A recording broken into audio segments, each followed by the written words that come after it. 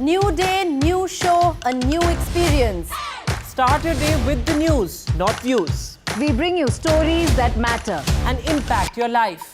News that informs and keeps you ahead.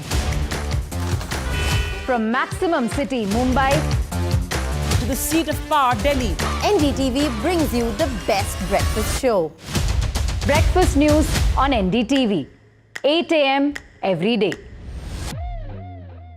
I've been reporting on all issues, big and small, from Andhra Pradesh, Telangana, rest of South India, bringing you all the action, all that you need to know, all that you want to know. The energy of Maximum City is infectious. I bring in that energy in our news coverage from financial capital, Mumbai. India's IT capital is always buzz. It's literally a city that never sleeps. And I keep you ahead on all the Bengaluru buzz. Covering from the southernmost part of India over the last 23 years, I bring in-depth and 360-degree coverage from the Dravidian heartland. The land of Mishti is also known for its bitter politics. I have seen much water flow under the Howrah Bridge, covering Bengal in all its vivid colors.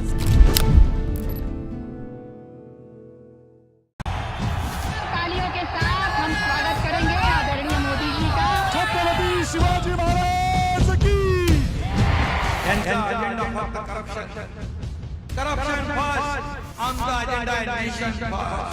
घोषणा आणि जनतेचे पैसे लुटणं. Cut commission आणि करप्शनला आमच्याकडे थारा नाही. त्यांचा परिवारवाद आमचा महाराष्ट्रामध्ये 1,75,000 जागा रिक्त आहेत. मग का भरत नाही? राज्याची जनतेच्या घमाच्या पैशाची तिजोरी लुटण्यासाठी हे सरकार आहे. पूर्वीच्या सरकारच्या काळामध्ये निधी देताना त्यांना असं वाटायचं की त्यांच्याच खिशातले पैसे चालले. शेतकऱ्यांना मोफत वीज देण्याचं काम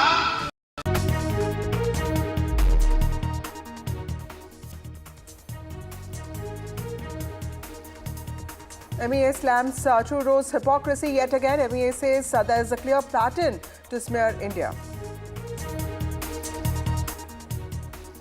There's an update in the Bahraich violence. The accused has been shot dead in an encounter. Breakthrough in the violence that happened in Bahraich in Uttar Pradesh. The accused has been shot dead in an encounter while he was trying to flee to Nepal. 2 accused have also been arrested by cops. An update in the Salman Khan house shooting case. NDTV has accessed the Chargesheet now. Bishnoi gang commission contract killing. Contract of 20 lakhs given to kill Salman Khan. Big day for Haryana today. NDA's mega show of strength on Valmiki Jayanti. This mega show of strength on Valmiki Jayanti, Prime Minister also chaired a meeting with NDA Chief Ministers today and Deputy Chief Ministers. All of this in Chandigarh after Naab Singh Saini took oath as the Chief Minister of Haryana for the second time. In an unfortunate Hooch tragedy in Bihar, over 20 people are dead.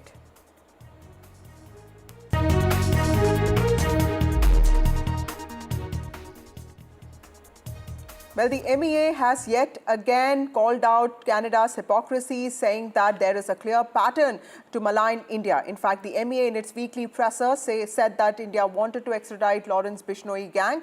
The MEA spokesperson has also said that PM's One India comments, actions that we have requested against anti-India, goes against One India. No gap, no action has been taken. In fact, there's gap between action and words. Those strong words coming from MEA spokesperson today, slamming Canada. Canada has put out false imputation against Indian diplomats. That's what MEA has said. MEA has also said that Indian visa operations are currently on, but we have put our position very clearly to Australia on the Canada route. That's what MEA has said. The Ministry of External Affairs, remembered last night, also affirmed its stand after Canada's Prime Minister Justin Trudeau testified before a commission of inquiry. In the midst of this massive diplomatic row, the MEA said that it only confirms New Delhi's consistent stand that Canada has presented us no evidence in support of the serious allegations that the country has been raising and choosing to level against Indian diplomats. Let's first listen in to what the MEA spokesperson Randeep Jaiswal said today before going across to my colleagues for more details on this. We have made our position very clear that serious charges have been leveled against us. But so far, as we said in a press release a few days back, and it was reiterated yet again yesterday or today morning, earlier, hours this morning. So far, Canada has not given any evidence in support of the very serious allegations that they've leveled against India and against Indian diplomats.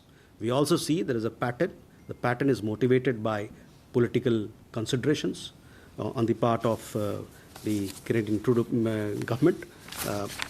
And there is also, as we have said, there's a clear pattern to smear India for reasons best known to them.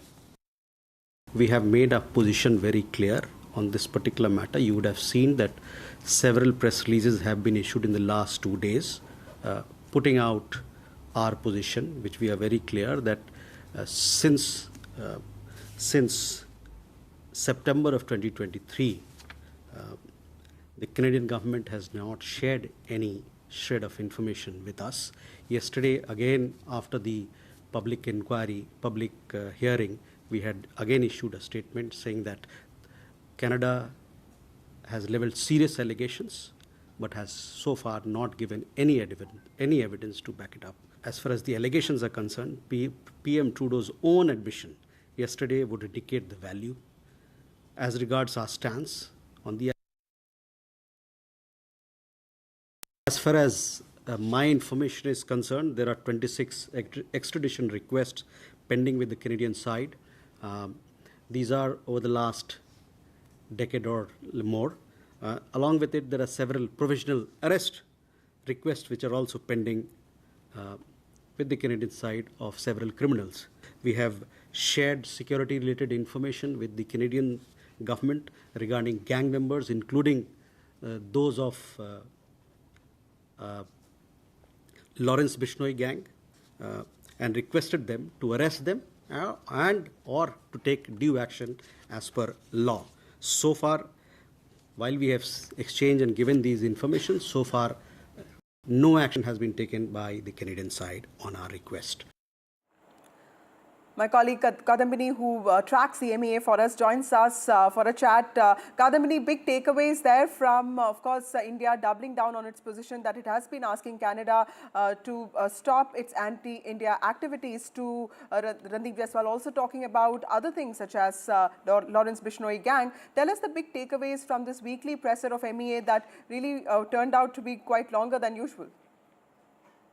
Well, yes, it was a full house today in the weekly briefing, and it was almost, it went on for around an hour. And India, the Canada, the story is the biggest story. Almost all the questions were Canada related. And as we have shown our audience how it has unfolded, India stands very firm on its stance that it has nothing to do with the accusation. The accusations are not right. And he has, the spokesperson has clearly said that even now, till now, from 2023, September till now, there has not been a shred of evidence. He was asked about all sorts of questions, whether the visa issues will be, visa workings would be affected. As for now, visas are being issued. There is no stopping the visas. The people who are there, the diplomats who are there, are working as much as possible. But the diplomats who have been called back, they have been called back because of security issues. Now, the questions were also asked about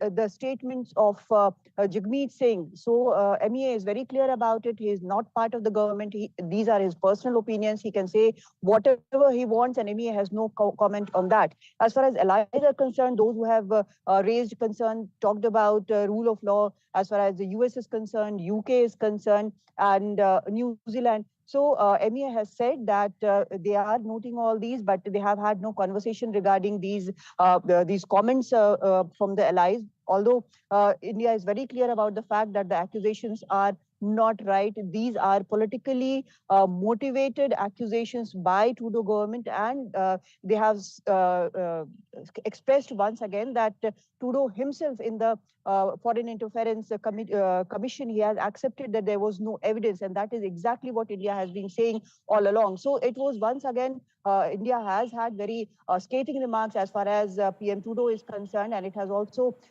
said that its position is clear, and that is exactly what Trudeau also has said in front of the commission, and that is truth itself, that is the proof itself, how Canada has treated this entire issue of allegations against India. Right. Kadamini, also tell us, what did the MEA spokesperson say about Lawrence Bishnoi gang, saying that the extradition requests are with Canada, but there's not been much action on them?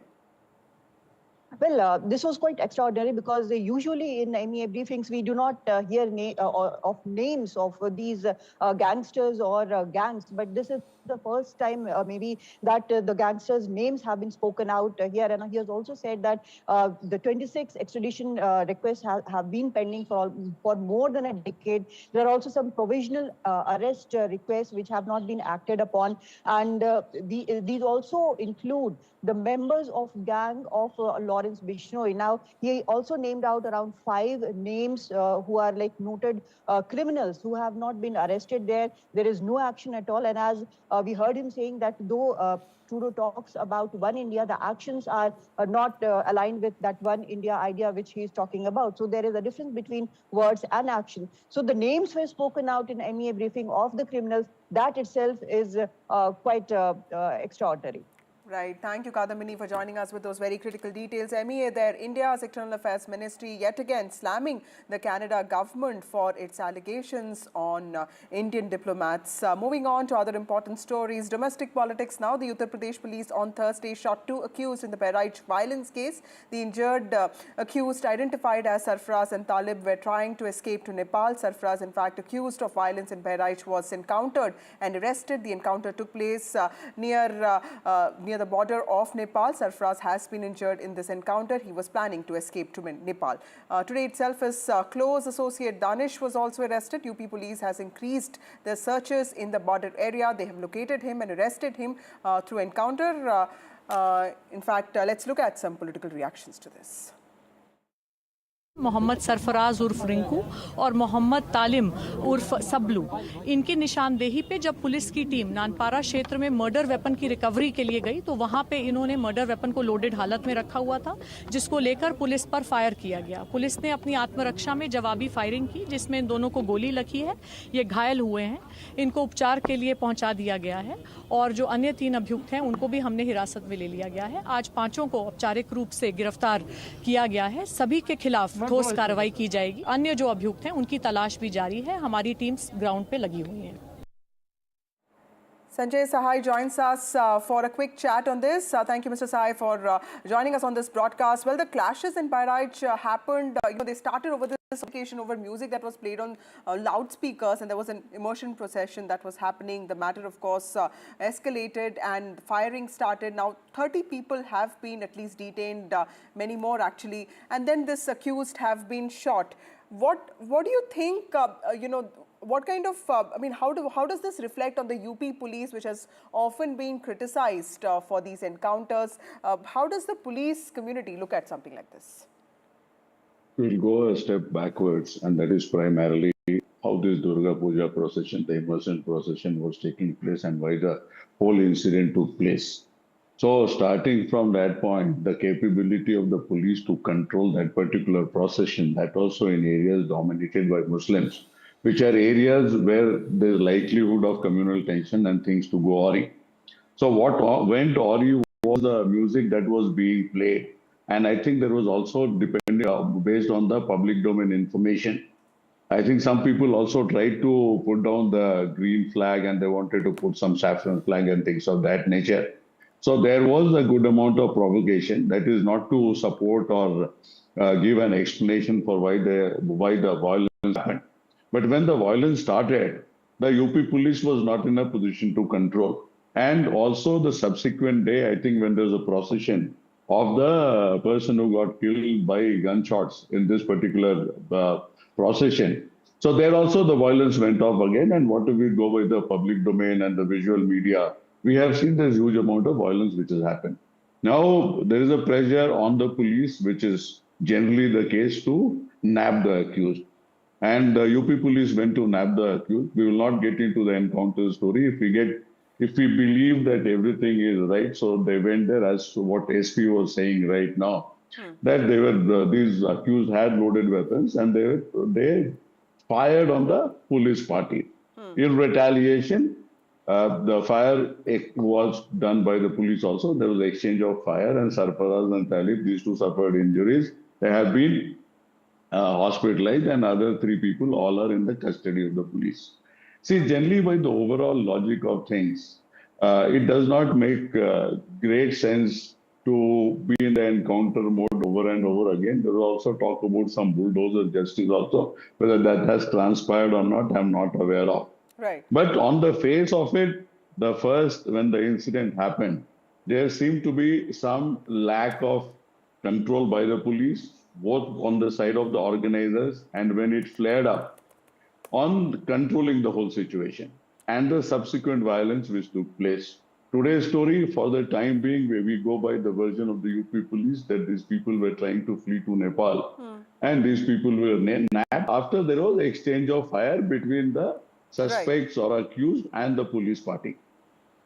Right. Thank you, Mr. Sai. But also joining me now is my colleague Ranveer. Ranveer, tell us about the political twist that this case has taken, with both SP and Congress blaming the Yogi Adityanath-led BJP government for not handling this properly. And clearly, you know, this criticism around police high-handedness is also on. But Amitabh Yash also told NDTV just a while ago that the first shots were fired by the accused. So clearly, what happened and what is the update on this case? Where is the investigation on in this particular case?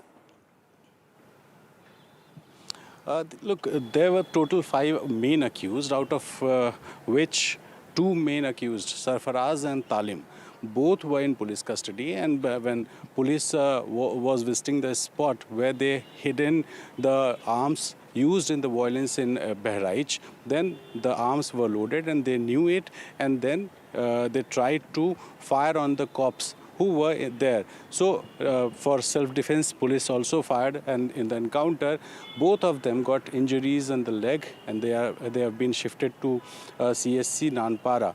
As far as political issues are concerned, obviously opposition has targeted government over fake encounters, and this is not the first time. Earlier also, the opposition targeted Yogi government, saying that UP has become a capital state of encounters because UP police do fake encounter.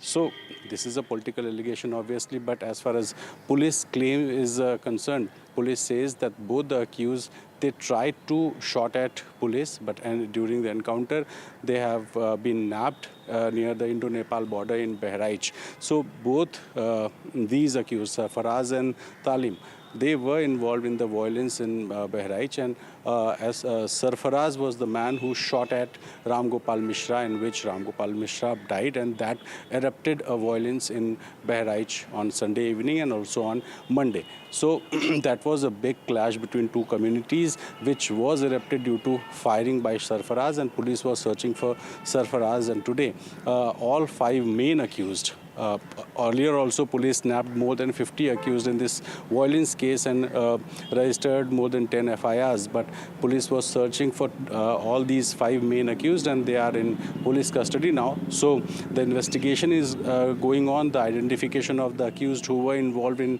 violence in Bahraich on Sunday evening and Monday afternoon. So police is trying to identify all those who are involved in the violence, and they are trying to nab them.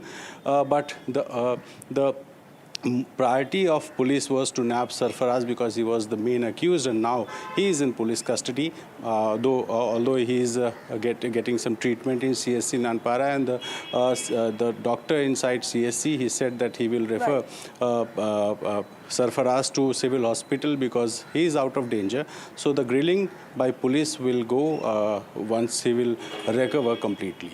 Right. Thank you, Ranveer, for joining us with those details. Remember, these clashes escalated after a Durga idol emotion procession took place in Bahraich, and of course, 1 person died there. Unfortunately, police conducted flag marches today. But NDTV also spoke to Amitabh Yash, who is at the center of this storm, and he is the chief of UP STF. And there are some very important points that he made. Let's listen into that conversation.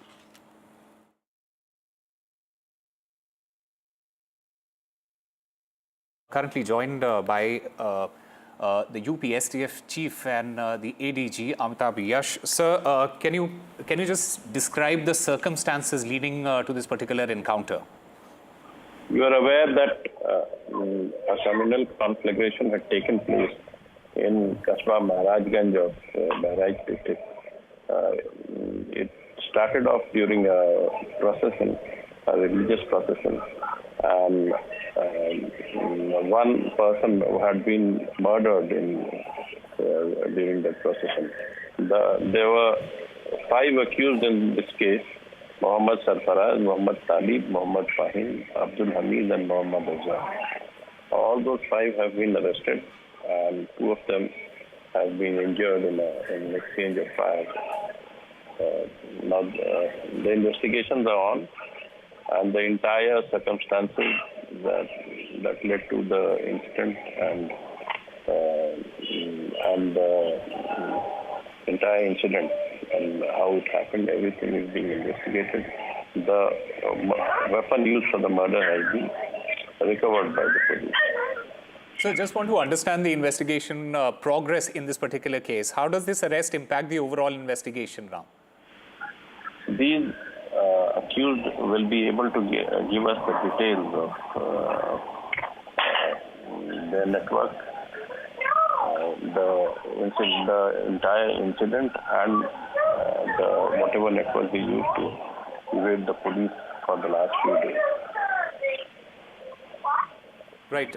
In fact, sir, I also just want to understand from you, did the accused fire first at the police there? That is how the police returned fire. The information that is available from the district police is that these accused had been taken for the recovery of weapons, and the accused grabbed these weapons and fired. It was a short exchange, and the accused were again taken to the hospital. So one final word from you. How will this arrest now affect the community tension that is there at the moment, and what is the police doing currently in order to maintain peace in the region? There has been peace has been restored in the area, and the police is constantly patrolling those areas where the conflagration has taken place. There is a high alert in the neighboring districts and also in other districts which are communally sensitive. We are absolutely sure that this problem will be contained. Now that the accused have been arrested, the grounds of the other parties would also be arrested. And these accused can be brought into the circle. Sir, I also want to understand from you, what have you found in the investigation so far? I cannot share the details of the investigation. Okay. But the police is doing a good job as far as the investigation and containment of violence is concerned. But can you give us a sense of the motive behind this entire violence in Bahraich, sir? This area had simmering dispute. There is an area of population from where various processions passed during the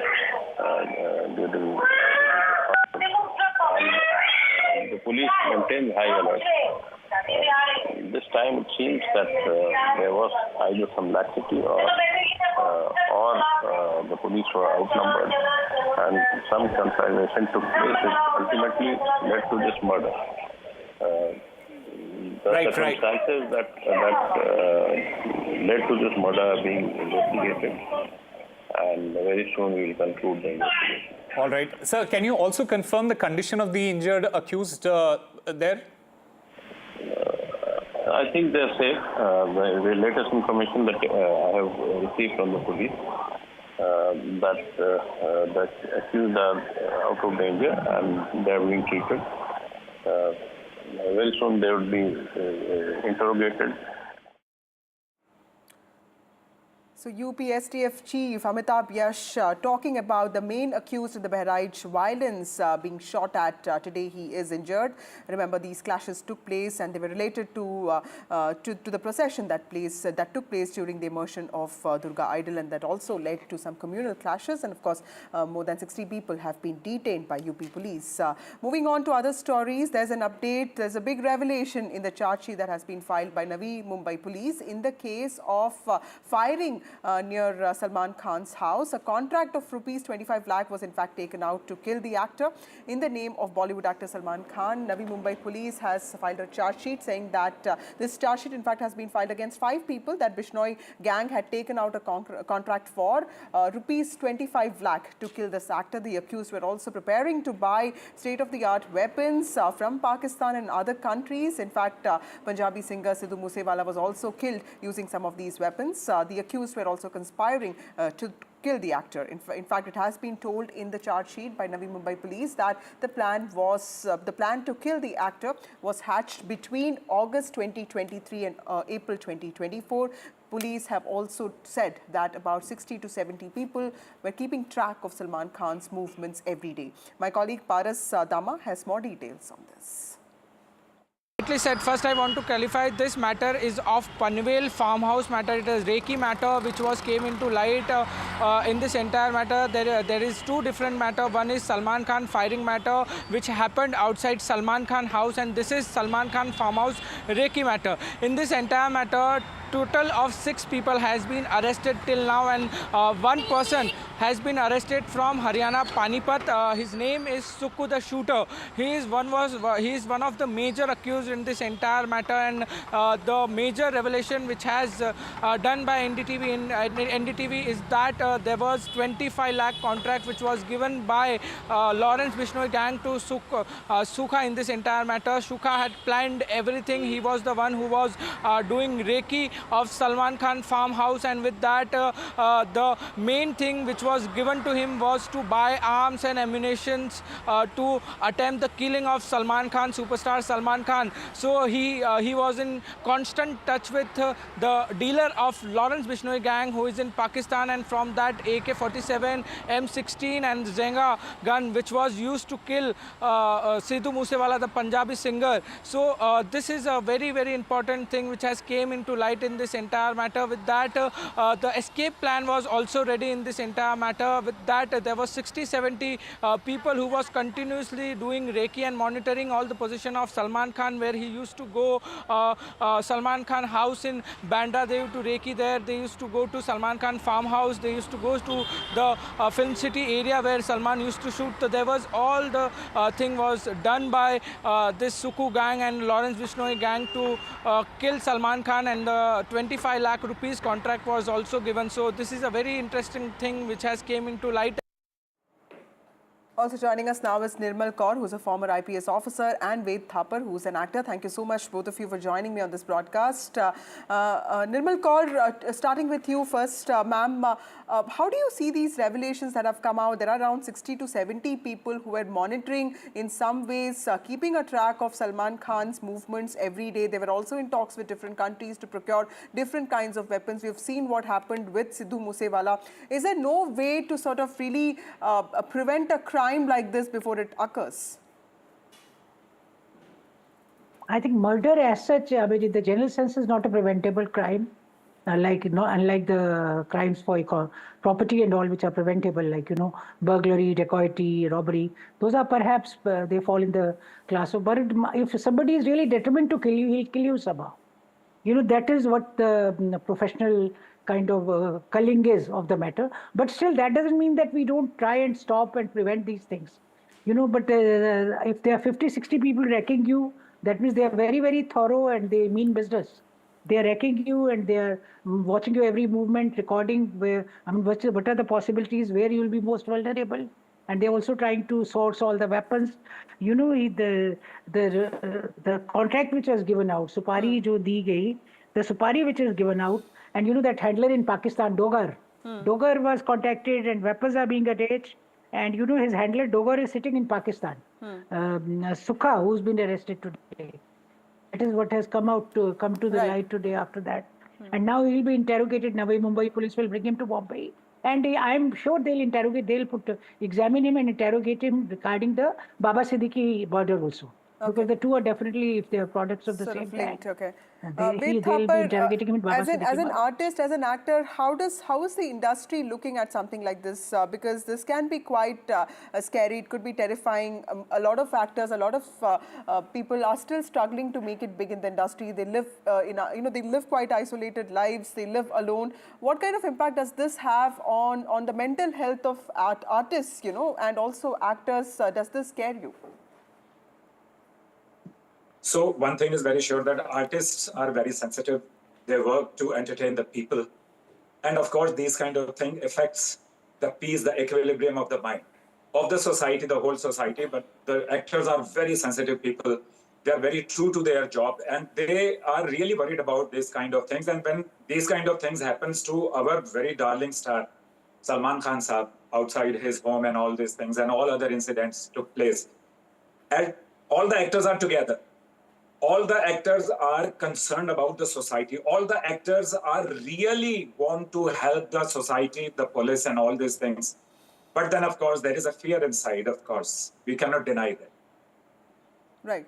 Nirmal Kaur, also, we are talking about shooters here, and when we talk about Lawrence Bishnoi gang, he has a team of over 200 shooters. How is it even possible to keep a track of so many people at the same time, and many of them may not even be registered, under their real names. They may not even be history sheeters. How challenging is this a job for the police? Because this also involves police officials from different jurisdictions and also different states. Most Very of the right. We are people he 145 crore. Okay, Veda, I'll come back to you. Ms. Kaur, yes, ma'am. I said most of the people he uses, most of the people he's using it there on his roles or, contract or whatever, these are the people he's met in, while he was in jail. He and his associates, while they're in jail, they reach out to these petty criminals. They, they lure him. Even the petty criminals want to make it big. And that is how they come to his gang, officially or unofficially. And then they are given these, this right of baptism by fire, that you have to kill so-and-so, and that is when you become an honored member of the gang. That kind of thing goes on a lot in the underworld. It happened with the Dawood gang also. And this kind of a thing, where it is being presented as a challenge to the new criminals who are yet to prove themselves in the world of crime. That is how he's enrolling people or using them and keeping track of these 200 people here and there. I mean, it's difficult because there are no boundaries really. It's not that it's being committed in one district or one state. It's a multi-state operation, even going outside, like handlers sitting in Pakistan, weapons being sourced from Pakistan. So all this is difficult, but it has to be done. Whatever, it has to be done, and it is being done. Bombay Police, their professionalism, nobody can doubt. But definitely there is somewhere some leakage or some compromise somewhere in the jails or somewhere. That cannot be ruled out. That is always so. But despite that, if such successes are coming to the police, that means police is very professional. They mean business and they want to really crack the gang. That is the impression, from the media reports one gets. Right. Ved Thapar, if you look at social media, there's also a section that heroizes, someone like Lawrence Bishnoi and somebody, there are people who talk about justifying a crime like this. There are also people who are on the other side who feel that this is completely wrong. Is social media a boon for actors and artists like you at times like this? Because it also, involves in building communities, or sometimes do you feel that it gets a bit too much? Social media is playing a very big part in the society. But these kind of negative things produced by the people and for their likes and for that they become famous and all these things. This is a negative thing, and this has to be checked by the police and the related departments, because these kind of things, these kind of shots, this kind of interest towards the criminals, creating a lot of problem in the society, and not only for the film jagat, but for the common people also. But we have 100% faith on our police and the departments who are working to save the film industry and the actors and all the people who are working in this industry. Still, there is a fear, there is a tension mounting actually in us. Right. So Ved, does that also stop you from airing your views or, showing support to a certain actor or actress or artist? How does this reflect in your everyday behavior? I believe, not to me and not to any other actor of our film industry, that we are not worried about this thing to give our support to Salman Bhai or to all our actors who have faced, or maybe, Ishwar na kare, if in future, if somebody is going to face such thing. We are standing together, our associations, our all brothers and sisters from the film industry. We are together and we are not at all, we are not thinking about this thing that, oh my God, if I say something, so the others, something happened to me. Right. Not at all. We are not living in this fear. Okay. Nirmal Kaul, one last question to you, ma'am. Do you feel there's a I mean, we used to talk a lot about contract killings during Abu Salem, Chota Shakil. Do you feel that there's a return to that kind of a time, or did these contract killings never stop? That is what in India? That is what I thought when my co-panelists were speaking. Because Bollywood always has been in this way of the underworld. They are financing the producers while it was D company. Everyone knows 95, what all did Daud do? He killed all the builders. He was asking for protection money. He was ruling the film industry. I mean, it is well known to everyone. And now maybe L company, this Lawrence Bishnoi gang is trying to, make some kind of an, situation there where he wants to replace D company. Maybe, some kind of hold he wants to have over Bollywood. That is a possibility. Right. Apart from his professed motive of because he killed a black buck and the Bishnois can't stand, wild animals, or, they are for protecting the nature. That's a bit far out because there are 28 other principles. Right. 29 principles. One is about protecting the animals. What about the 28 others? He should be following all 29 if he is a Bishnoi, not one. So I feel, that always underworld has ruled Bollywood and it will continue to do so. Okay. I mean, the names may change. It will be D company. It will be, the day Gulshan Kumar was killed, there was a big party in Dubai. Right. Huge party, huge celebration in which many stars of Bollywood attended that party. It is well known. I mean, well documented by the intelligence agencies. And how they guffawed and said, oh, he was sitting in a Shiv Mandir and Shiv could not protect him. That kind of thing went on there. More the things change, they also remain the same. That's a valid point. Thank you, Ms. Kaur, and also thank you, Ved, for joining us on this broadcast. Clearly, a lot of revealing, interesting details revealed by the charge sheet that has been filed by Navi Mumbai Police in the Salman Khan's house firing case. Remember, the charge sheet also says that the plan was hatched and it fact took about 1 year for people to sort of finalize it, and there were at least 60 to 70 people keeping track of Salman Khan's everyday movements daily. Clearly interesting details there. Time for a short break. More news and updates on the other side.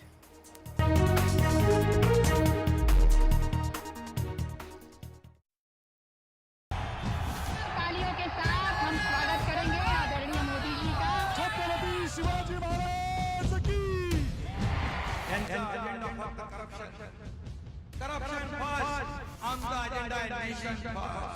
घोषणा आणि जनतेचे पैसे लुटणं. Cut commission आणि करप्शनला आमच्याकडे थारा नाही. त्यांचा परिवारवाद आमचा महाराष्ट्रामध्ये 1,75,000 जागा रिक्त आहेत. मग का भरत नाही? राज्याची जनतेच्या घमाच्या पैशाची तिजोरी लुटण्यासाठी हे सरकार आहे. पूर्वीच्या सरकारच्या काळामध्ये निधी देताना त्यांना असं वाटायचं की त्यांच्याच खिशातले पैसे चालले. शेतकऱ्यांना मोफत वीज देण्याचं काम आपल्या सरकारने सुरू केलं. Stay informed and entertained with the new and updated NDTV News app. You can watch all our channels live, listen to podcasts, read breaking and exclusive news from around the world and more. Download the NDTV app today and get access to the best journalism and storytelling on your smartphone or tablet. The NDTV app. News that matters to you.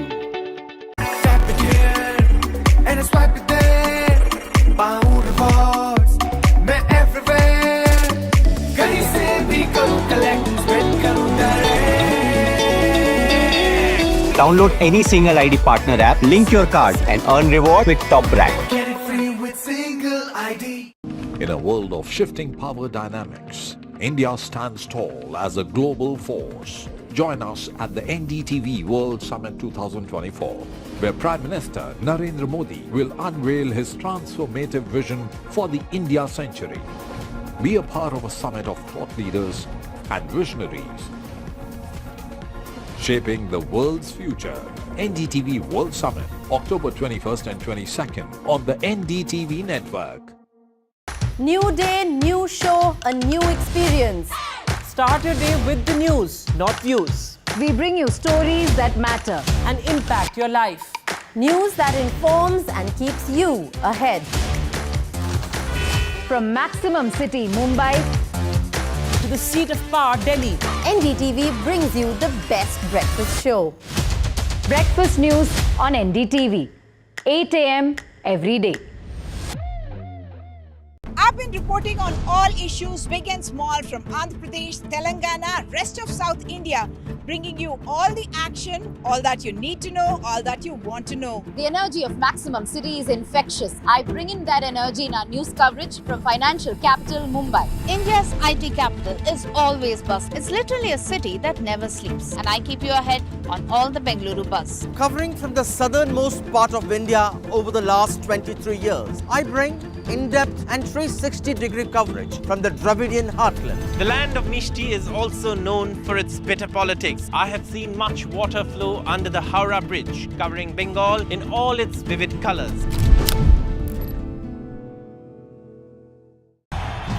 तालियों के साथ हम स्वागत करेंगे आदरणीय मोदी जी का। छत्रपति शिवाजी महाराज की। त्यांचा अजेंडा फक्त करप्शन फर्स्ट, आमचा अजेंडा आहे नेशन फर्स्ट. घोषणा आणि जनतेचे पैसे लुटणं. कट कमिशन आणि करप्शनला आमच्याकडे थारा नाही. त्यांचा परिवारवाद आमचा महाराष्ट्रवाद. महाराष्ट्रामध्ये 1,75,000 जागा रिक्त आहेत. मग का भरत नाही? राज्याची जनतेच्या घमाच्या पैशाची तिजोरी लुटण्यासाठी हे सरकार आहे. पूर्वीच्या सरकारच्या काळामध्ये निधी देताना त्यांना असं वाटायचं की त्यांच्याच खिशातले पैसे चालले. शेतकऱ्यांना मोफत वीज देण्याचं काम आपल्या सरकारने सुरू केलं. Stay informed and entertained with the new and updated NDTV News app. You can watch all our channels live, listen to podcasts, read breaking and exclusive news from around the world and more. Download the NDTV app today and get access to the best journalism and storytelling on your smartphone or tablet. The NDTV app. News that matters to you. In a world of shifting power dynamics, India stands tall as a global force. Join us at the NDTV World Summit 2024, where Prime Minister Narendra Modi will unveil his transformative vision for the India century. Be a part of a summit of thought leaders and visionaries. Shaping the world's future. NDTV World Summit, October 21st and 22nd on the NDTV network. New day, new show, a new experience. Start your day with the news, not views. We bring you stories that matter and impact your life. News that informs and keeps you ahead. From Maximum City, Mumbai, to the seat of power, Delhi, NDTV brings you the best breakfast show. Breakfast news on NDTV, 8 a.m. every day. I've been reporting on all issues, big and small, from Andhra.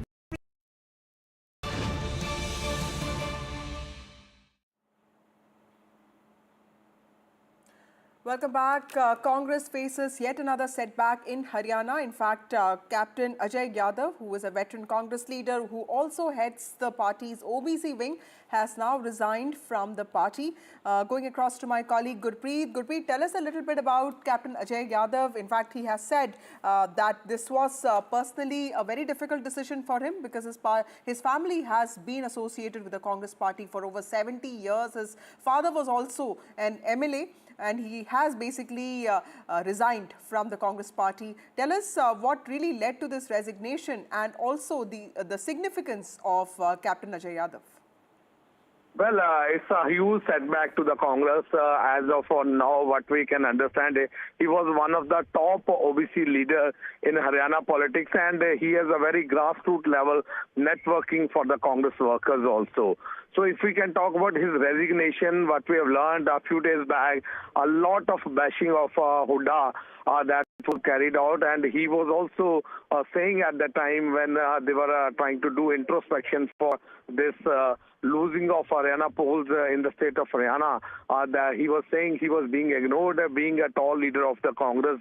He was not proper representation was being given by the party high command and state leadership, and that was one of the reasons why he was feeling demoralized. But now he has taken an extreme step, and he has already conveyed to the party high command, and he has also put his all the statement on X, saying that he has finally given the resignation and also going to withdraw his primary membership from the Congress. So as of now, what we can understand is a huge setback for the Congress, not for Haryana state, even for the central leadership also, because he has been working for the Congress for the last so many years, and family association with the Congress party. So let's see that how they will be able to see this development by giving the resignation, whether they will be able to pacify him or not, that is yet to be seen, and he will explore his further course of action, how he will carry forward his own political career. Back to studio. Right, Gurpreet. Also in his resignation note, he says that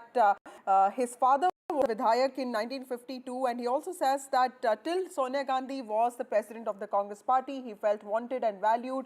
But of course, after she she resigned, I mean, she sort of gave it to her son and other people in the party. The party high command, in fact, has led to his being dejected and disillusioned with the Congress party. So, was he closer to Sonia Gandhi, and is it the change in the Congress leadership that has also led to this decision, or was it just the Congress party's performance in the 2024 assembly elections of Haryana? Well, that could be possible reason why, because we have seen Congress was not able to perform much better, and specifically we have seen whether it's Kamari Shailja or Bhupinder Singh Hooda infighting was continued, and today we have seen a grand ceremony was being conducted by the BJP government by making historic victory in the state of Haryana.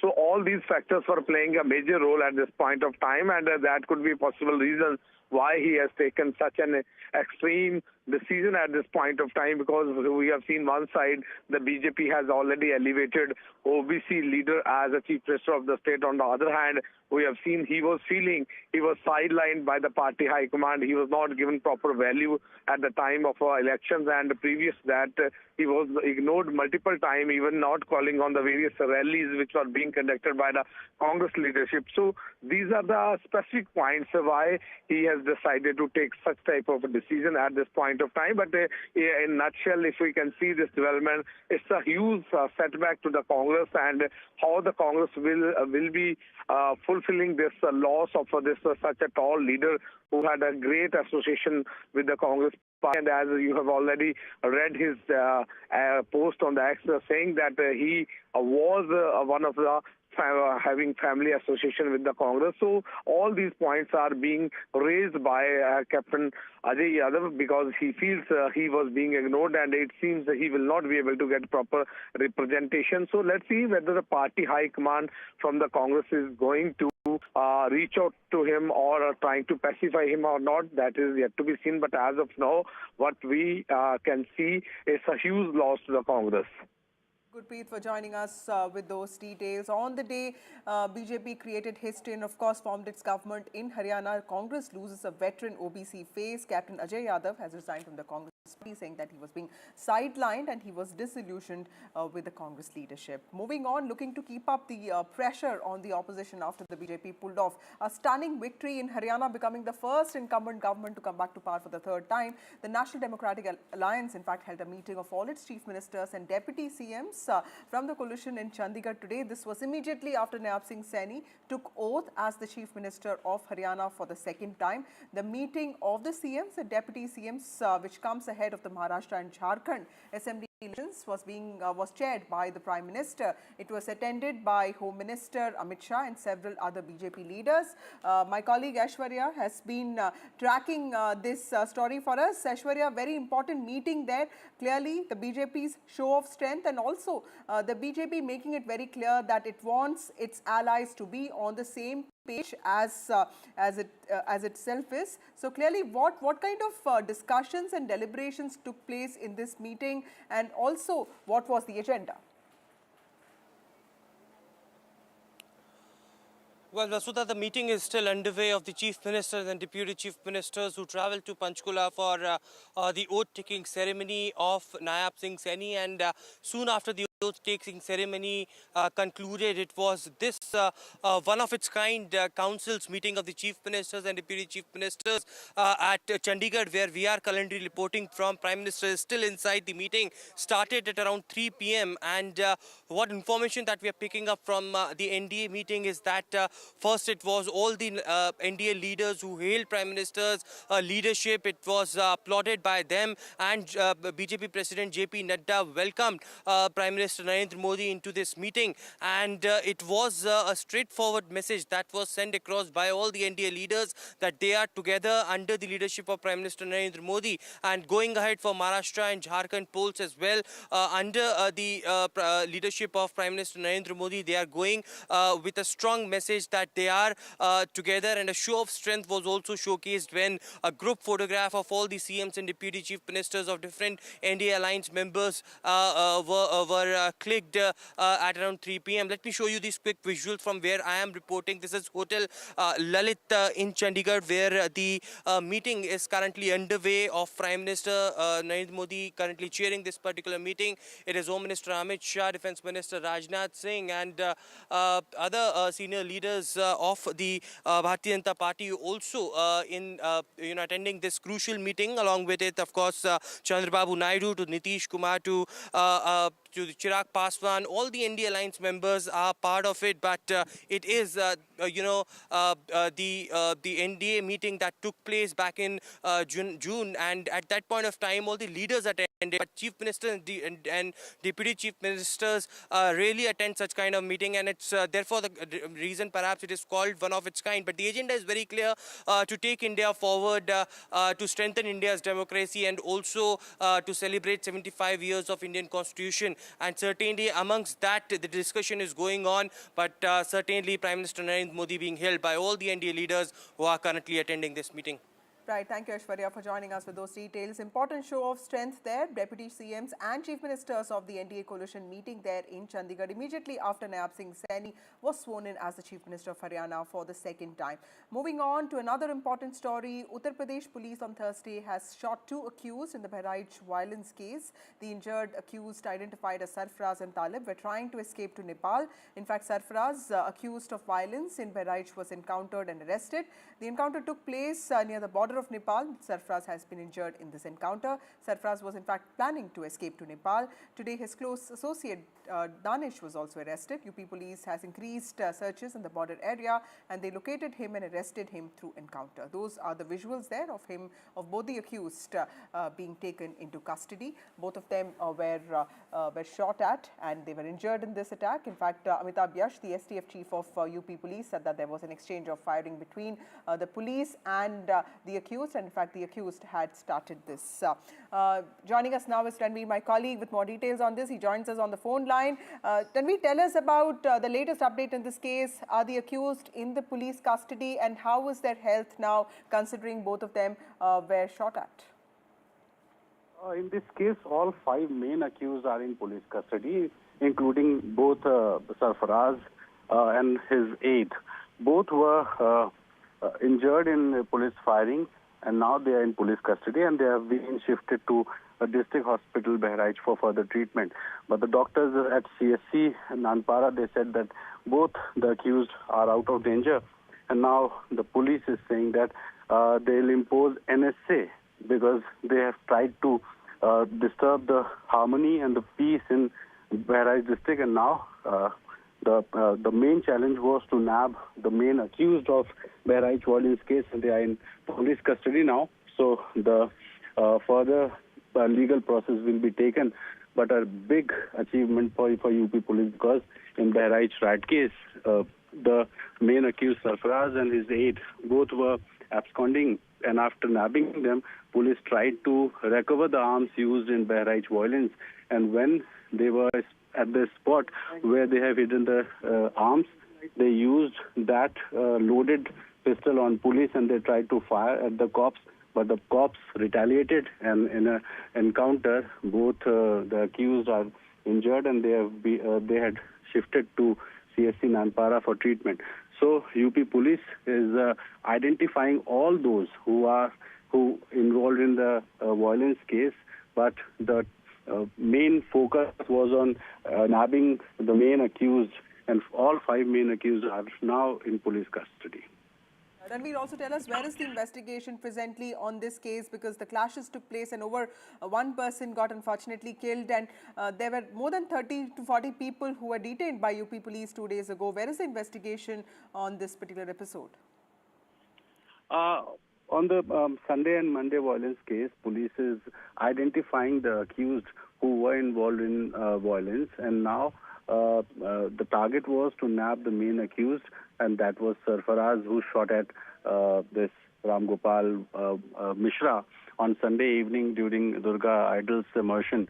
So the procession was going on, and due to some verbal hot argument between both the communities, the clash started, and that resulted into firing, which took life of Ram Gopal Mishra, and that resulted into a big violence on Monday afternoon when the mob who were protesting against death of Ram Gopal Mishra in firing by Sarfaraz and some other accused. So a big violence erupted, and now police is identifying through media footages, through other video footages and video evidences, and they are trying to nab each and everyone who is involved in this violence.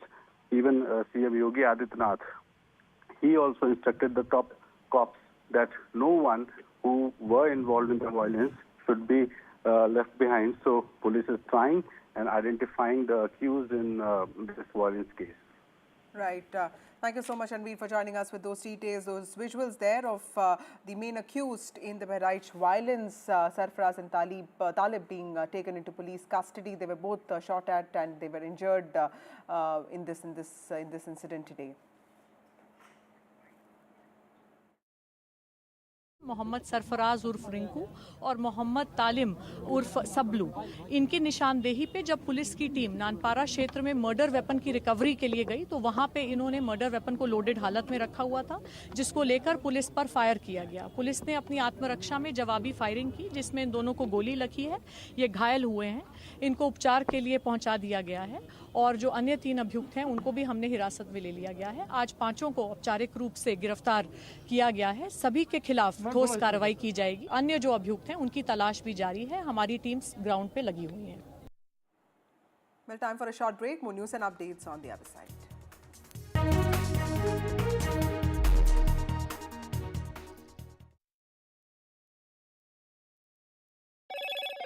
Hello, Moto. Motorola Edge 50 Pro, world's first AI-powered pro-grade camera. We are glad to announce we have received the censor certificate for our movie Emergency. We will be announcing the release date soon. Thank you for your patience and support.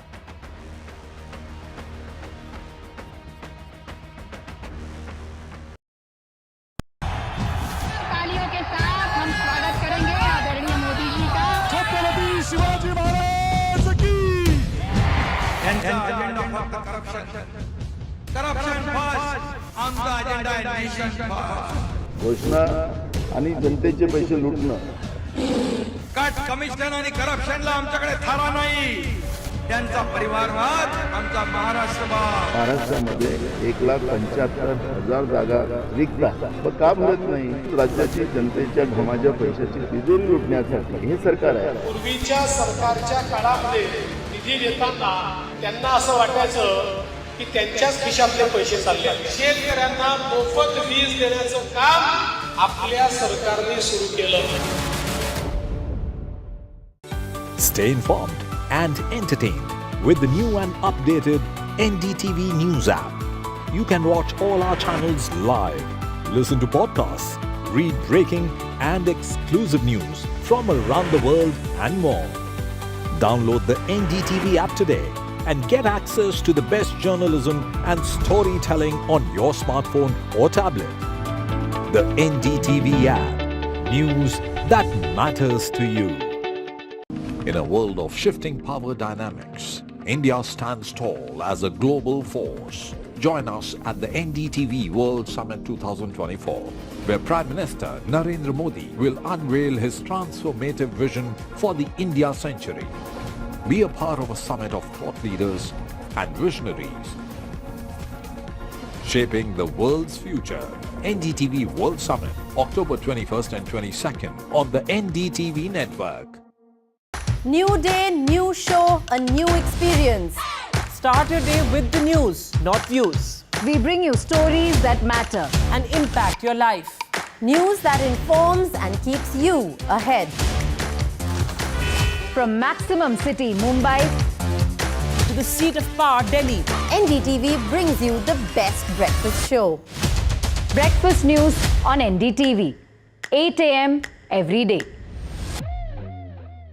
I've been reporting on all issues big and small from Andhra Pradesh, Telangana, rest of South India, bringing you all the action, all that you need to know, all that you want to know. The energy of Maximum City is infectious. I bring in that energy in our news coverage from financial capital Mumbai. India's IT capital is always buzz. It's literally a city that never sleeps. And I keep you ahead on all the Bengaluru buzz. Covering from the southernmost part of India over the last 23 years, I bring in-depth and 360-degree coverage from the Dravidian heartland. The land of Mishti is also known for its bitter politics. I have seen much water flow under the Howrah Bridge, covering Bengal in all its vivid colors.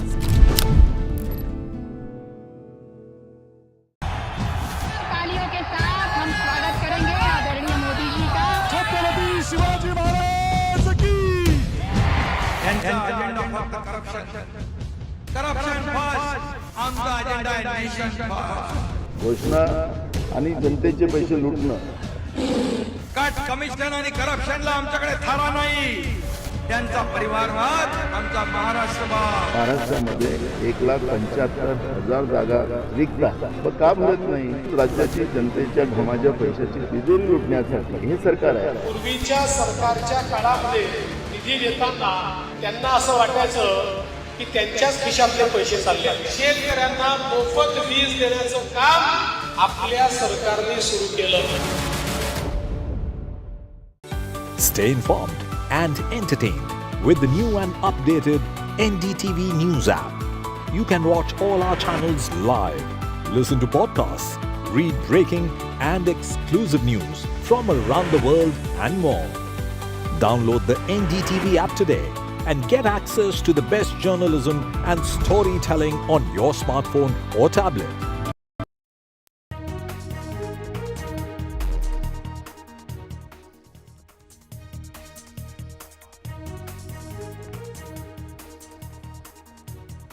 Good evening and welcome to NDTV. I am Ankit Tyagi.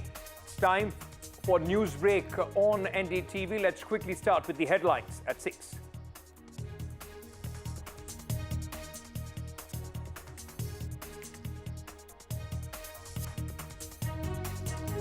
MEA wades into Salman Khan Bishnoi case. In fact, also MEA, the briefing says we wanted to extradite Bishnoi gang members.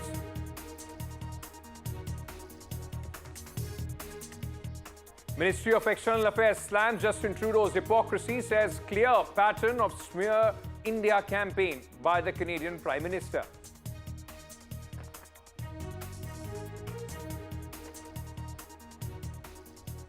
Two accused in the Bahraich violence shot in an encounter. Breakthrough in Bahraich violence case. Accused shot near the Nepal border. NDA's mega show of strength on Valmiki Jayanti. Prime Minister chairs meeting with NDA Chief Ministers and Deputy Chief Ministers in Chandigarh. This after Naib Singh Saini took oath as Chief Minister of Haryana for the second time.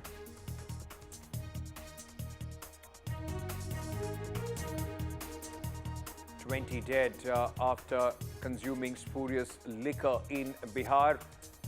Government vows for strict action."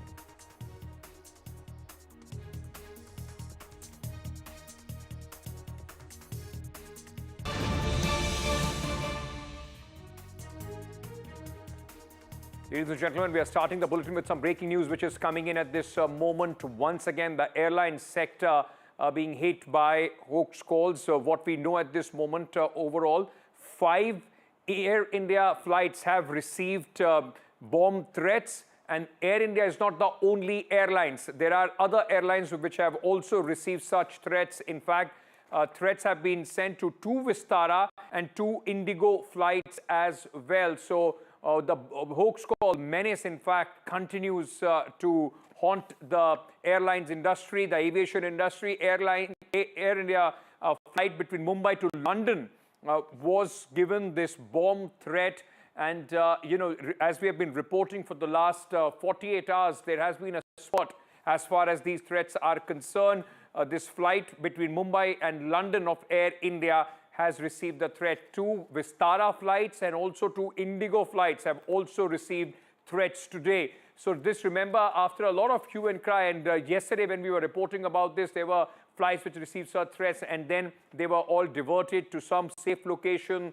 The entire protocol of checking those flights, so on and so forth, it causes a lot of inconvenience as far as the passengers are concerned, and a huge cost on the airlines. Also, it disrupts not only just the flight plans, but also at this moment, in fact, what we know is the government is taking it just very, very seriously. What we know of the Air India flight is that it has landed at the Heathrow airport safely, and then, of course, all the protocols and security measures would be undertaken as far as this flight is concerned. This is the latest which is coming in. The bomb threats continue, and this time the threat has been to not 1, not 2, but as many as 5 Air India flights, 2 Vistara and 2 Indigo flights have also received such threats.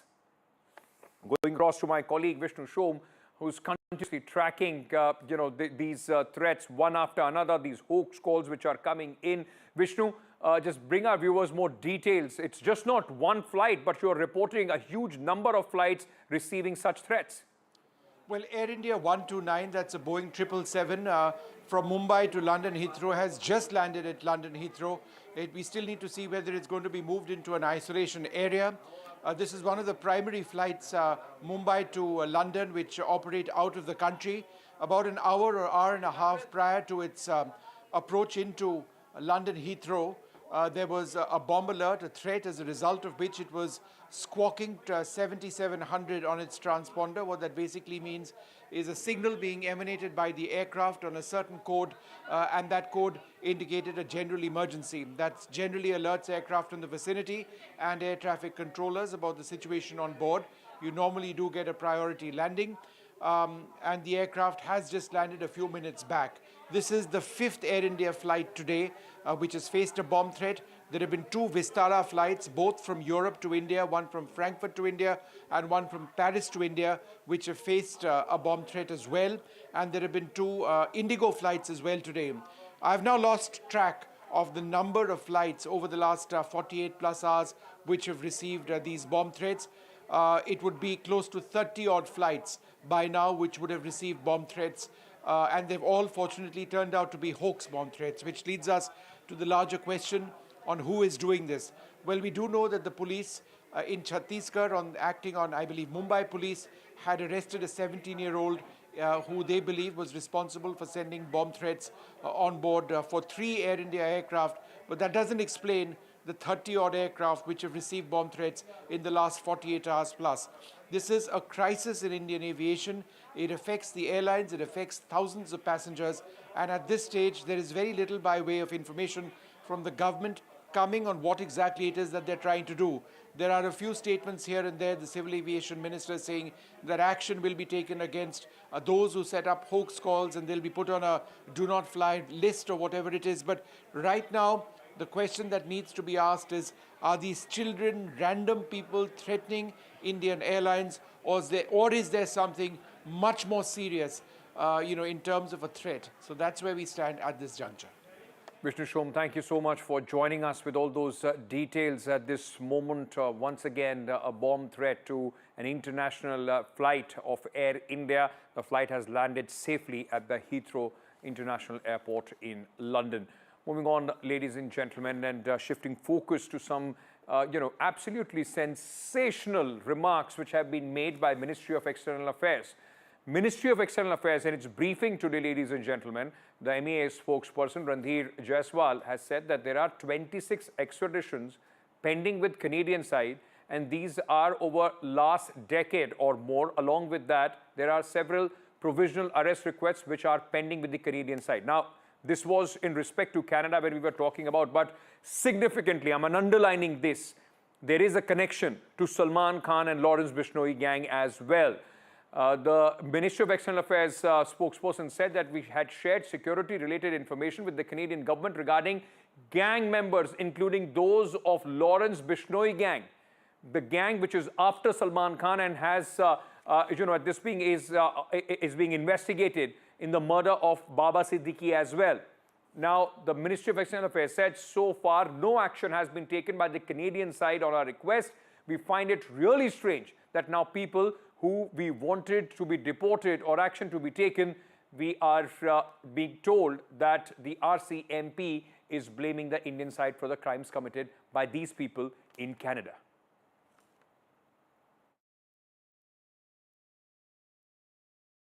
As far as my information is concerned, there are 26 extradition requests pending with the Canadian side.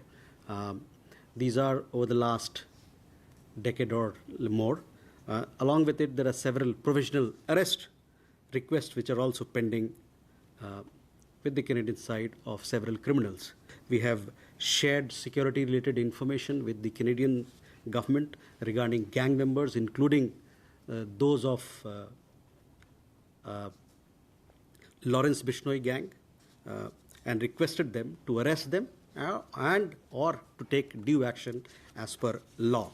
So far, while we have exchanged and given these information, so far no action has been taken by the Canadian side on our request.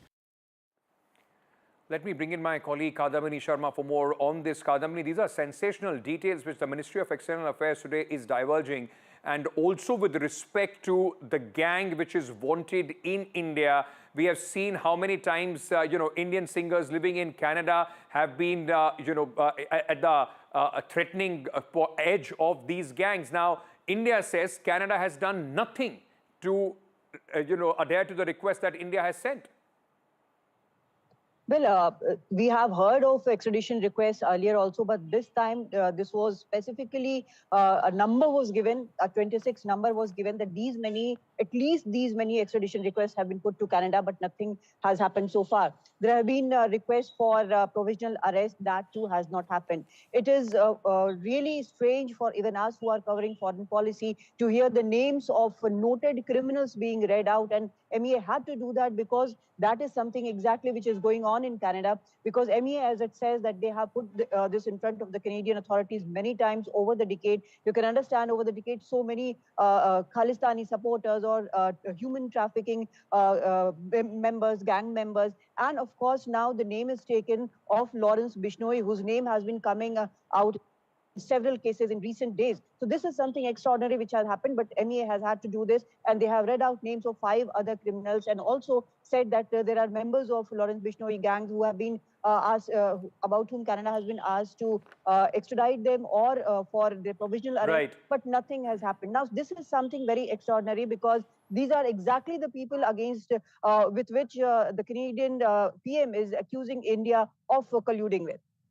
Kadamini, may I request you to stay on with me just because of the Salman Khan angle, going international now. Let me bring you some other explosive details, ladies and gentlemen, that NDTV has access to the charge sheet which has been filed by the police in this case. Now, what we know at this moment is that the Navi Mumbai Police, in its charge sheet which has been filed in the court today, has outlined and has given the entire, the conspiracy to kill Salman Khan, the Bollywood superstar. Navi Mumbai Police charge sheet says that they were gangsters. 25 lakh rupee was the money which was put on Salman Khan hit, and there were 50 to 60 people, those who were tailing Salman Khan or keeping an eye on every movement of Salman Khan at his Galaxy apartment, at his Panvel farmhouse, also when he was going out for shoots in fact, the film city. There was also, the gang was trying to procure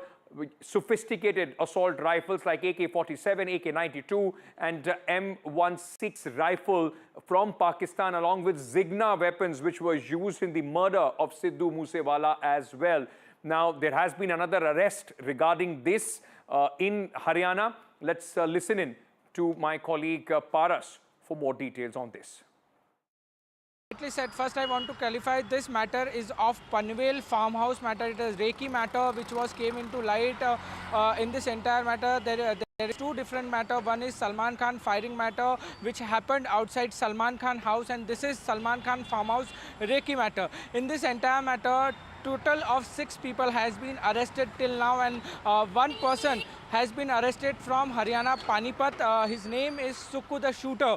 He is one of the major accused in this entire matter, and the major revelation which has done by NDTV is that there was 25 lakh contract which was given by Lawrence Bishnoi gang to Sukha in this entire matter. Sukha had planned everything. He was the one who was doing Reiki of Salman Khan farmhouse, and with that the main thing which was given him was to buy arms and ammunitions to attempt the killing of Salman Khan, superstar Salman Khan. So he was in constant touch with the dealer of Lawrence Bishnoi gang, who is in Pakistan, and from that AK-47, M16 and Zenga gun which was used to kill Sidhu Moosewala, the Punjabi singer. So this is a very, very important thing which has came into light in this entire matter. With that, the escape plan was also ready in this entire matter. With that, there was 60-70 people who was continuously doing Reiki and monitoring all the position of Salman Khan, where he used to go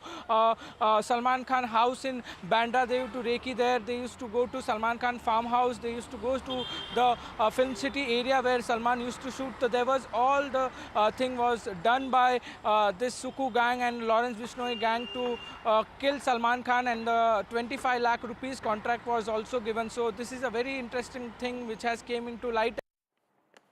So that's the latest on the Salman Khan connection and the way he was in fact being tracked by the Lawrence Bishnoi gang. But moving back to the Ministry of External Affairs, which also hit out at Canada for the way, and also blamed Justin Trudeau, the Prime Minister of Canada, for deteriorating India-Canada relationship. Now, the MEA in its briefing slammed Justin Trudeau and called it hypocrisy on part of the Canadian Prime Minister. India rejects false imputations against its diplomats. MEA said clear pattern of smear campaign against India. The Ministry of External Affairs also said that we wanted to extradite some gangsters, but no action has been taken by Canada.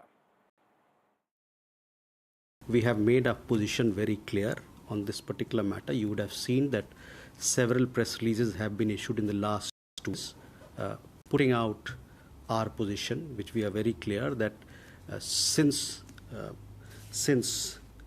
September of 2023, the Canadian government has not shared any shred of information with us.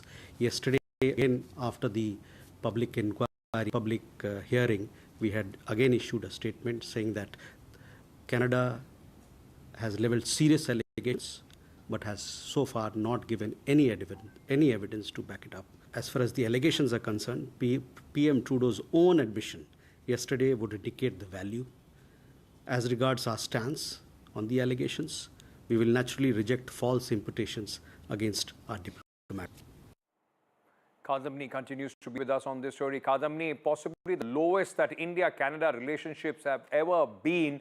At this moment, what is the way forward? Both India and Canada, at least till the time Trudeau is the Prime Minister, are sticking to their position.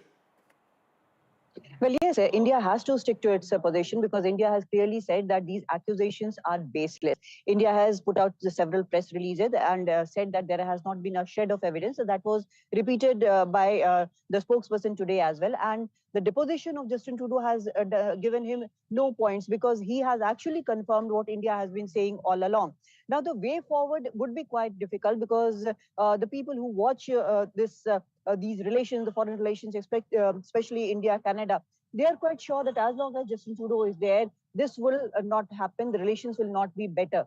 But the snap elections are not happening as far as we know, and the elections are in 2025. But in midst of all these are people who are of Indian origin. Around 17 to 18 lakh Indian origin people live there in Canada. They are the ones who come here for medical emergencies, for marriages, for other functions. They are clearly very close to their home, but what has happened there has now then put them into serious difficulty. Now, India has said that it expects Canada to take care of them. These people care about their security and well-being. India has very strong trade ties with Canada as well. There are several companies who have invested here in India. There are companies, 600 companies. There are investments in Indian companies as well. There is pension fund. It is quite huge. So those relations, people-to-people relations, trade ties are there. But we'll have to see whether in the coming days, those would be hit too. Thank you, Kadamini, for joining us with all those details at this moment, precarious time for India-Canada relationship. With that, we are slipping into a very short break. Ladies and gentlemen, news and update will continue here on Newsbreak. Don't go anywhere.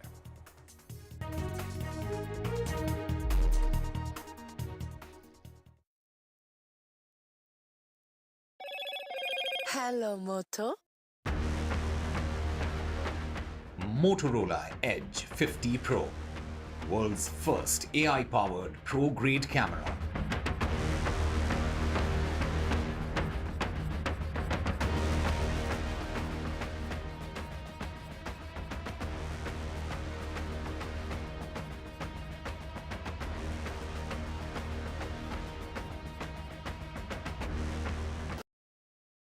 Colour भी मेरा ही favourite मिला। Dulux Velvet Touch with true color technology feels like home.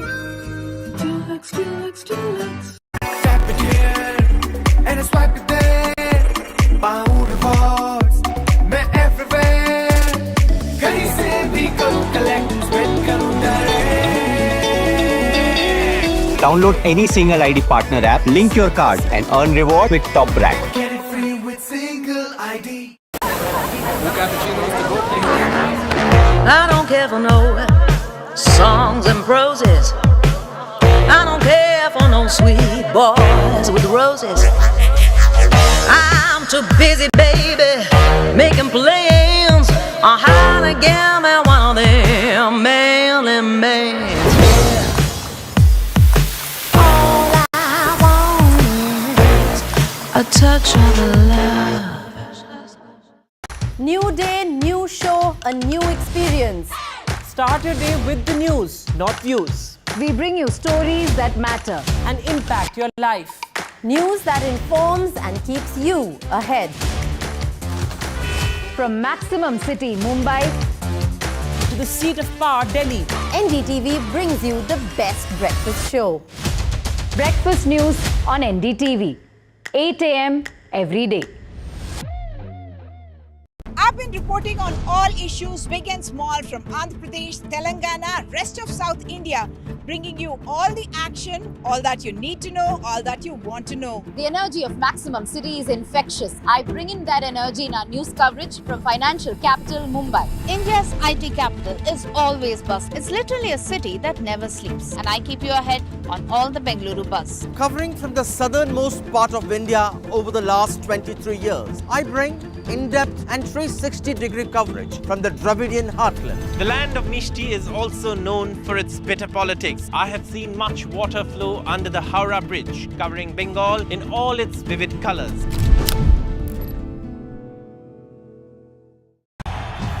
तालियों के साथ हम स्वागत करेंगे आदरणीय मोदी जी का। छत्रपति शिवाजी महाराज की। Corruption first, आमचा अजेंडा आहे nation first. घोषणा आणि जनतेचे पैसे लुटणं.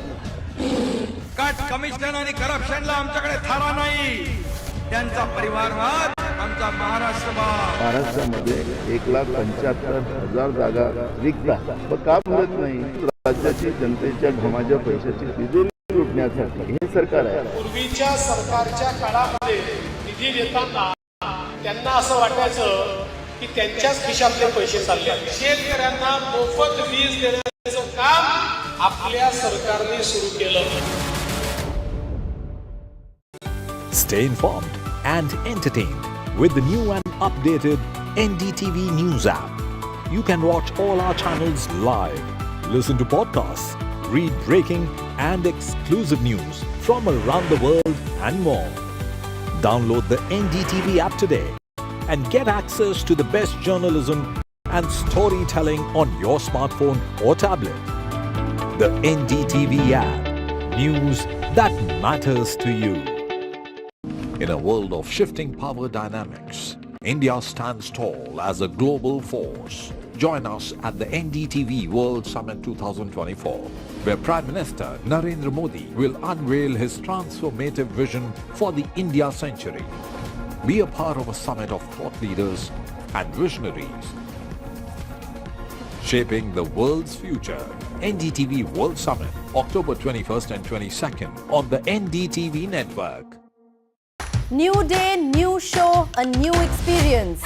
Start your day with the news, not views. We bring you stories that matter and impact your life. News that informs and keeps you ahead. From Maximum City, Mumbai, to the seat of power, Delhi, NDTV brings you the best breakfast show. Breakfast news on NDTV, 8 a.m. every day. I've been reporting on all issues big and small from Andhra Pradesh, Telangana, rest of South India, bringing you all the action, all that you need to know, all that you want to know. The energy of Maximum City is infectious. I bring in that energy in our news coverage from financial capital Mumbai. India's IT capital is always buzz. It's literally a city that never sleeps. And I keep you ahead on all the Bengaluru buzz. Covering from the southernmost part of India over the last 23 years, I bring in-depth and 360-degree coverage from the Dravidian heartland. The land of Mishti is also known for its bitter politics. I have seen much water flow under the Howrah Bridge, covering Bengal in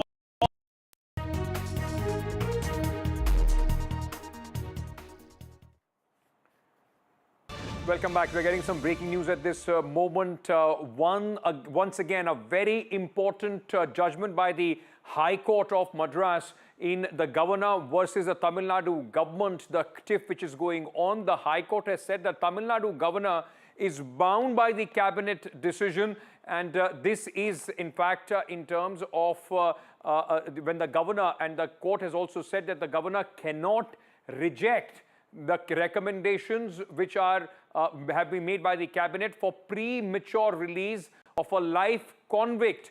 The court also grants parole for the convict who has been behind bars for more than 20 years.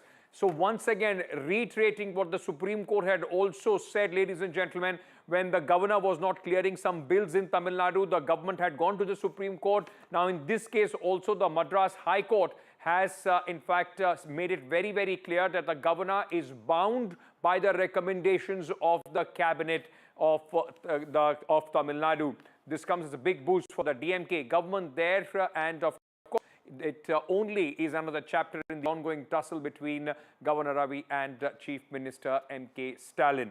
Let me go across at this moment to my colleague Sam Daniel, who is joining us with more details on this story. Sam, you know, this will come as a big boost for the DMK government.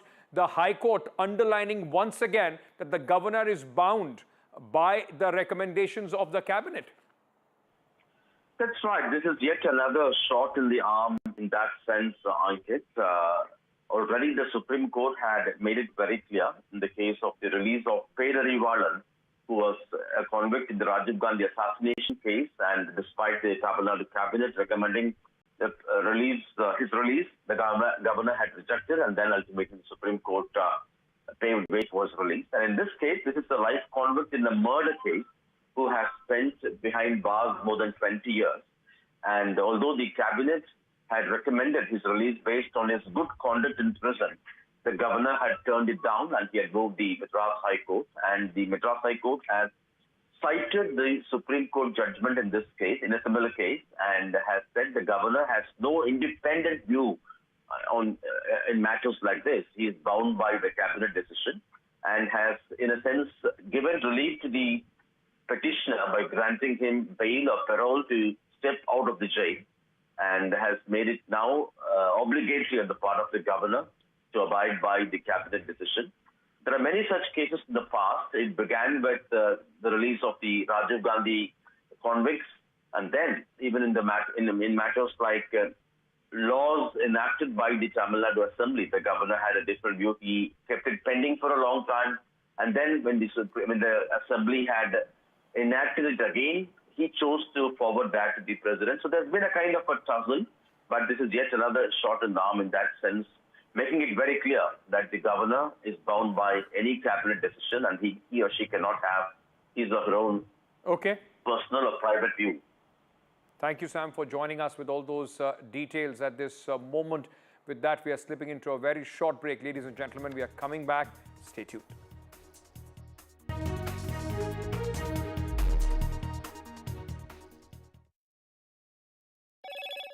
Hello, Moto.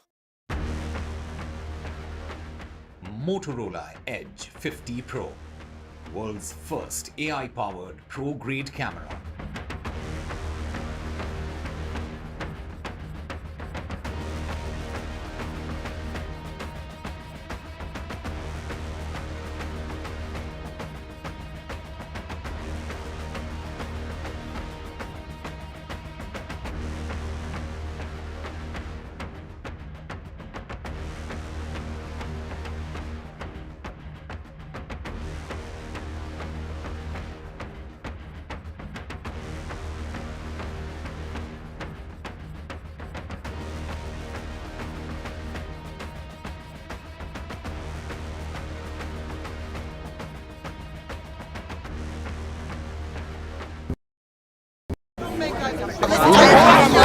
I don't ever know songs and proses.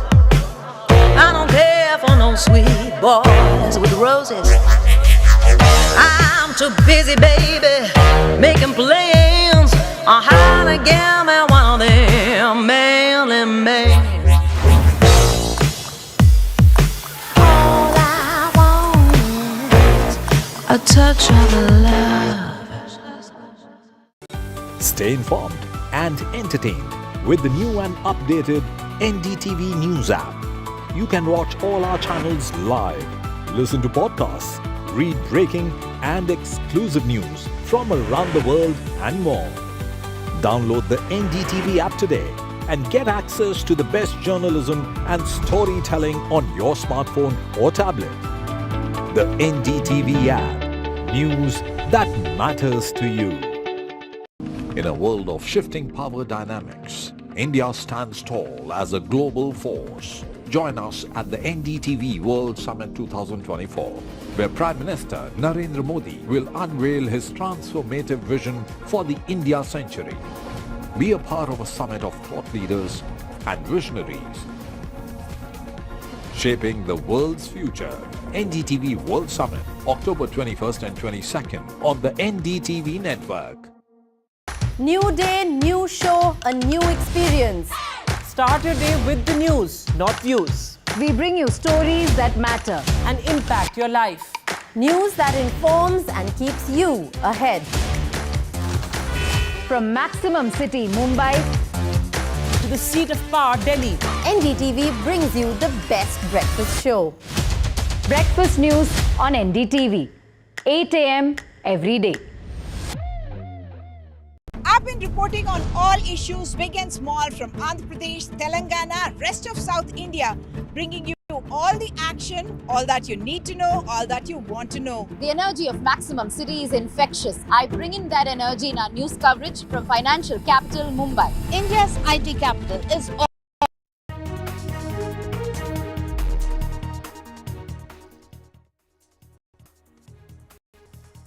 Let me now bring you the latest from Uttar Pradesh in Bahraich, where violence in fact took place a few days back. Let me just play out some visuals. These are sensational visuals, ladies and gentlemen, dramatic ones which have come across from Bahraich. It is near the Nepal-India border, where this man who is limping at this moment is Faraz and the man behind him is Tabriz. Both of them have been shot in their legs in an encounter. The police says that they were trying to, in fact, flee from India and were making their way towards Nepal. Now, both of them, along with 3 others, have been arrested. They are accused in the killing, the firing that took place in Bahraich, which after the stone pelting during the Durga Visarjan Yatra that was being taken out. Both of these accused were taken to a hospital where now they have been referred to the Bahraich hospital, and their situation is not critical. They are at this moment said to be all right. But this happened when, as per the police, they were trying to cross over to Nepal. And the police, in fact, said that when they were challenged, there was shots fired from the same weapon which was used in killing of one person in Bahraich. And the police in the returning fire, in fact, injured both of these men. That's the latest which is coming in, but it has now subjected to a lot of politics. Ajay Yadav has also spoken on this. We earlier also spoke to the STF chief Amitabh Yash, who in fact spoke about this entire operation. Listen in. ये घटनाएं जो हो रही हैं वो सरकार की नाकामी की वजह से हो रही हैं। सरकार अपनी नाकामी छिपाने के लिए इनकाउंटर कर रही है। अगर इनकाउंटर से ही लॉ एंड ऑर्डर बेहतर हो रहा होता तो अभी उत्तर प्रदेश कई आंकड़ों में और प्रदेशों से अच्छा होता। जब वहां पर तय था, पुलिस की जानकारी में था, तो आखिरकार आपने शांतिपूर्ण ढंग से क्यों नहीं प्रोसेशन को ले जाने दिया या उस कार्यक्रम को संपन्न क्यों नहीं करा पाए? जो लोग एक शांतिपूर्ण तरीके से एक कस्बे, गांव का या आसपास के लोगों का कार्यक्रम शांतिपूर्ण से संपन्न नहीं करा पाएंगे, उनसे लॉ ऑर्डर की क्या उम्मीद करेंगे आप? मोहम्मद सरफराज उर्फ रिंकू और मोहम्मद तालिम उर्फ सबलू, इनकी निशानदेही पे जब पुलिस की टीम नानपारा क्षेत्र में मर्डर वेपन की रिकवरी के लिए गई तो वहां पे इन्होंने मर्डर वेपन को लोडेड हालत में रखा हुआ था, जिसको लेकर पुलिस पर फायर किया गया। पुलिस ने अपनी आत्मरक्षा में जवाबी फायरिंग की, जिसमें इन दोनों को गोली लगी है। ये घायल हुए हैं, इनको उपचार के लिए पहुंचा दिया गया है और जो अन्य 3 अभियुक्त हैं उनको भी हमने हिरासत में ले लिया गया है। आज 5 को औपचारिक रूप से गिरफ्तार किया गया है। सभी के खिलाफ ठोस कार्रवाई की जाएगी। अन्य जो अभियुक्त हैं उनकी तलाश भी जारी है। हमारी टीम्स ग्राउंड पे लगी हुई हैं। Currently joined by the UP STF chief and the ADG Amitabh Yash. Sir, can you just describe the circumstances leading to this particular encounter? You are aware that a communal conflagration had taken place in Kasba Maharajganj of Bahraich district. It started off during a procession, a religious procession, and one person had been murdered during that procession. There were 5 accused in this case: Mohammad Sarfaraz, Mohammad Talib, Mohammad Fahim, Abdul Hamid, and Mohammad Azhar. All those 5 have been arrested, and 2 of them have been injured in an exchange of fire. Now the investigations are on, and the entire circumstances that led to the incident and the entire incident and how it happened, everything is being investigated. The weapon used for the murder has been recovered by the police. So, just want to understand the investigation progress in this particular case. How does this arrest impact the overall investigation now? These accused will be able to give us the details of their network, the entire incident, and whatever network they used to evade the police for the last few days. Let me go across to my colleague Ranveer, who is joining us at this moment with more details on this story. Ranveer, you know, the important thing now would be, after this sensational encounter, that at least we will know whether it was a pre-planned conspiracy, whether it was spontaneous, what happened exactly. Now possibly the police would be able to figure that out. What happened in Bahraich, it was a conspiracy or a random incident. It's a police investigation matter as far as the development are concerned. On Sunday, during Durga Idol's immersion procession, a clash between 2 communities erupted in Bahraich district. So during that clash, a firing occurred and Ram Gopal Mishra succumbed to injuries. So after that incident, when the dead body was taken to his place in Maharajganj area. On the next morning, the angry mob, they created ruckus. They pelted stone on police and media also, and also they tossed so many shops in Maharajganj town in Bahraich. So after that incident, police constituted many teams and they were trying to locate the main accused in this case. More than 50 arresting were done, but police was searching for the main accused, including that Sarfaraz who is accused of firing on Ram Gopal Mishra. And today, police arrested Sarfaraz, but in an encounter, Sarfaraz tried to fire at the cops, and cop exchanged fire, and it turned into an encounter. And in the encounter, Sarfaraz and Talim both arrested. 3 others are also arrested by UP police. Ranveer, just a quick word about what Akhilesh Yadav has also said. This is going to, in fact, now snowball into a political war of words between the BJP and the Samajwadi Party. He said that this is just the government of Uttar Pradesh trying to, in fact, put a cover on their inability to maintain law and order. This is not the first time that opposition blamed government that fake encounters are going on in UP.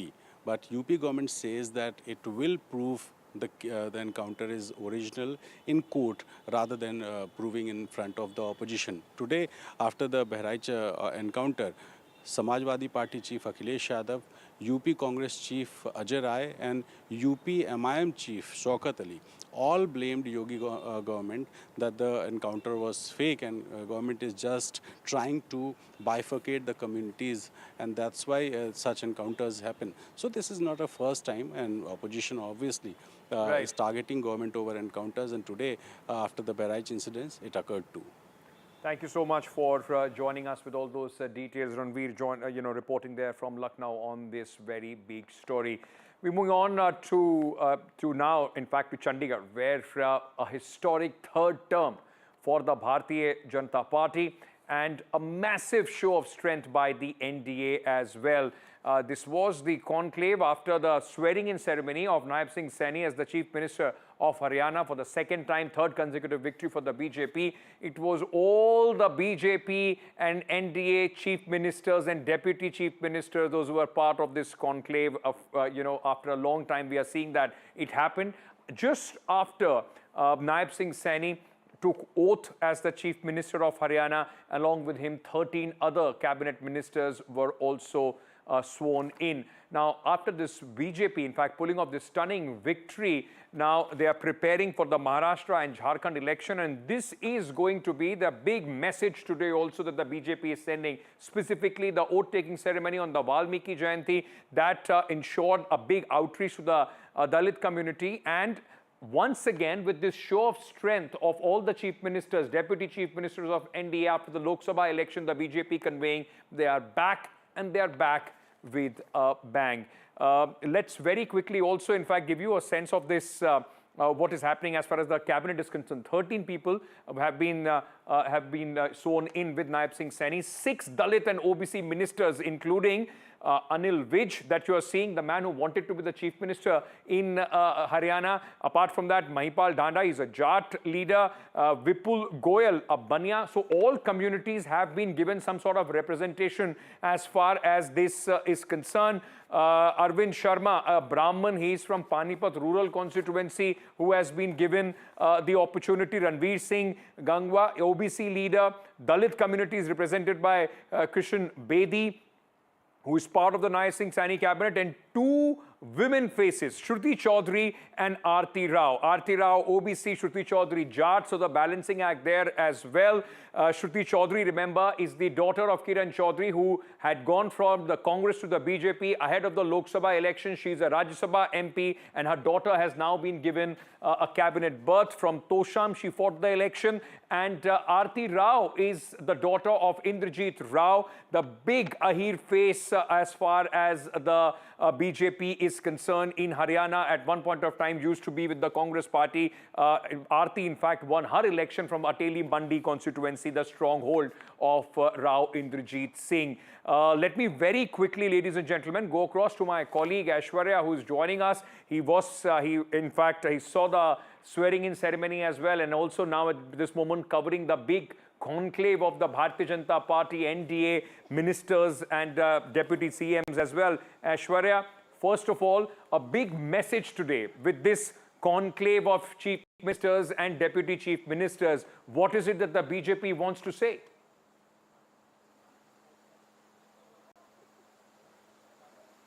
Well, it's one of its kind conclave that is happening in Chandigarh over here, where Prime Minister Narendra Modi is chairing this NDA Chief Ministers Council meeting along with the top ministers, including Amit Shah, Rajnath Singh and BJP President JP Nadda as well. And all the partners of the NDA alliance have gathered together after the participation in the historic oath-taking ceremony that took place in Panchkula, and soon after that they arrived over here. Let me quickly show you these visuals as well of the venue of this meeting, which is in Chandigarh, and we have been told that almost 13 chief ministers, including 16 deputy chief ministers, are present over here. Shortly, we are also learning that there would be a press conference that would be conducted by BJP President JP Nadda along with the NDA partners as well.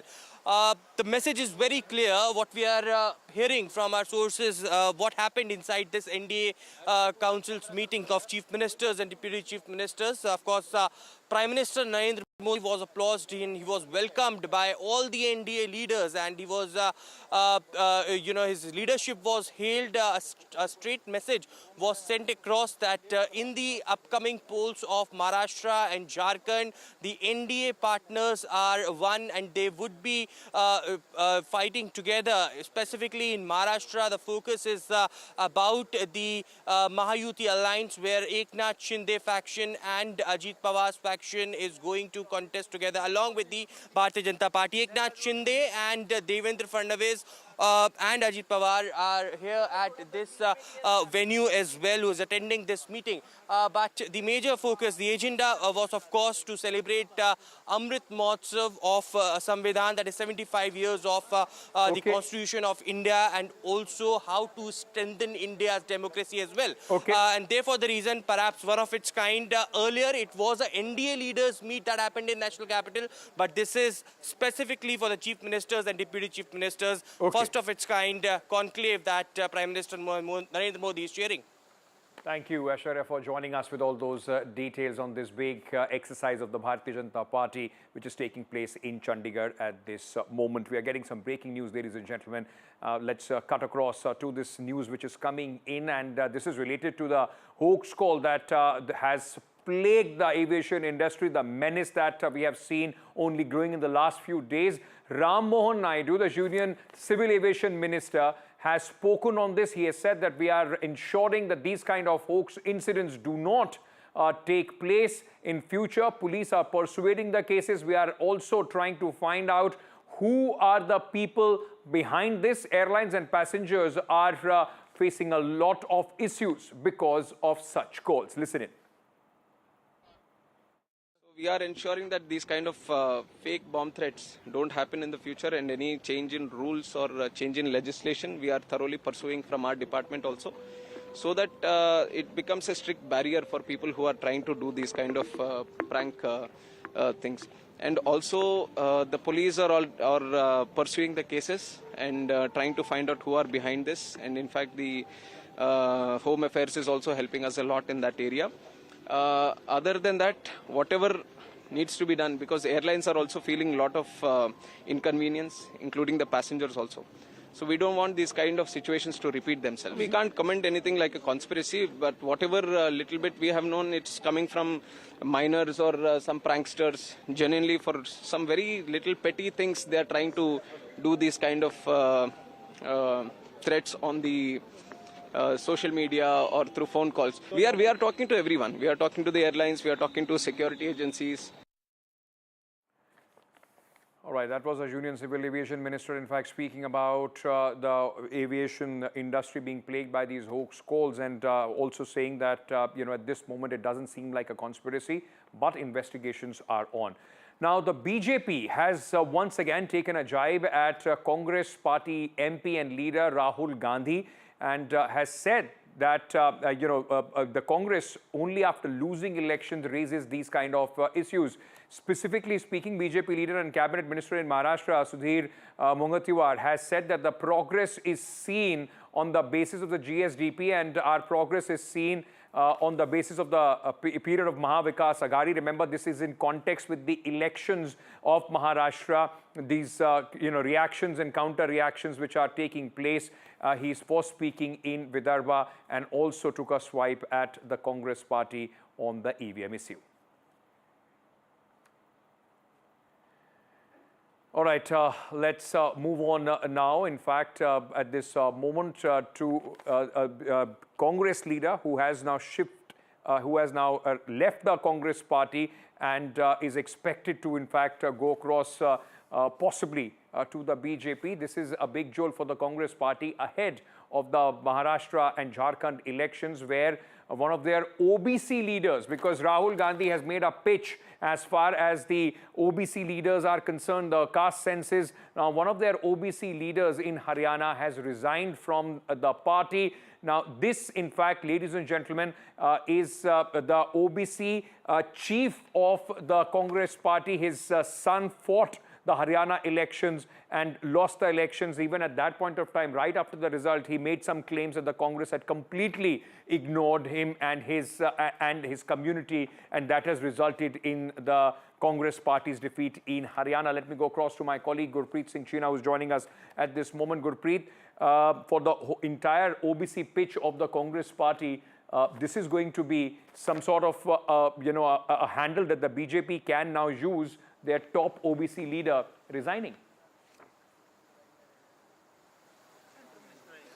Well, yes, this is a very surprising development which has taken place, and at the time when OBC Chief Minister is being picked up by the BJP, we have seen he feels that Congress did not recognize his effort, and he has been working for the Congress for last so many years. But despite doing a lot of efforts, he did not get that value, and so many times, even in the rallies during the election, during the polls, he is being ignored, and that could be possible reason why he has already given his resignation. And he has put his statement on X also, saying that he is also withdrawing his primary membership, because somewhere down the lane it seems he was over upset with the debacle of Congress in Haryana. We have seen a lot of introspection has already been initiated by the Congress leader, but despite this introspection, it seems the Congress was not able to pacify this OBC leader, and that could be possible reasons why he has finally put in his papers and given his resignation, saying somewhere down the lane the Congress was not able to understand his stature, and he has a long ties with the Congress party, and his father was also MLA from the same party, and if they are not able to give him proper value, he is going to quit from the Congress party. Back to studio. Thank you for joining us with all those details. Gurpreet Singh China is reporting there on Captain Yadav, Ajay Yadav. In fact, this man that you see on your screens, his son fought the election, lost the election, and he said that the Yadavs were not given importance in the Ahirwal belt, and we saw the repercussions for the Congress party right from Gurugram going all across, in fact, to Narnaul and other places where the Ahirwal belt of Haryana falls in. Moving on now, ladies and gentlemen, to some sporting action. India, the most powerful cricketing nation in the world, witnessed a new low, a record that India would not want to remember in Test cricket on Thursday, as India versus West Indies Test, the second day, first day, remember, was washed off after the rains. The hosts were shot out at 46 runs. Yes, Team India, one of the most powerful batting lineup, all out on 46, the lowest at home, lowest by any team on Indian soil. Denied the wish to bat on a moist pitch, the Kiwi bowlers were all over the Indian batters right from the word go. Their bowling deadly and accurate. Rohit Sharma done in by the trickery of Tim Southee. Virat Kohli did the daring to move up to number 3 in the absence of Gill. Debutant Will O'Rourke claimed him. Sarfaraz Khan could not save himself from the temptation of a lofted shot either. Matt Henry breathing fire. Kiwi debutant O'Rourke claimed 4 for 22. While it was Matt Henry who did the ultimate damage, exposing India's vulnerabilities as he grabbed 5 for 15. India put on a pedestrian batting show and was shot out for 46, their lowest at home and the lowest by any team in India. Kiwis in reply showed patience and application. Devon Conway scored 91. Worst for India as Rishabh Pant left the field with a likely injury. And after skittling India for just 46, the Kiwis ended the day at 183 with a lead of 134 runs. India left with a mountain to climb. A day that all Indian batsmen would want to forget, the day in office that they had today. We are hoping that things turn around and possibly day 3 would bring us some good news. With that, it's a wrap on this Bulletin News and Update. Continue here on NDTV. Stay tuned.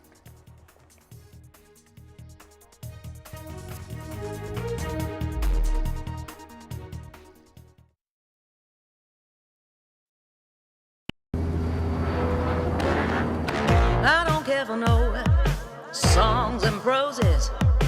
I don't care for no sweet boys with roses. All I want is a touch of love. Stay informed and entertained with the new and updated NDTV News app. You can watch all our channels live, listen to podcasts, read breaking and exclusive news from around the world and more.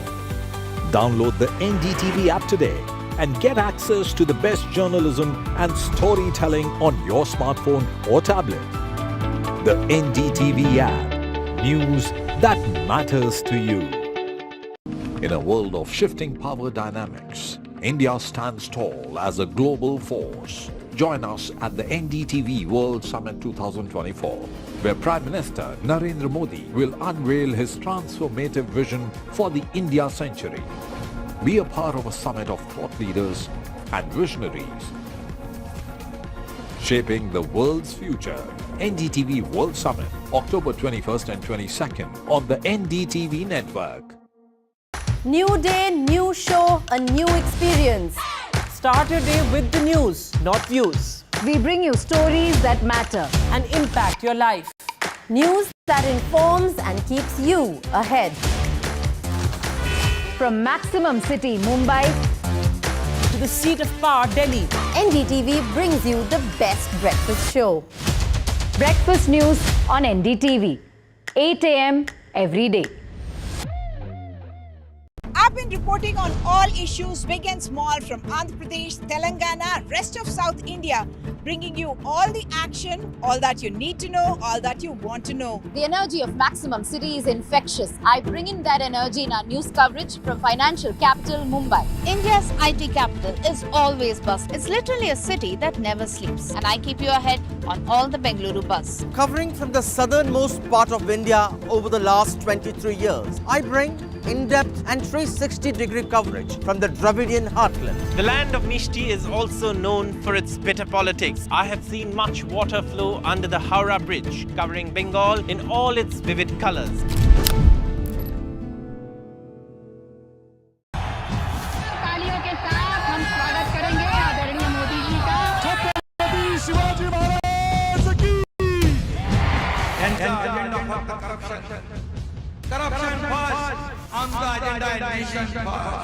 घोषणा आणि जनतेचे पैसे लुटणं. Cut commission आणि करप्शनला आमच्याकडे थारा नाही. त्यांचा परिवारवाद आमचा महाराष्ट्रवाद. महाराष्ट्रामध्ये 1,75,000 जागा रिक्त आहेत. मग का भरत नाही? राज्याची जनतेच्या घमाच्या पैशाची तिजोरी लुटण्यासाठी हे सरकार आहे. पूर्वीच्या सरकारच्या काळामध्ये निधी देताना त्यांना असं वाटायचं की त्यांच्याच खिशातले पैसे चालले. शेतकऱ्यांना मोफत वीज देण्याचं काम आपल्या सरकारने सुरू केलं. Stay informed and entertained with the new and updated NDTV News app. You can watch all our channels live, listen to podcasts, read breaking and exclusive news from around the world and more. Download the NDTV app today and get access to the best journalism and storytelling on your smartphone or tablet. The NDTV app. News that matters to you. In a world of shifting power dynamics, India stands tall as a global force. Join us at the NDTV World Summit 2024, where Prime Minister Narendra Modi will unveil his transformative vision for the India century. Be a part of a summit of thought leaders and visionaries, shaping the world's future. NDTV World Summit, October 21st and 22nd on the NDTV network. New day, new show, a new experience. Start your day with the news, not views. We bring you stories that matter and impact your life. News that informs and keeps you ahead. From Maximum City, Mumbai, to the seat of power, Delhi, NDTV brings you the best breakfast show. Breakfast news on NDTV, 8 a.m. every day.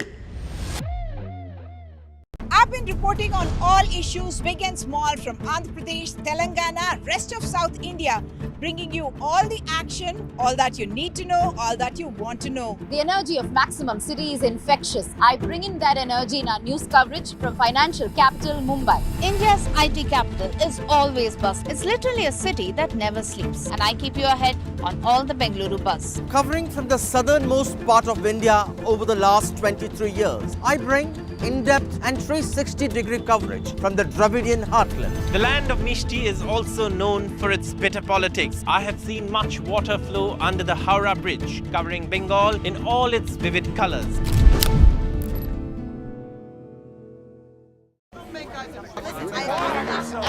I don't care for no songs and proses. I don't care for no sweet boys with roses. All I want is a touch of love. तालियों के साथ हम स्वागत करेंगे आदरणीय मोदी जी का। छत्रपति शिवाजी महाराज की। Corruption first, आमचा अजेंडा आहे नेशन फर्स्ट. घोषणा आणि जनतेचे पैसे लुटणं. कट कमिशन आणि करप्शनला आमच्याकडे थारा नाही. त्यांचा परिवारवाद आमचा महाराष्ट्रवाद. महाराष्ट्रामध्ये 1,75,000 जागा रिक्त आहेत. मग का भरत नाही? राज्याची जनतेच्या घमाच्या पैशाची तिजोरी लुटण्यासाठी हे सरकार आहे. पूर्वीच्या सरकारच्या काळामध्ये निधी देताना त्यांना असं वाटायचं की त्यांच्याच खिशातले पैसे चालले. शेतकऱ्यांना मोफत वीज देण्याचं काम आपल्या सरकारने सुरू केलं. Stay informed and entertained with the new and updated NDTV News app. You can watch all our channels live, listen to podcasts, read breaking and exclusive news from around the world and more. Download the NDTV app today and get access to the best journalism and storytelling on your smartphone or tablet. The NDTV.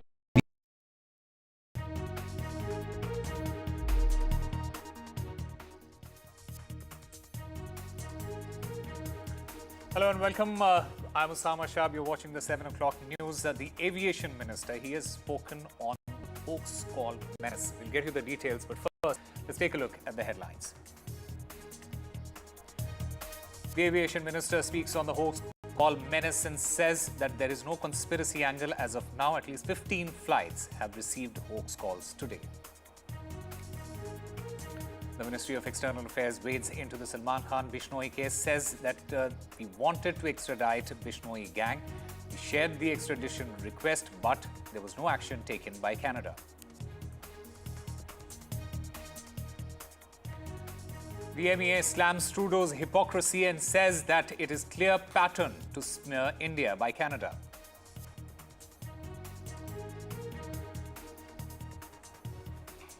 Breakthrough in Bahraich violence case. Accused shot in an encounter while he was trying to flee in Nepal. 2 accused, 5 of them have been arrested by the cops.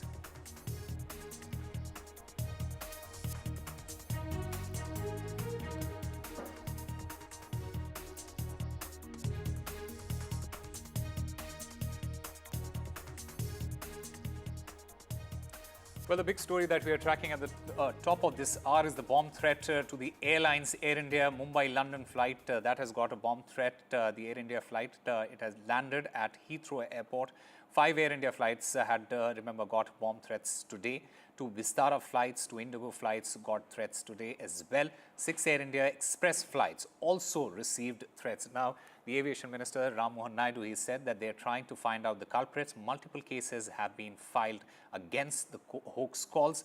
The Aviation Minister also says that he is discussing this issue with the airline's Aviation Minister. Most of the callers are minors, is what the Aviation Ministry has said. In fact, Ram Mohan Naidu, the Union Civil Aviation Minister on hoax calls, says that we are ensuring that these kind of hoax incidents do not happen in the future. The police are persuading these particular cases.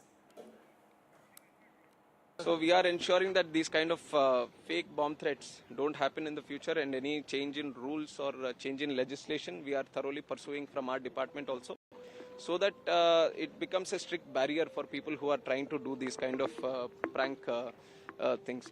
And also the police are pursuing the cases and trying to find out who are behind this. And in fact, the Home Affairs is also helping us a lot in that area.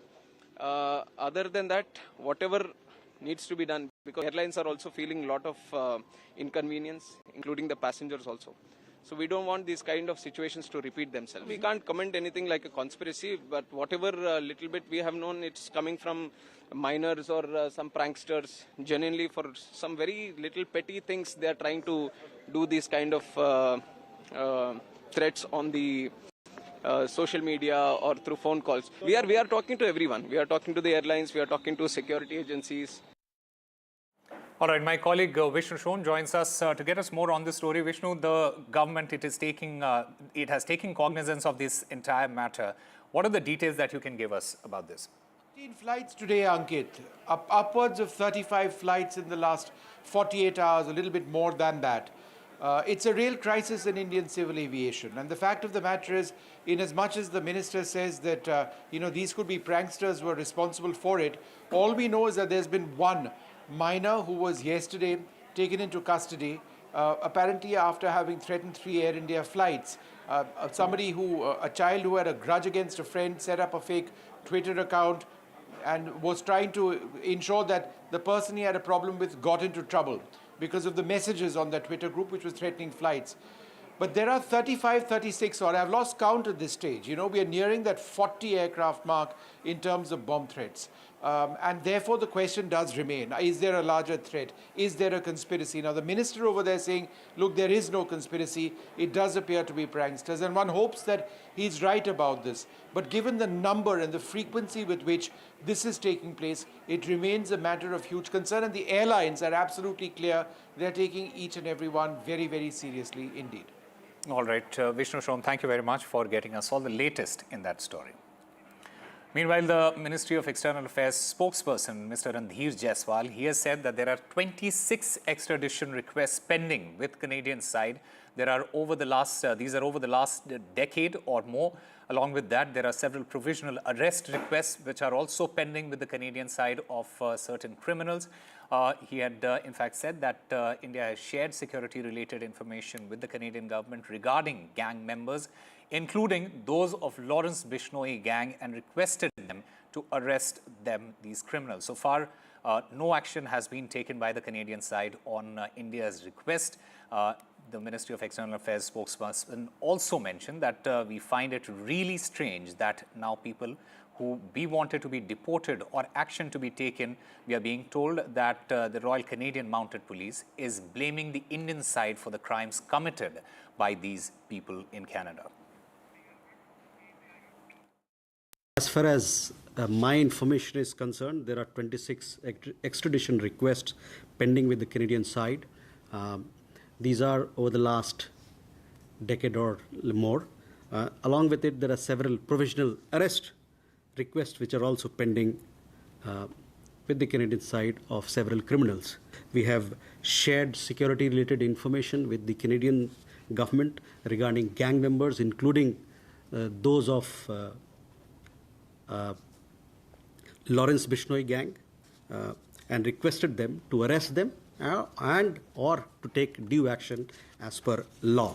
So far, while we have exchanged and given these information, so far no action has been taken by the Canadian side on our request. So India has to stick to its position because India has clearly said that these accusations are baseless. India has put out several press releases and said that there has not been a shred of evidence. So that was repeated by the spokesperson today as well. And the deposition of Justin Trudeau has given him no points because he has actually confirmed what India has been saying all along.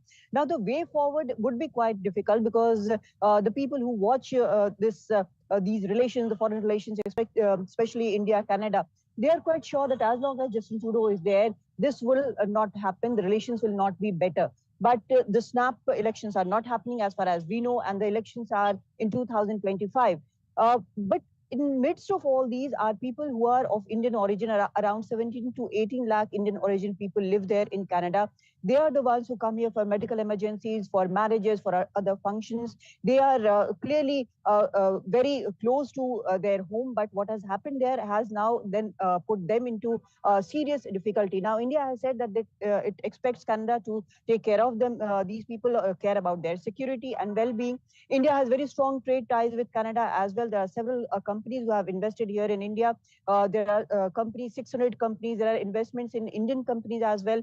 There is pension fund. It is quite huge. So those relations, people-to-people relations, trade ties are there. But we'll have to see whether in the coming days, those would be hit too.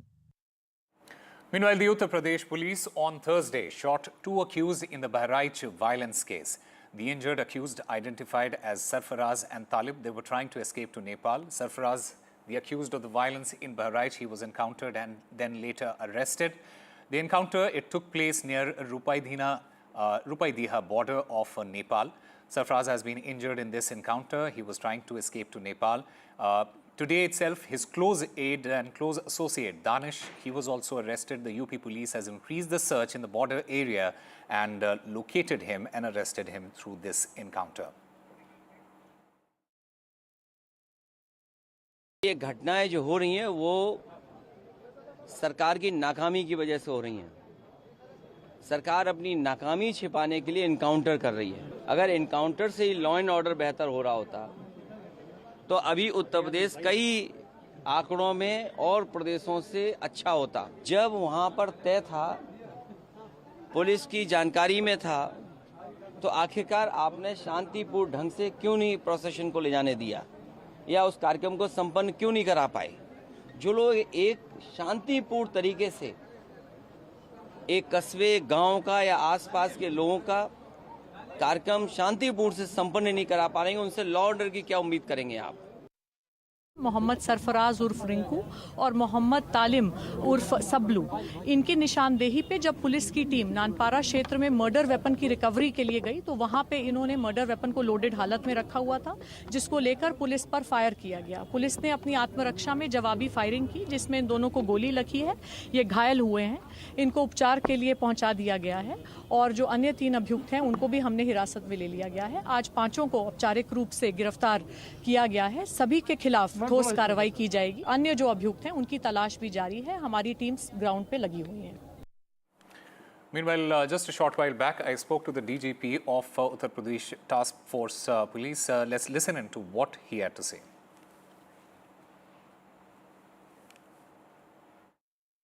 Sir, can you just describe the circumstances leading to this particular encounter? You are aware that a communal conflagration had taken place in Kasba Maharajganj of Bahraich district. It started off during a procession, a religious procession, and one person who had been murdered during that procession. There were 5 accused in this case: Mohammad Sarfaraz, Mohammad Talib, Mohammad Fahim, Abdul Hamid, and Mohammad Azhar.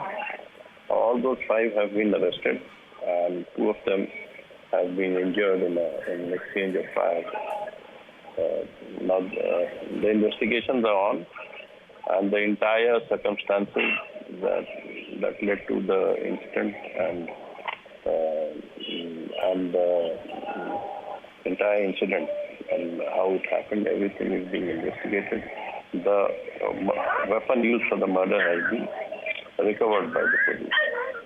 So I just want to understand the investigation progress in this particular case. How does this arrest impact the overall investigation now? These accused will be able to give us the details of their network, the entire incident, and whatever network they used to evade the police for the last few days. Right. In fact, sir, I also just want to understand from you, did the accused fire first at the police there? That is how the police returned fire.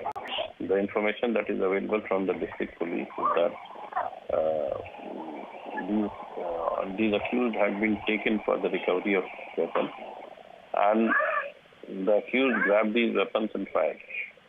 It was a short exchange, and the accused were again taken to the hospital. What happened in Bahraich, it was a conspiracy or a random incident. It's a police investigation matter as far as the development are concerned. On Sunday, during Durga Idol's immersion procession, a clash between two communities erupted in Bahraich district. So during that clash, a firing occurred and Ram Gopal Mishra succumbed to injuries. So after that incident, when the dead body was taken to his place in Maharajganj area, on the next morning, the angry mob, they created ruckus. They pelted stone on police and media also, and also so they torched so many shops in Maharajganj town in Bahraich. So after that incident, police constituted many teams and they were trying to locate the main accused in this case. More than 50 arresting were done, but police was searching for the main accused, including that Sarfaraz who is accused of firing on Ram Gopal Mishra. And today, police arrested Sarfaraz, but in an encounter, Sarfaraz tried to fire at the cops, and cop exchanged fire, and it turned into an encounter. And in the encounter, Sarfaraz and Talim both arrested. 3 others are also arrested by UP police.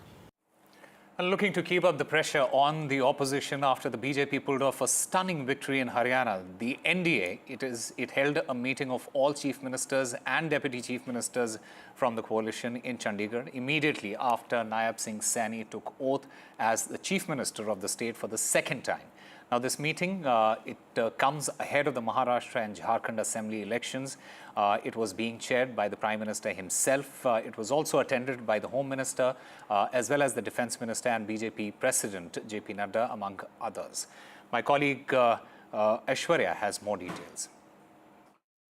Well, it's one of its kind conclave that is happening in Chandigarh over here, where Prime Minister Narendra Modi is chairing this NDA Chief Ministers Council meeting along with the top ministers, including Amit Shah, Rajnath Singh and BJP President JP Nadda as well. And all the partners of the NDA alliance have gathered together after the participation in the historic oath-taking ceremony that took place in Panchkula, and soon after that they arrived over here. Let me quickly show you these visuals as well of the venue of this meeting, which is in Chandigarh, and we have been told that almost 13 chief ministers, including 16 deputy chief ministers, are present over here. Shortly, we are also learning that there would be a press conference that would be conducted by BJP President JP Nadda along with the NDA partners as well.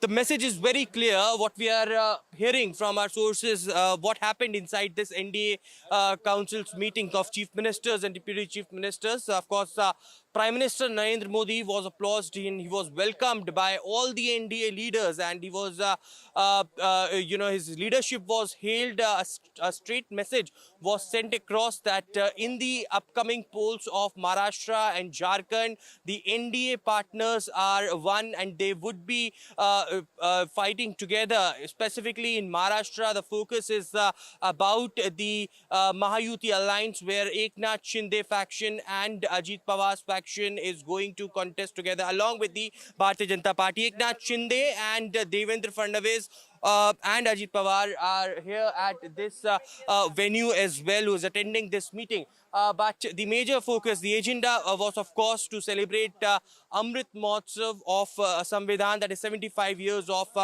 the Constitution of India, and also how to strengthen India's democracy as well.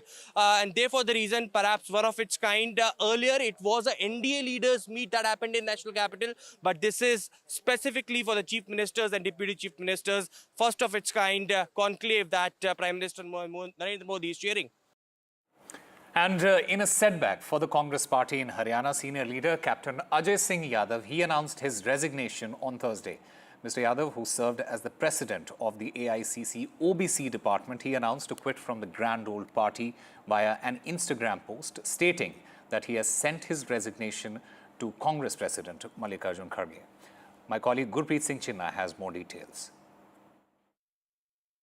This is a very surprising development which has taken place, and at the time when OBC Chief Minister is being picked up by the BJP. We have seen he feels that Congress did not recognize his effort, and he has been working for the Congress for last so many years. But despite doing a lot of efforts, he did not get that value, and so many times, even in the rallies during the election, during the polls, he is being ignored, and that could be possible reason why he has already given his resignation. And he has put his statement on X also, saying that he is also withdrawing his primary membership because somewhere down the lane it seems he was over upset with the debacle of Congress in Haryana. We have seen a lot of introspection has already been initiated by the Congress leader, but despite this introspection, it seems the Congress was not able to pacify this OBC leader, and that could be possible reasons why he has finally put in his papers and given his resignation, saying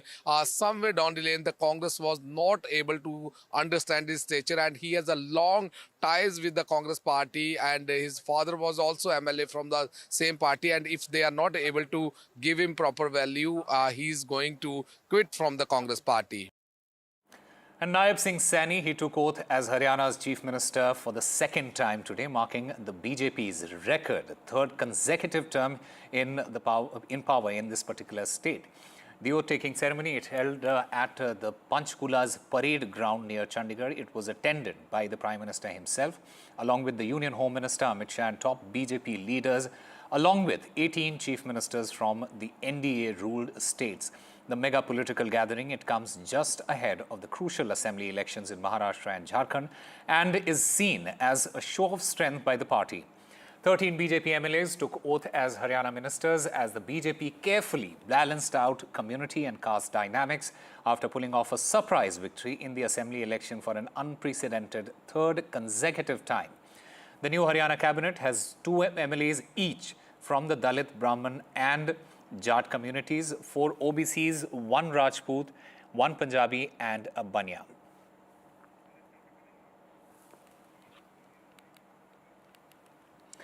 Meanwhile, BJP's big EVM jibe at Rahul Gandhi, the BJP has said that Rahul Gandhi blames the EVM, especially when he loses an election. The Maharashtra Minister, Sudhir Mungatiwar, he has slammed the Congress, saying that the Congress spreads lies in Lok Sabha. He added and he said that if EVM could speak, it would have asked Rahul Gandhi, EVM would have asked Rahul, why do you blame me all the time? The BJP leader and cabinet minister, Sudhir Mungatiwar, he in fact said that progress is seen on the basis of GSDP, and our progress is 3 times more than the period of Mahavikas Aghadi.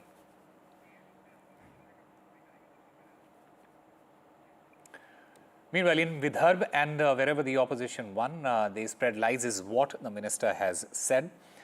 He also added that Congress has spread lies in Lok Sabha, and he said, and I quote, we saw the result of that through the results, but now after their Lok Sabha result, we are working very carefully. After all, Haryana's jalebi did not seem sweet to them, is what the minister has said. So BJP's big EVM jibe at Rahul Gandhi. Meanwhile, The Madras High Court has ruled that the Tamil Nadu governor cannot reject cabinet recommendation for premature release of a life convict. The court also has granted parole for the convict who has been behind bars for more than 20 years. A big decision coming from the Madras High Court there. The Tamil Nadu governor, bound by the cabinet's decision, the High Court has in fact cited the Supreme Court's order in this case. Well, my colleague Sam Daniel joins us to get us more on this. Sam, what are the details that you can give us about this this decision by the Madras High Court? Osama, the Madras High Court has quoted a similar ruling by the Supreme Court, which has made it very clear that the governor is bound to abide by the cabinet decision, and he or she cannot have any independent view in such matters. The case pertains to a recommendation by the Tamil Nadu cabinet for the premature release of a life convict in a murder case who has spent behind bars more than 20 years, and based on a recommendation by the prison authorities, based on his good conduct in prison, the government had recommended, but the governor had turned it down. And this particular convict had moved the court, saying that the governor had turned it down. And it's in this context the court has said that the governor has no personal right or opinion in these issues, and he ought to abide by the state cabinet decision. And giving immediate relief to the convict, the court has granted him parole so that he can immediately step out of the jail. And this has come as a huge shot in the arm yet again for the ruling DMK, which has been facing a kind of a tug of war on several issues with the governor, who the ruling party alleges that is working against undermining a duly democratically elected government. Particularly, they say the larger picture is in states ruled by the opposition, the BJP is using the governors to scuttle development in those states. And this has also come as a huge embarrassment yet again for the Tamil Nadu governor. There's no response yet from the Raj Bhavan, but certainly for the ruling DMK, this is yet another victory in that sense. All right, Sam Daniel, thank you very much for getting us the latest in that story. Meanwhile, India's dismal show in Bengaluru today. India, the most powerful cricketing nation in the world, it witnessed a new low in Test cricket on Thursday as the India versus New Zealand Test got going on the second day of the Test match. The hosts, they were shot out for 46 runs, the lowest at home, lowest by any team on Indian soil. Denied the wish to bat on a moist pitch, the Kiwi bowlers were all over the Indian batters right from the word go. Their bowling deadly and accurate. Rohit Sharma done in by the trickery of Tim Southee. Virat Kohli did the daring to move up to number 3 in the absence of Gill. Debutant Will O'Rourke claimed him. Sarfaraz Khan could not save himself from the temptation of a lofted shot either. Matt Henry breathing fire. Kiwi debutant O'Rourke claimed 4 for 22. While it was Matt Henry who did the ultimate damage, exposing India's vulnerabilities as he grabbed 5 for 15. India put on a pedestrian batting show and was shot out for 46, their lowest at home and the lowest by any team in India. Kiwis in reply showed patience and application. Devon Conway scored 91. Worst for India as Rishabh Pant left the field with a likely injury. And after skittling India for just 46, the Kiwis ended the day at 183 with a lead of 134 runs. India left with a mountain to climb. Time for a very short break. More news and updates on the other side.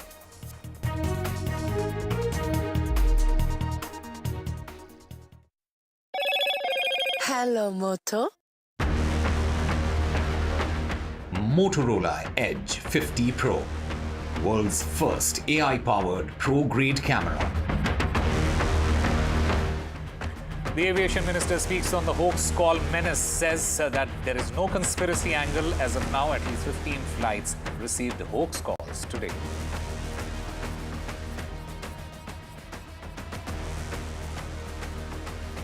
The Ministry of External Affairs wades into the Salman Khan Bishnoi case, said that we wanted to extradite Bishnoi gang and shared the extradition request, but there was no action taken by Canada. The MEA slams Trudeau's hypocrisy and says that there is a clear pattern to smear India. A big breakthrough in the Bahraich violence case. Accused shot in this encounter while he was trying to flee to Nepal. 2 accused have been arrested by the police.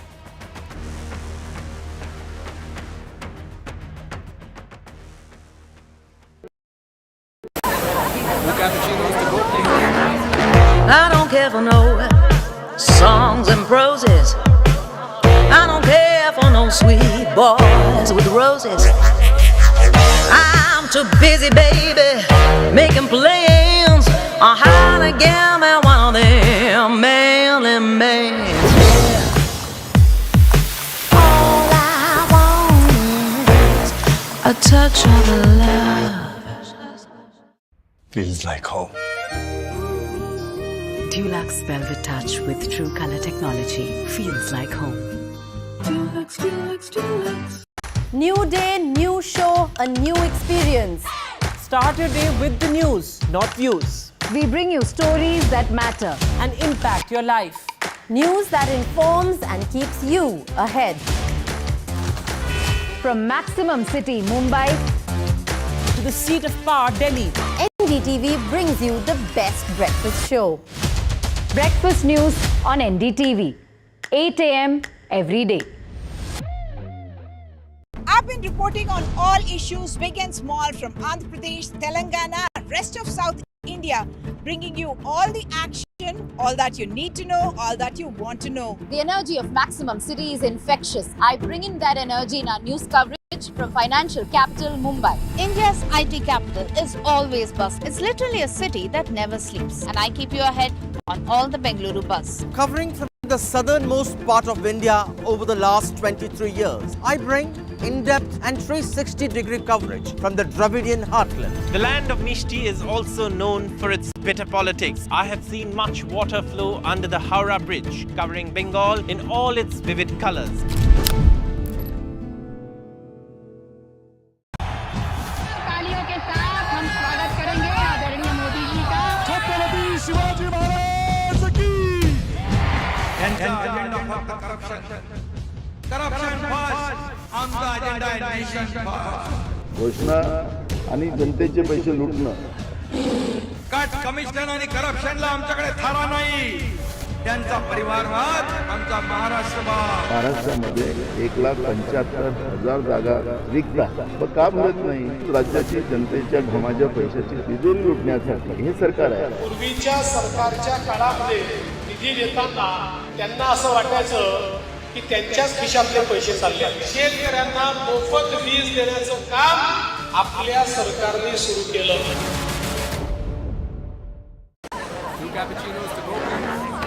I don't care for no songs and proses. I don't care for no sweet boys with roses. All I want is a touch of love. In a world of shifting power dynamics, India stands tall as a global force. Join us at the NDTV World Summit 2024, where Prime Minister Narendra Modi will unveil his transformative vision for the India century. Be a part of a summit of thought leaders and visionaries, shaping the world's future. NDTV World Summit, October 21st and 22nd on the NDTV network. New day, new show, a new experience. Start your day with the news, not views. We bring you stories that matter and impact your life. News that informs and keeps you ahead. From Maximum City, Mumbai, to the seat of power, Delhi, NDTV brings you the best.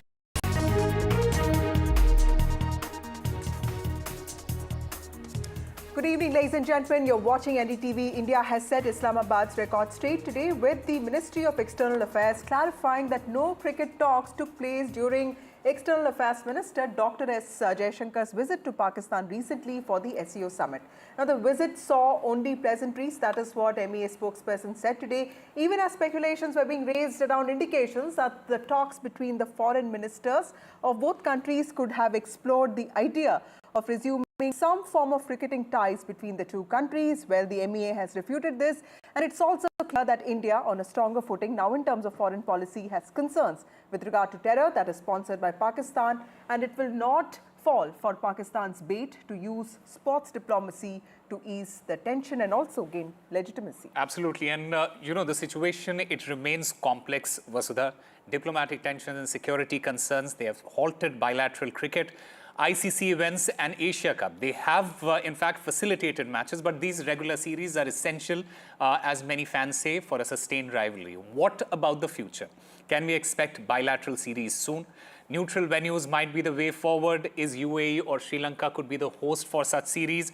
For the Pakistan series especially, can the growing demand from the fans and players push the governments to reconsider bilateral cricketing ties? What role can ICC and Asian Cricket Council play? Well, you see, the future of India-Pakistan cricket, at the moment, the ties, it remains uncertain. Absolutely, Osama. Those are very important questions. Remember, India last toured Pakistan in 2006, and the two nations have not played a bilateral series for more than 10 years now. The travel, in fact, stopped after November 2008, when terrorists linked to Pakistani groups killed more than 160 people in Mumbai. The questions we asked today: what is the future of India-Pakistan cricketing ties? Have Pakistani leaders tried to use cricket matches in the past to force some kind of high-level unofficial meetings with their Indian counterparts? Is India wary of that? And is cricket as a diplomatic sanction against a country, is that a powerful diplomatic tool? Those are the questions we will be asking. But of course, we'll also be joined by a panel of experts. But before we go to the guests, Osama, because you're a sports reporter, let me ask you, the PCB, Pakistan Cricket Board, which will host the Champions Trophy next year, has been urging India to travel to Pakistan for the match. If India does go, it will be, probably the first visit across the border in 17 years. That doesn't seem to be happening as of now. Tell us the importance of this series, and is there a possibility of another venue that is being explored?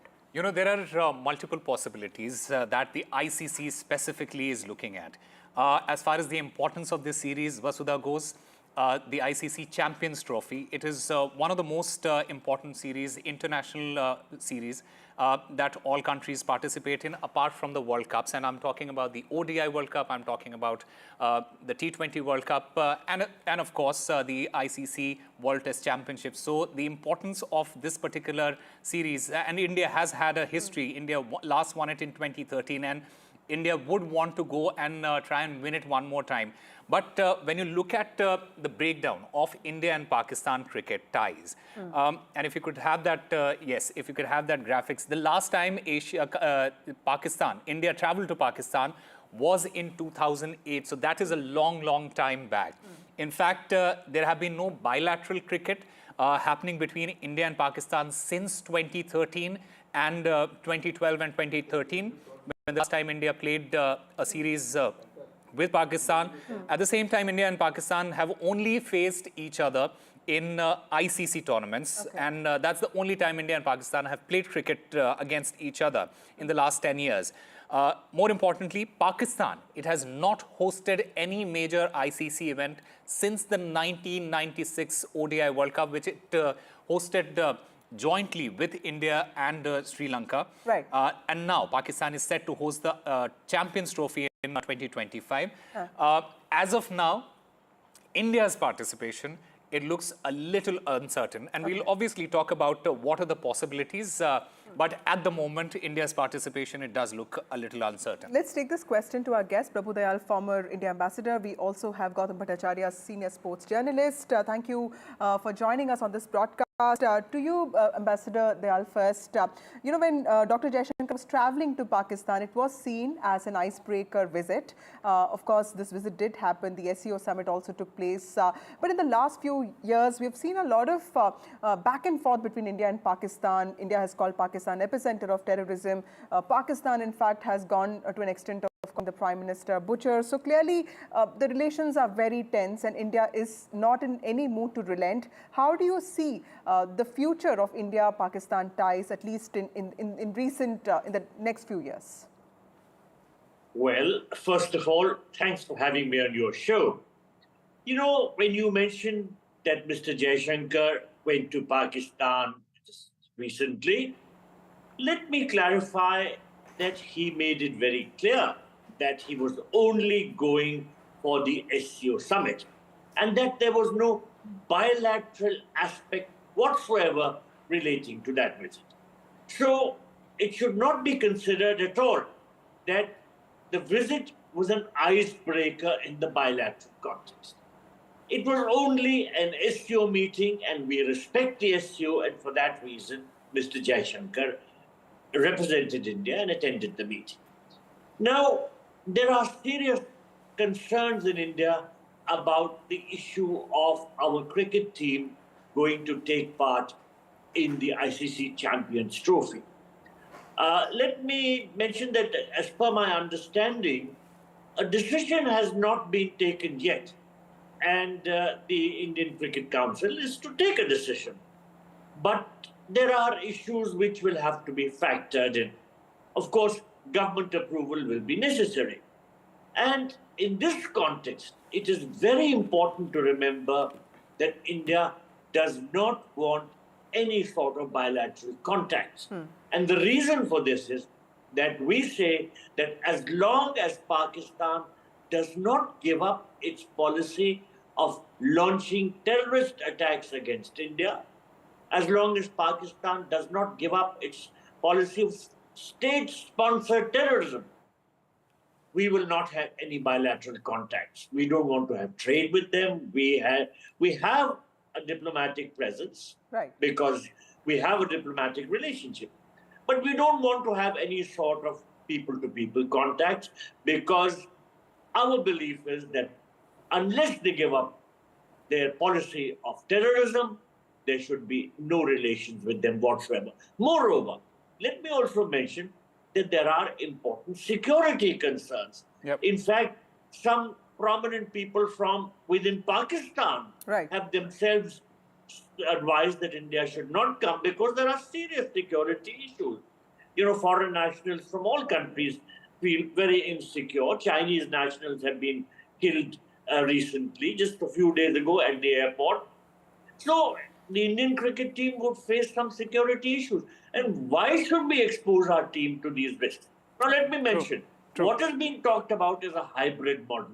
That is to say, some matches taking place in Pakistan and some taking place outside. Right. I understand that the name of Dubai is being mentioned very, very actively, that India's matches could take place there, and including, of course, the semi-finals and finals. And there would be some matches in which Pakistan would play, which would take place there. So this hybrid model could solve the situation. And my understanding is that is very seriously under consideration. Okay. All right. I also want to ask Gautam Bhattacharya, you know, we have been talking about diplomatic tensions. We have also been talking about security concerns, as our guest rightly mentioned right now. According to you, and you have been covering sports and cricket for a very, very long time, how complex is this situation according to you? Well, I think as Mr. Dayal pointed out, given the layer of complexities that are involved, resumption of bilateral ties in cricket comes much later in the pecking order. What Pakistan had kind of taken it as a kind of prestige issue is that they are in line to host a major ICC event after 1996, as you said a little while back. And they had created a draft fixture on their own without the go-ahead from India, actually, where they had, scheduled all India's 3 group matches in Lahore to say that, they will be minimizing on their travel. But if you ask me, I think going forward, maybe when Mr. Jai Shah became the ICC president, hopes were raised a bit, but the stakes are too high here. I mean, the government, we have got a government line in this. That is the first priority.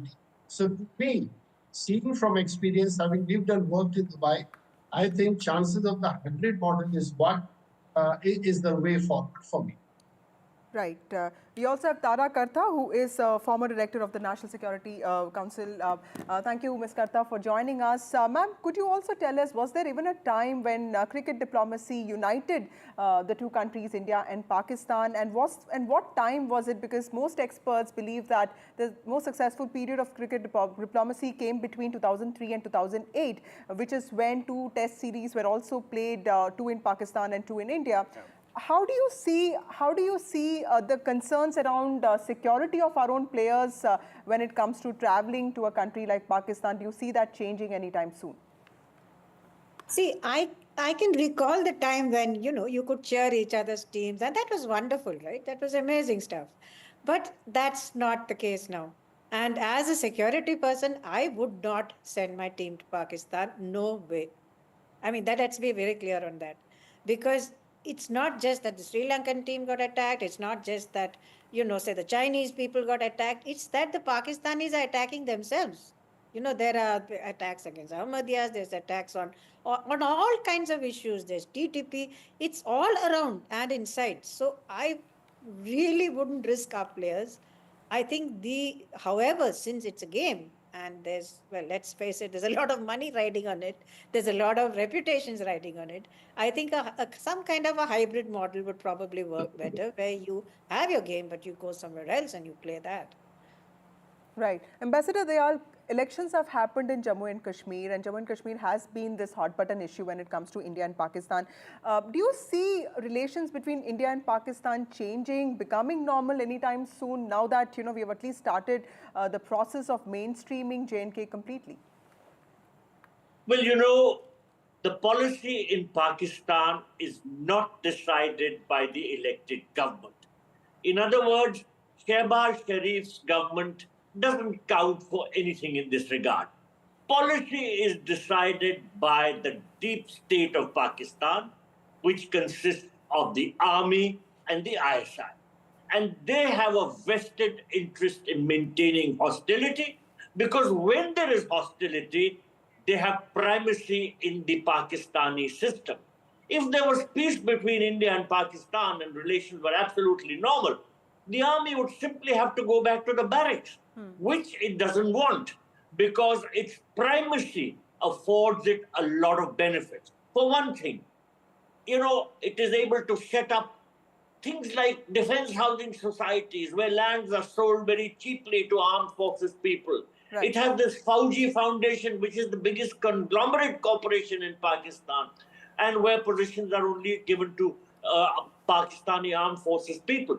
So it has a lot of side benefits, and the army is not going to give up all these. I only mention it because it's just not a power struggle. There are a lot of material aspects there. Now, if Shehbaz Sharif's government doesn't count, and if the Pakistan army speaks of bleeding India by 1,000 cuts, and I'm not joking, this is what continues to happen. And at the talks given by army generals to the junior officers, this is the rhythm. Right. We will bleed India by 1,000 cuts. So in this background, whether or not there are elections, Jammu and Kashmir, whatever happens within India or in Pakistan, things don't change. The armed forces maintain their constant position to hurt India in any manner whatsoever. Now, just as an aside, you spoke about how good cricketing relations were between 2003 and 2008. Let me mention, I served in Pakistan from 1981 to 1985. And during my tenure, the Indian cricket team visited in 1982 and again in 1984. Imran Khan was the cricket captain. Sunil Gavaskar was the Indian cricket captain. All the teams used to come to the reception hosted by the Indian Consul General. There was a degree of bonhomie. Now, poor Imran Khan is himself in jail. How can we have a normalized relation with a country which locks up its own political leaders, where terrorists are on the rampage, where security is a huge concern? I don't think our cricket team should go. All your panelists are agreed on this. And certainly, India's matches can be held in Dubai because there can be a hybrid model. Right. So you speak about the hybrid model, and I want to get a sense of, from all of you, if India goes and plays its cricket in, say, for example, in the UAE or Sri Lanka or South Africa, as it has been proposed at the moment, just want to get a sense from you, sir, first. Is hybrid model the answer here? Because what we are trying to say is that, look, we might not be speaking with you, we might not be having any sort of ties with you apart from playing these 1 or 2 odd matches, and we'll do that just when you host this match in a particular country. Is that the right answer? Should we actually encourage the hybrid model here? Is that question for me? Yes, sir. Certainly. We cannot take the risk of our cricket team traveling to Pakistan. Ms. Tara Karta, who is a security expert, herself said if this could happen to the Sri Lankan team or to Pakistani nationals themselves, why should we take the risk of sending our cricketers to play in Pakistan? Right. What's the big deal there? And if something goes wrong, then the whole country will cry off that, look, why did government take such a risk? I think this risk is just not worth it. I don't think government will take the risk. And as I said, and I repeat, the hybrid model is the only answer. All right, I want to get a response from Dr. Karakarta as well. Ma'am, you were raising your finger. You have something to say. And I also want to understand from you, an incident, if it all were to happen, it might happen anywhere in the world because of what is at stake here. It might happen in UAE, it might happen in South Africa, again, my question is hybrid model the answer to it? I think that's a good point. When you're not even, okay, this is purely, like I said, from a security point of view. Yeah. I have a bunch of people coming and attacking my soldiers and my officers in Kashmir. Why would I want to play cricket with them? So that is the hype. What you said is very correct. Should you play? My question is, should you play with them at all? I agree it's a sport.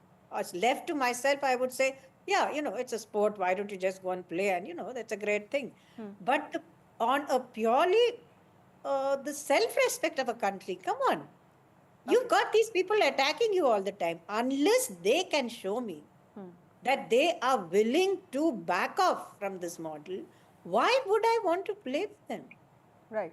Gautam Bhattacharya, as somebody who has really minimal interest in sports, I want to ask you about this beast that social media is when you talk about Babar Azam, or even when you talk about Neeraj Chopra's friendship with a Pakistan archer who javelin, Yes. So how do these comments on social media also impact people-to-people ties? Because, while we say and agree that a nation has gone rogue and should not be engaged with, artists and actors and sports people could be a little beyond that, isn't it? Yes, that's a good question. The relationship between these cricketers have been cordial since time immemorial. There are wonderful stories of friendship between Gavaskar and Imran, subsequently Azharuddin and Wasim Akram's generation. Even now, there's a great deal of mutual respect between, say, Virat Kohli and Babar Azam. Now, that's at one plane. Then, as you said, the question of, Nadeem and Neeraj's relationship, that's at a different plane where, the government policies are not coming into play. When, I've heard stories from Saurav Ganguly that when they last visited, he was the captain and such, the hospitality was really awesome, and how he slipped out of the hotel to grab his share of kebab from the Karachi food street, etc. But that's at a different level. Things haven't really gone better. Things have worsened. That's what our learned friends are trying to say in this panel. So, but in the cricket world, we cannot, it's a fractured world. We have got 10 member nations playing, 10 and 12. So, and Pakistan is a major stakeholder in the world of cricket. So you have got to maintain the relationship, and toward that end, hybrid model right now, if the world, the world is not a perfect place, but hybrid model for right now seems to be the way forward. But Pakistan will have, their only grounds can be that if we can travel to India for the World Cups, when it comes to reciprocation, how come India are not doing it? In fact, their next card could be that in 2026, India are hosting the T20 World Cup game. So that's where again this bargaining chip will come into play. Right. Gautam Bhattacharya, I also want to get a sense of the financial and broadcasting aspects of it as well, because that is a key point when it comes to any India-Pakistan encounter and the kind of money and the eyeballs it generates. A bilateral series between India and Pakistan. Who needs it more here? Is it the PCB? Is it the ICC? Because it has suffered losses during the T20 World Cup as well. Because clearly BCCI doesn't. So who needs it more? Is it the PCB or is it the ICC here? Of course, it's ICC, and what has happened is ICC's broadcasters, Star Sports, they're already fighting a kind of broadcasting battle. They're trying to go on their own with the ICC products. And if India pulls out, then they will be in a soup. I mean, as a product, it will, at least it will become 50% less marketable. And as you know, England has already said that there can't be a Champions Trophy without India. Right. Tarakata, you had a point to make. So on paper, you're finished Sri Lanka, but that's not going to happen in reality. Okay. All right. Tara, ma'am, you had something to say? No, not really. I was just thinking, I mean, this whole, what you said about the money aspect, it's huge, right? We're talking, I don't know, how many hundreds of crores. But I mean, it's a sport which is hugely popular. Everybody goes crazy on it. But for me, in the end, it's about, whether there is enough trust. Is this, if I can see this as a break and as a movement forward, and that the Pakistan side is now willing to go, the extra mile, I would say go for it. Okay. My last question to you, Ambassador Dayal, Dr. S. Jaishankar and India have been talking about the policy of dehyphenation for some years now, India and Pakistan. That's our major lesson to the west of India also. How much of India's own foreign policy has also been important in India's reluctance to engage with Pakistan and not really willing to compromise till Pakistan really agrees to stop terror activities? Well, before I answer your question, let me say that I had raised my hand earlier because Tara Karta was not present when I made my opening intervention. And I had categorically said that our government does not want to have any sort of engagement with Pakistan because it is a terrorist state. It sponsors terrorism. And I had said that as long as Pakistan does not give up its policy of terrorism, why should we have any sort of contact like in the cricketing world or any other sporting area or in the field of culture? We should not have any contacts because Pakistan sponsors terrorism against us. Now, as regards your question about dehyphenating India and Pakistan, look, that happened long ago. India is the world's third largest economy. Pakistan is in doldrums. It's going around with a begging bowl. People avoid Pakistan simply because they're afraid it may end up asking for more loans, etc. And I'm serious about it. Even the Saudis in the UAE try to sort of keep the Pakistanis at an arm distance. And they're extremely worried that Pakistani citizens are going to Saudi Arabia, for instance, on the pretext of pilgrimage. And they're begging on the streets of Saudi Arabia. So nobody wants this yet. Now, dehyphenation took place a long time ago. And when Mr. Jaishankar returned from the SCO summit, he said that, Pakistan now for us is just secondary. It is not what Pakistanis would like to think, that India and Pakistan are on parity, etc. Pakistan is just nowhere on the horizon. Okay. We have moved far, far ahead. Of course, it's a security challenge, and we will take care of that. So many interesting points. I thank you all of you for joining us on this broadcast. So does cricket still play a role in high-level bilateral diplomacy? Can it even lead to some break in this diplomatic freeze? Osama doesn't look like it's happening anytime soon. Well, it doesn't look like it is happening anytime soon, but at the same time, a lot of our panelists, they suggested there is a hybrid model. Will India adopt that hybrid model? Will the ICC come up with a hybrid model? Is it a possibility? Will we see India versus Pakistan, a bilateral series happening anytime soon? Well, these are some of the questions that might be answered in a couple of months from now. Time for a short break. More news and updates on the other side.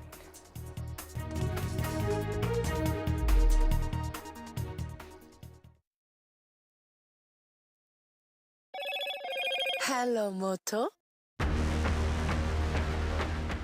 Motorola Edge 50 Pro, world's first AI-powered pro-grade camera.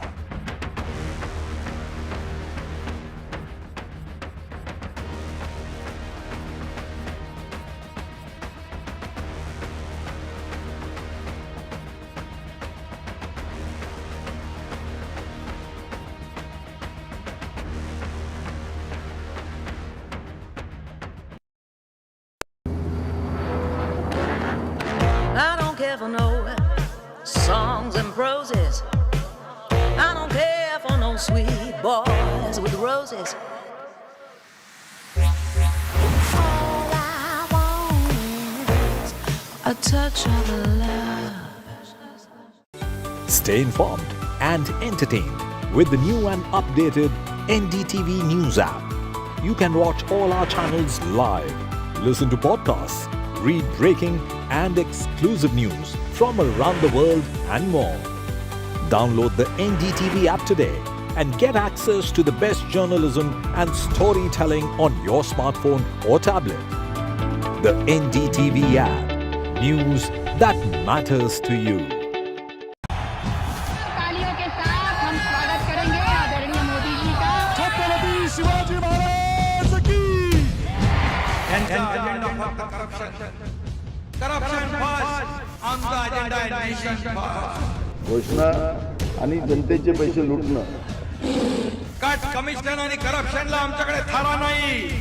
त्यांचा परिवारवाद आमचा महाराष्ट्रवाद. महाराष्ट्रामध्ये 1,75,000 जागा रिक्त आहेत. पण का भरत नाही? राज्याची जनतेच्या घमाच्या पैशाची तिजोरी लुटण्यासाठी हे सरकार आहे. पूर्वीच्या सरकारच्या काळामध्ये निधी देताना त्यांना असं वाटायचं की त्यांच्याच खिशातले पैसे चालले. शेतकऱ्यांना मोफत वीज देण्याचं काम आपल्या सरकारने सुरू केलं.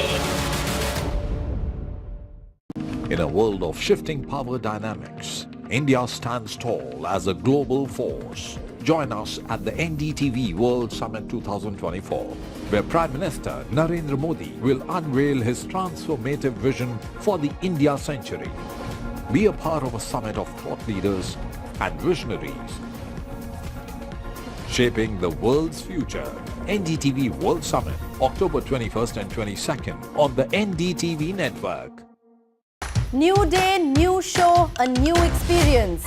Start your day with the news, not views. We bring you stories that matter and impact your life. News that informs and keeps you ahead. From Maximum City, Mumbai, to the seat of power, Delhi, NDTV brings you the best breakfast show. Breakfast news on NDTV, 8 a.m. every day. I've been reporting on all issues, big and small, from Andhra Pradesh, Telangana, rest of South India, bringing you all the action, all that you need to know, all that you want to know. The energy of Maximum City is infectious. I bring in that energy in our news coverage from financial capital Mumbai. India's IT capital is always buzz. It's literally a city that never sleeps. And I keep you ahead on all the Bengaluru buzz. Covering from the southernmost part of India over the last 23 years, I bring in-depth and 360-degree coverage from the Dravidian heartland. The land of Mishti is also known for its bitter politics. I have seen much water flow under the Howrah Bridge, covering Bengal in all its vivid colors. Stay informed and entertained with the new and updated NDTV News app. You can watch all our channels live, listen to podcasts, read breaking and exclusive news from around the world and more. Download the NDTV app today and get access to the best journalism and storytelling on your smartphone or tablet. The NDTV app. News that matters to you. तालियों के साथ हम स्वागत करेंगे आदरणीय मोदी जी का। छत्रपति शिवाजी महाराज की।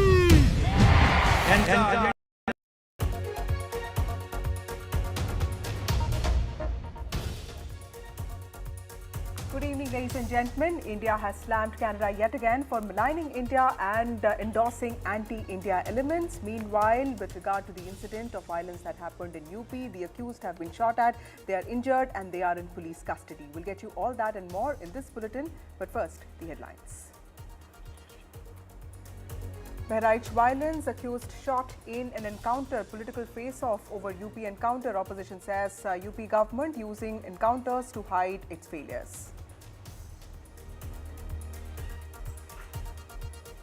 Aviation Minister Ram Mohan Naidu breaks silence on threat calls to airlines, says most of the culprits identified are minors and that there's no conspiracy angle which has emerged so far. Indian government slams Canada for the deepening rift between the two countries, says Prime Minister of Canada Justin Trudeau is responsible for escalating the crisis and there is a clear pattern to maligning India. In the backdrop of diplomatic tensions between India and Canada, India has flagged Canada's non-cooperation in extraditing Bishnoi gang members. MEA has said that there are 26 extradition requests pending with the government of Canada. It's a new low for Team India in Test cricket. Host team out for 46 runs, the lowest at home, lowest by any team on Indian soil.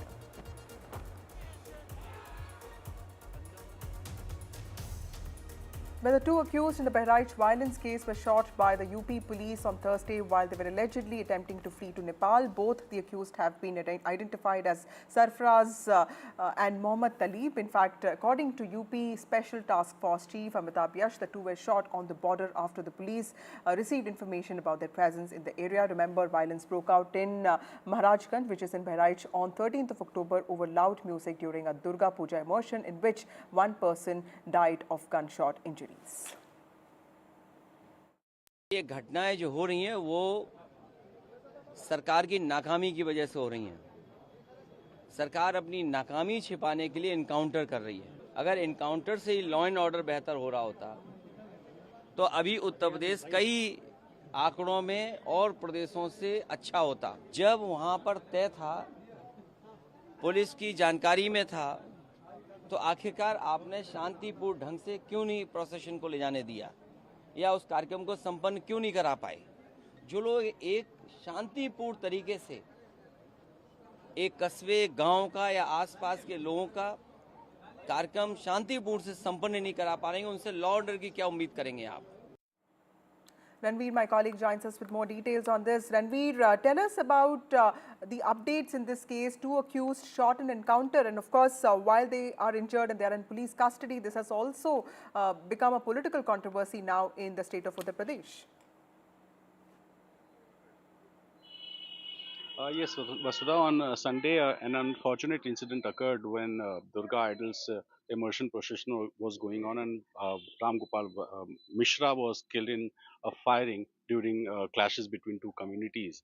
And after that clash, a riot-like situation occurred in Bahraich on Monday afternoon, and police were searching for the main accused, and five main accused, including Sarfaraz and Talim, arrested after an encounter in Bahraich near Indo-Nepal border. Both were in police custody, and they were trying. The police were trying to recover the arms which was used in Bahraich riot, and when they reached the spot where the arms were hidden, then they tried to fire on policemen.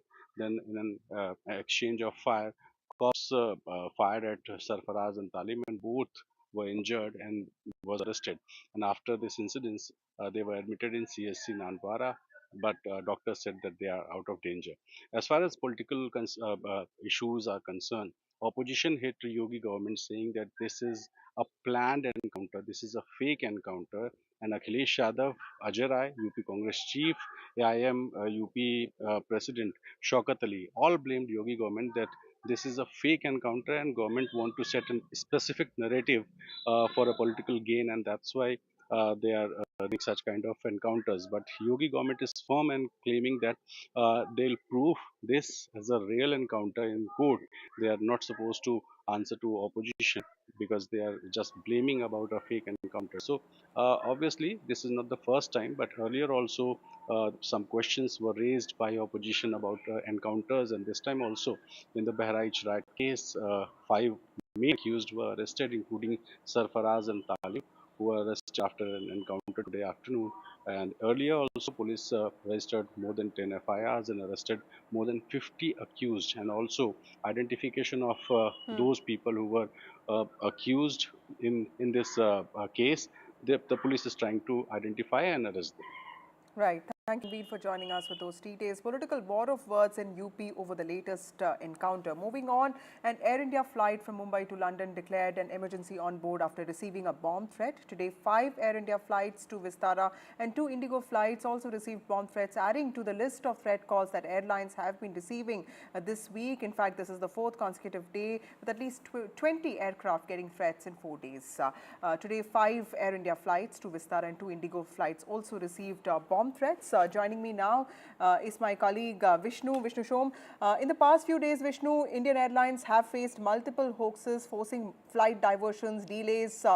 This also leads to massive operational costs. How are the airlines, and also how is the government looking at addressing this problem? Well, there have been 15 bomb threats today. I count close to 40 or in the range of 40 over the last 3 odd days when this has been taking place. It's an unprecedented civil aviation crisis. It's not happened in any other country in the world. And it's a huge problem for thousands of passengers who have to go through this experience of being on a flight potentially with a bomb on board. A huge problem for airports around the world. There was an Air India plane which landed at London Heathrow, had to be taken to the isolation area. All the passengers taken off that aircraft. And of course, the financial consequences of airlines having to delay flights or having to deal with delays or diversions is absolutely huge. Now, the Civil Aviation Minister makes the point today that these are pranksters at work. And yesterday, if you recall, there was a 17-year-old who was arrested, apparently because he was part of a plot to tweet out these messages, and was trying to target a friend of his who he wanted the blame to go to. But I think at this stage, the question really needs to be asked. We are up at close to 40 such incidents. Some media, the Indian Express, reporting that VPN addresses in the United Kingdom and Germany are being reported as the source of some of these messages. So is there some sort of an international conspiracy of pranksters at work? Some would suggest that that seems unrealistic, which raises the question, what exactly is happening? Thank you, Vishnu Shom, for joining us with those details. Ram Mohan Naidu, Civil Aviation Minister, has responded to this controversy. In fact, he has broken his silence for the first time. Speaking on this, he has said that the ministry is trying to find out the culprits. He has said that most of them accused are identified are minors. He also said that there is no conspiracy angle to this so far. Let's listen in to what he said today. So we are ensuring that these kind of fake bomb threats don't happen in the future, and any change in rules or change in legislation we are thoroughly pursuing from our department also, so that it becomes a strict barrier for people who are trying to do these kind of prank things. And also the police are all pursuing the cases and trying to find out who are behind this, and in fact the Home Affairs is also helping us a lot in that area. Other than that, whatever needs to be done, because airlines are also feeling a lot of inconvenience, including the passengers also. So we don't want these kind of situations to repeat themselves. We can't comment anything like a conspiracy, but whatever little bit we have known, it's coming from minors or some pranksters. Genuinely, for some very little petty things, they are trying to do these kind of threats on the social media or through phone calls. We are talking to everyone. We are talking to the airlines. We are talking to security agencies. Ram Mohan Naidu, Civil Aviation Minister there, saying that the Ministry of Home Affairs is working with the Ministry of Civil Aviation to identify all those pranksters who have been giving threat calls to airlines. Moving on to other domestic stories, looking to keep up the pressure on the opposition after the BJP pulled off a stunning victory, a hat-trick in Haryana. The NDA today held a meeting of all its chief ministers and deputy chief ministers from the NDA coalition in Chandigarh, and this was immediately after Nayaab Singh Saini took oath as the Chief Minister of the state for the second time. The meeting, which comes ahead of the Maharashtra-Jharkhand Assembly elections, was chaired by Prime Minister Narendra Modi. It was attended by senior ministers in the cabinet, including Home Minister Amit Shah, Defence Minister Rajnath Singh, and BJP President JP Nadda, amongst others. In fact, BJP sources also said that Valmiki Jayanti as a date had been carefully chosen to send a signal to the SC community members whose vote was seen as having tilted towards India bloc in Lok Sabha elections. I have my colleague Aishwarya joining us with more details on this. Aishwarya, this event was happening in Haryana, but clearly the target was Maharashtra and Jharkhand. BJP sending out a message of a show of strength, a politically loaded message in terms of optics. Tell us what really happened in the meeting, clearly also because BJP wants its allies to be on the same page. Well, the meeting is still underway in Chandigarh. As far as Prime Minister is concerned, he is still over here at the venue of NDA Chief Ministers Council meeting. And now it's been more than 5 hours that the meeting has started. Of course, the sources clearly indicated to us that it was Prime Minister Narendra Modi's leadership that was hailed by the entire NDA leaders who were there in the meeting, including 13 chief ministers and 16 deputy chief ministers and the NDA partners as well.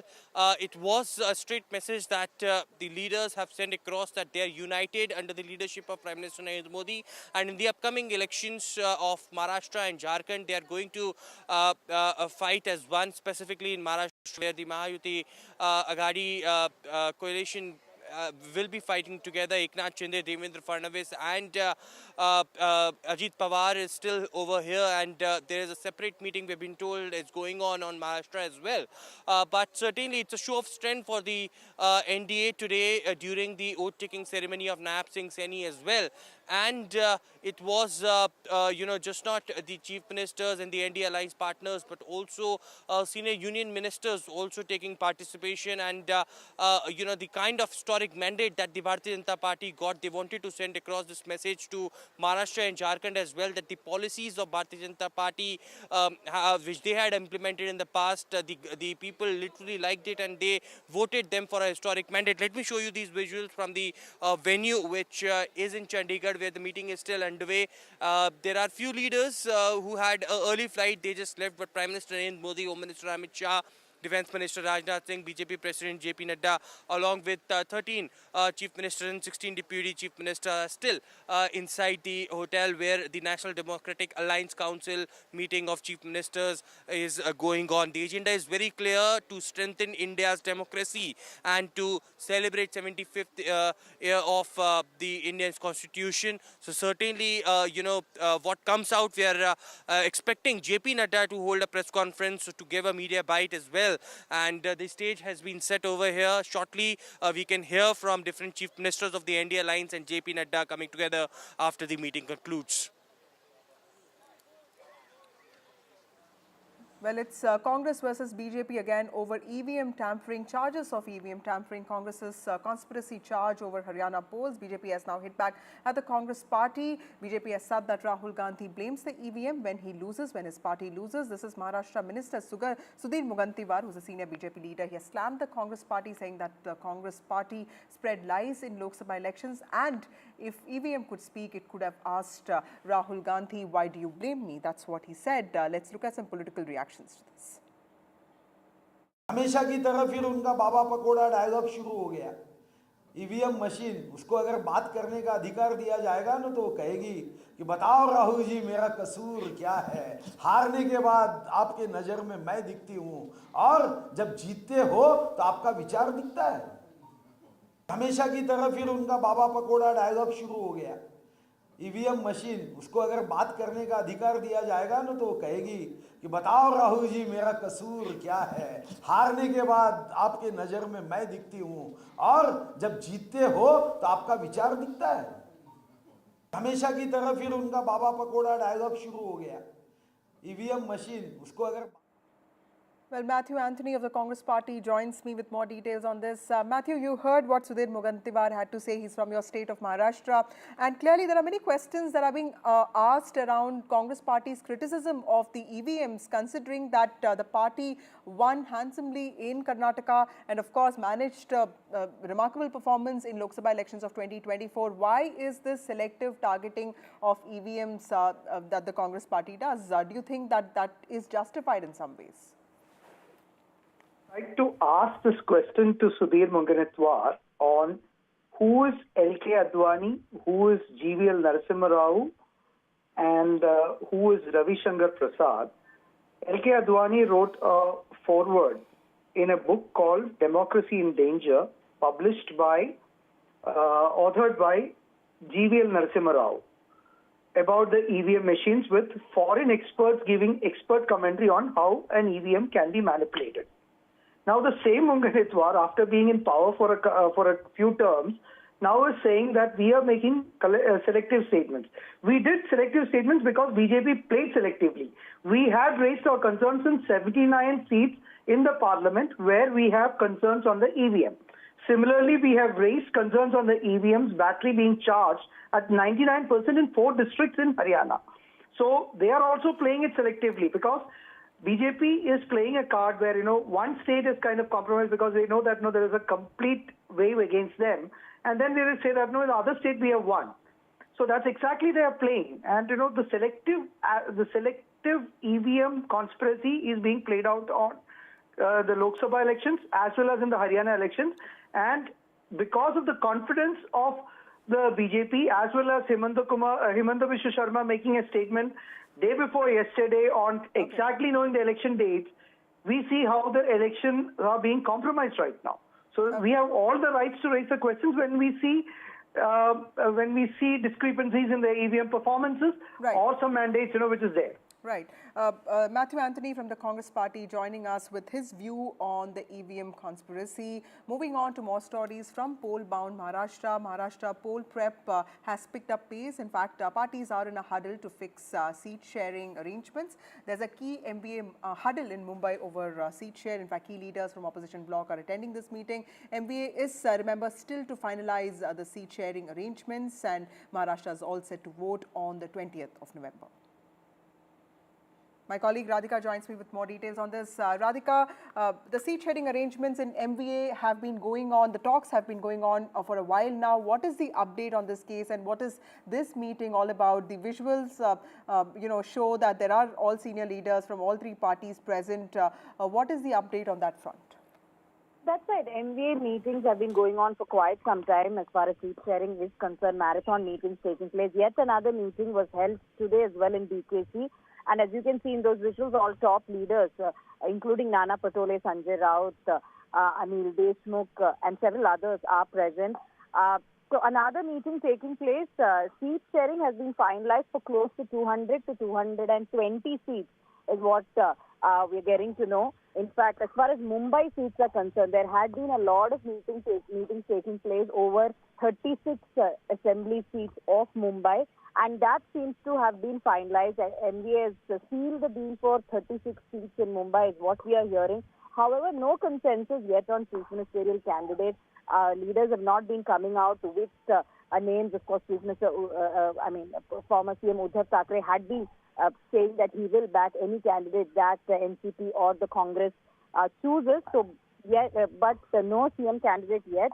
So 10% seat discussion is pending is what Anil Deshmukh said today post the meeting. So looks like Sena and Congress in the entire 288 seat deal may get equal seats, followed by NCP Sharad Pawar.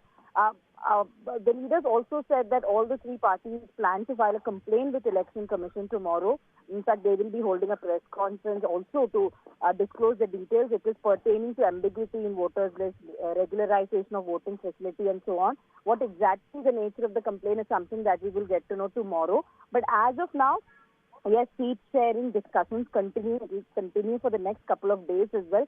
But we are expecting some sort of formula to be announced formally by all the leaders by end of this week.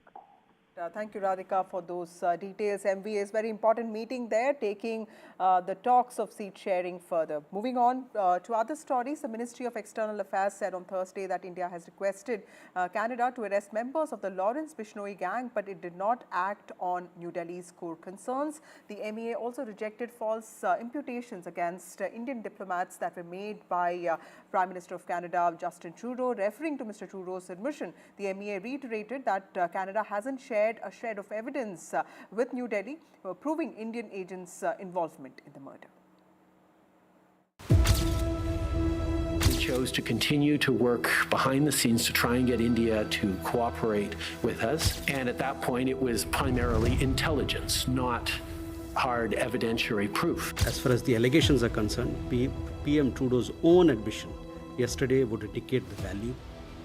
As regards our stance on the allegations, we will naturally reject false imputations against our diplomats. There's a clear pattern to smear India for reasons best known to them. India rebutting Canadian Prime Minister Justin Trudeau's admission that Canada has no hard evidential proof to support allegations linking Indian government agents to the killing of Khalistani terrorist Hardeep Singh Nijjar last year. India reiterated Canada shared no evidence in support of the case, even accusing Trudeau of damaging India-Canada ties. On the Lawrence-Bishnoi link, India says Canada disregarded multiple extradition requests. There are 26 extradition requests pending with the Canadian side. We have shared security-related information with the Canadian government regarding gang members, including those of Lawrence-Bishnoi gang, and requested them to arrest them. So far, no action has been taken by the Canadian side on our request. The Ministry of External Affairs says that from the very beginning, the Canadian approach has been to make vague accusations and put the burden of denial on India. Earlier, India decided to withdraw its High Commissioner in Canada, Sanjay Kumar Verma, after Ottawa linked him and other Indian diplomats to the Nijjar case. However, Canada alleges that it was they who asked the 6 diplomats, including the High Commissioner, to leave the country. Trudeau is seeking another term as Canada's Prime Minister, but has recently faced one political setback after another. He has repeatedly been seen standing shoulder to shoulder with extremists and separatists attending Khalistan rallies, terming all this as free speech. He has also lost support of his key ally Jagmeet Singh, and on Tuesday, a Liberal MP publicly called for his resignation. There's a growing number of Liberal MPs that remain frustrated with Trudeau's leadership and lack of strategy in countering Conservative leader Pierre Poilievre. Latest to join ranks among condemning Trudeau's stand on the Nijjar killing is MP Chandra Arya from Trudeau's own party. We know that extremism and terrorism don't recognize and are not limited to national borders. On Canadian Khalistani violent extremism, as Canadians, we expect our federal government and its agencies to collaborate with other affected countries to protect our citizens. The persistence of Canadian Khalistani extremism is rooted in the political patronage these extremists enjoy. Sikhs in Canada form the 4th largest ethnic group, and there is a notable faction that supports the Khalistani movement, making it politically significant for Trudeau to engage with this community. But it seems Trudeau's K card isn't playing out to plan. Bureau report for NDTV. Well, the Ministry of External Affairs also said that India had requested Canada to arrest members of the Lawrence-Bishnoi gang, but that Canada didn't act on New Delhi's core concerns. In fact, Randir Jaiswal, who's a spokesperson of the MVA, said, and I quote, we had shared some requests with Canada for the arrest of those from Lawrence Bishnoi gang. They haven't taken any action on our core concerns. There is also a political motive behind this. This is what MEA spokesperson Randir Jaiswal said today. India has once again slammed Justin Trudeau after his deposition in front of Foreign Interference Commission, where he said that they had intelligence but no proof. Now India has said that this is exactly what it had been saying all along, that since his accusation in September 2023, not a shred of evidence has been shared. Now what was extraordinary was that India has said that there were at least 26 extradition requests pending with Canada for more than a decade. No action had been taken. There were also provisional arrest requests which had been put out by India, but again there was no action. Now these extradition requests and provisional arrest requests also include some noted criminals. The names of at least 5 criminals were read out. There are many more. Then also the name of Lawrence Bishnoi was taken. The spokesperson said that some of the members of gang of Lawrence Bishnoi have also been asked to be extradited or provisional arrest be made because they are involved in criminal activities in Canada as well. Now the MEA questions Justin Trudeau government, asking, when we had asked for their extradition, then how come it is quite strange that you are accusing us of colluding with these same gangs whom we wanted extradited for their criminal activities. Now Justin Trudeau has not given any more evidence, and that is quite clear, and India sticks to its stance saying that no action has been taken, and Canada's words of accepting one India and the actions do not match. But this is something very worrisome, that a gang who has members all across globe and especially in Canada, where anti-India activities are taking place with such impunity, and Canada has given them space in the name of free speech, and this is something which MEA and India are worried about. But the accusations which Canada has made is being clearly called baseless and not acceptable. That's my colleague Kadambini Sharma reporting on India slamming Canada yet again on endorsing anti-India elements.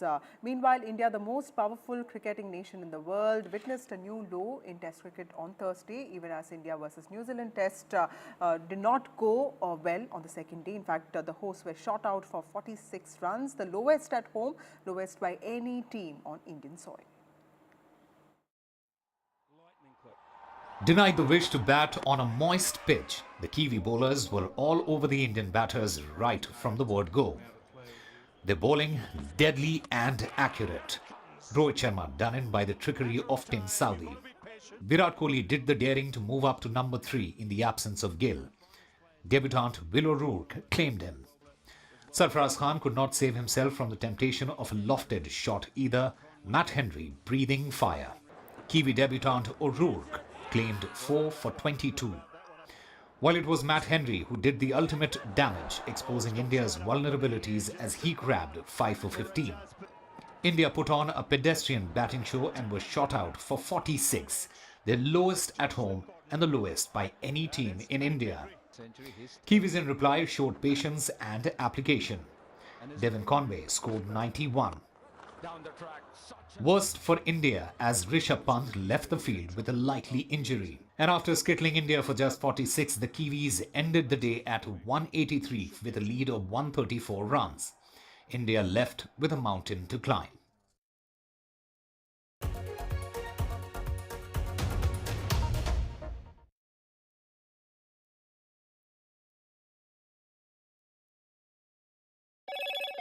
Hello, Moto. Motorola Edge 50 Pro, world's first AI-powered pro-grade camera.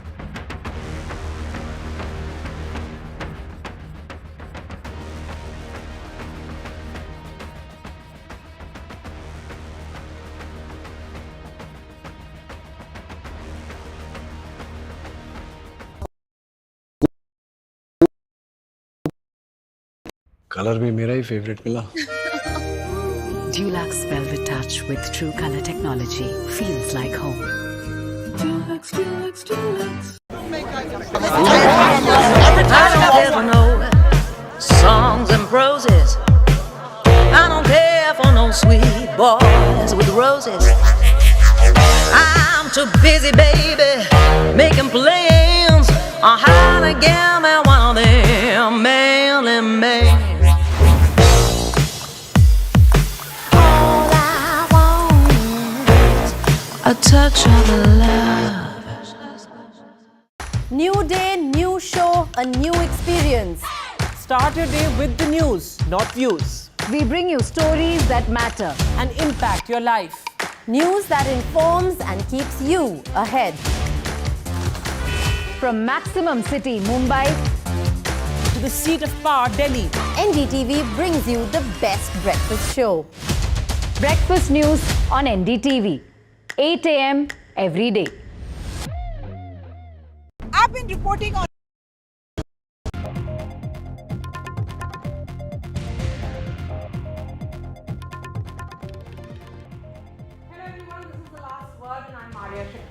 Two images, two political parties, one occasion. Valmiki Jayanti. Ladies and gentlemen, just look at these two images right on your television screens. Congress MP Rahul Gandhi visiting the Valmiki temple in Delhi on the occasion of the birth anniversary of the creator of the epic Ramayana. BJP government being sworn in the second one in Haryana. Remember, a big factor in BJP's Haryana victory is the resounding support it got from the OBCs and the SCs. As per the CSDS Lokniti survey, a huge percentage, which is 50% of the Jatavs, who form half of the total SC population in Haryana, voted for the Congress. However, in that, 35% chose the BJP and voted for the BJP. This is the same community that Kumari Shailaja, senior Congress leader, belongs to. And as per this survey, the BJP garnered 45% of the votes from non-Jatav SCs, while 33% voted for the Congress. Remember, the BJP had fielded 17 Dalits in the Haryana polls, hoping that it will ensure that this community, which accounts for 21% of Haryana's total population, looks at them favorably, and they did. Today, 13 BJP MLAs took oath as Haryana ministers along with Naib Singh Saini, who took oath as the Chief Minister for the second consecutive time. The cabinet has maintained caste equations by giving representation to Jats, Dalits, Brahmins, Rajput and a Baniya. Saini himself comes from the other backward class or OBC community. A large chunk of the MLAs sworn in were from the OBC community, from which Chief Minister Saini himself belongs to. Saini's strategy was to consolidate the OBCs and not Jat votes, which certainly meant that the BJP managed to ensure this stunning performance in Haryana. A quick recap of what happened today, and then I bring in Haryana Minister Shruti Chaudhary on the show tonight. NDA show of strength on Valmiki Jayanti, just after the Haryana win and before the Maha Challenge as Maharashtra heads to polls. The occasion, swearing in of Naib Singh Saini as Haryana Chief Minister for the second time. Prime Minister Narendra Modi led the NDA charge, flanked by Amit Shah, JP Nadda, as well as Chief Ministers of 13 states. We can see these visuals from here. Naib Singh Saini has come at a stage where we have seen huge number of the people, a huge number of the supporters. As of now, what we can understand, BJP is not leaving a single stone unturned to get maximum political mileage out of this victory. He is getting a rousing welcome where we can see the Chief Minister along with all the BJP leaders, they are waving to the supporters. This grand ceremony which is happening in Panchkula, we can see these pictures. The significance of the date also not lost on anyone. BJP's Haryana turnaround is credited to its social engineering pitch, putting the Dalit outreach first. This reflected in Team Saini. 6 of the 13 ministers who took oath are from the OBC or SC communities. Nayab Singh Saini sought the blessings of Valmiki before he took oath. आज भगवान वाल्मीकि जी महाराज की जयंती है। मुझे अवसर मिला है भगवान वाल्मीकि जी के चरणों में शीश नवाने का और उन महापुरुषों से प्रेरणा लेकर के हमारा हरियाणा प्रदेश आगे बढ़े। After the grand swearing in, Prime Minister Narendra Modi chaired a key strategy meet with all 13 NDA chief ministers in attendance. This meet comes 48 hours after the poll dates for Maharashtra and Jharkhand were announced. Haryana over and Dalit port firmly with it. The BJP hopes for a repeat of similar consolidation in Maharashtra, where it faces both the Maratha as well as anti-incumbency challenge. The question is, will the series of pre-poll stops announced by the Shinde cabinet ensure the return of this crucial constituency with deterred before the Lok Sabha poll? Aishwarya Jain with Gurpreet Chinna, Bureau Report, NDTV. Let me bring in Shruti Chaudhary, who was sworn in today. Shruti, thank you so much for your time here on NDTV. Congratulations on being sworn in. You are a minister now.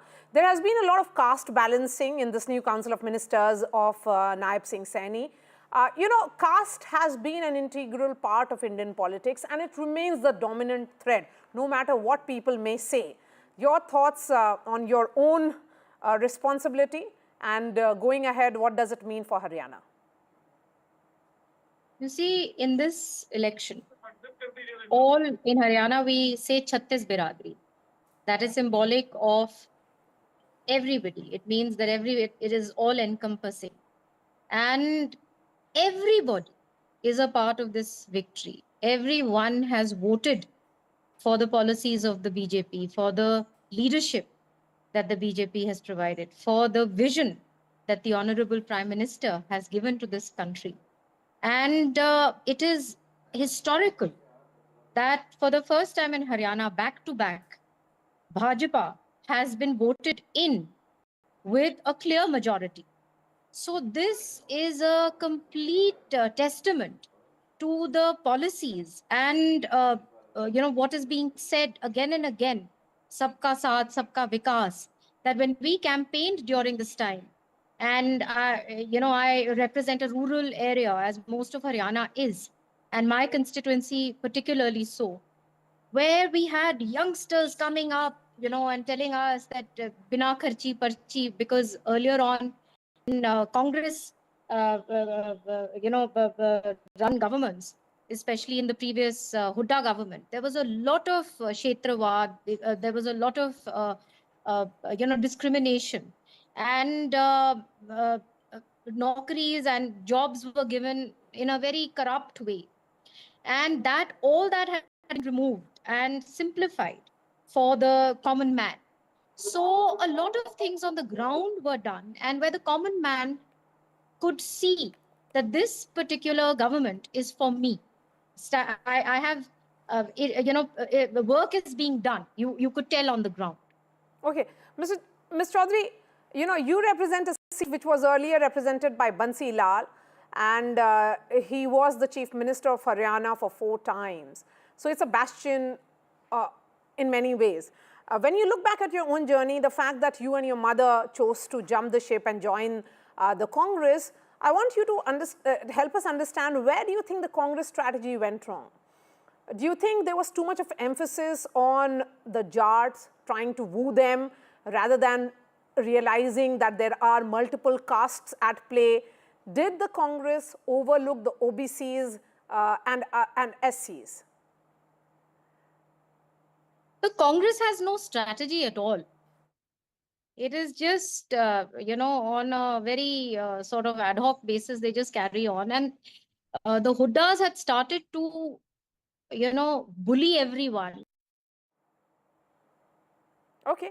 And as a result, there was a mass exodus that started to take place from Congress. And during his time, during his reign, the time that he was a chief minister, he concentrated development only to one part of the constituency. And that also was highly questionable, because there were a lot of corruption charges on him. and and the way and the working of his government. So as a result, what started happening was that Congress started to lose grip from the ground completely. And BJP is completely the opposite. There is a complete commitment of all the cadres, all the leadership comes together as one. And then, of course, under the umbrella of a visionary like Honorable Prime Minister Narendra Modi himself.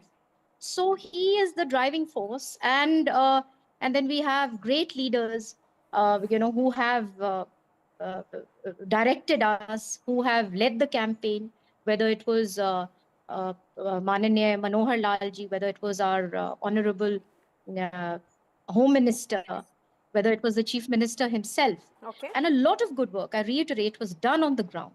And people saw that. And at the end of the day, people stood with development, because everyone, Congress was constantly hankering amongst themselves. They were, nothing was happening on the ground. You could just see a house in complete chaos. Okay. My last question to you, today, the messaging of today has not been lost. It is Valmiki Jayanti. So certainly, it's a huge message being sent by your party. And the fact is that the 80% of SCs of Haryana voted for the BJP, which includes 35% of the Jatavs, and other SCs are almost around 45%.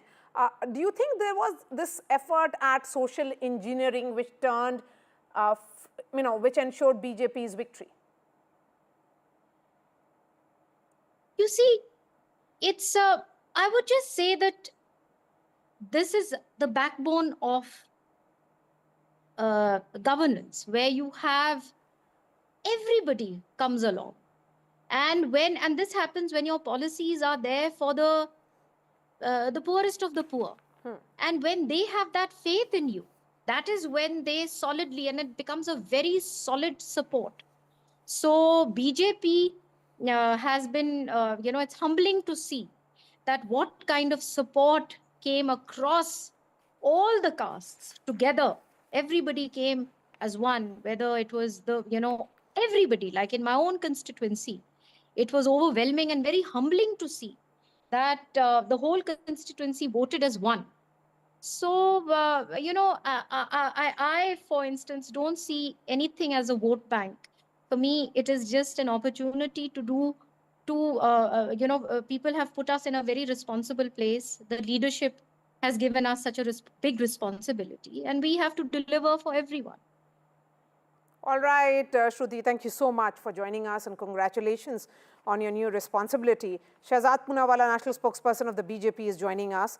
We have Dr. Anshul Avijit of the Congress and Ashok Bharti, Chairman of National Confederation of Dalit Organizations. Ashok Bharti, where is the BJP getting its Dalit strategy right? Do you think there is a great degree of sincerity in the manner in which the party is approaching this community? You have to unmute yourself, sir.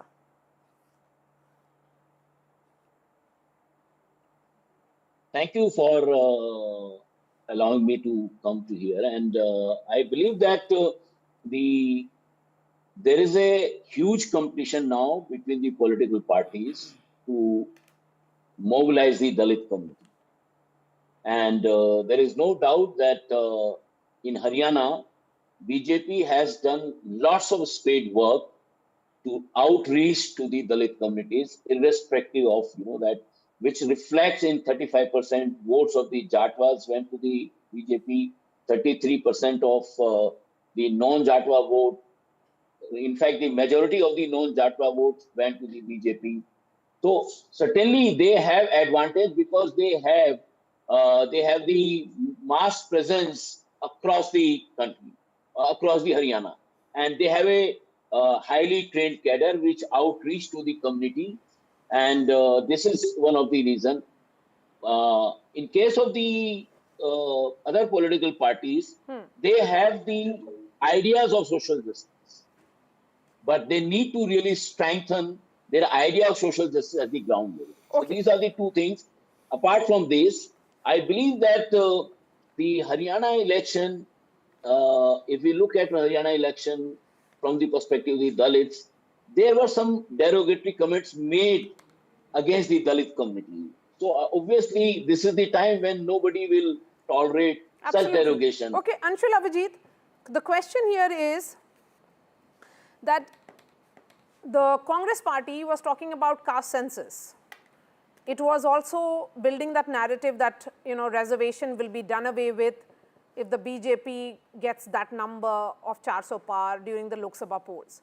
That actually worked during the Lok Sabha polls. Why do you think you were not able to convince, you know, your own supporters in the elections which followed a few months later?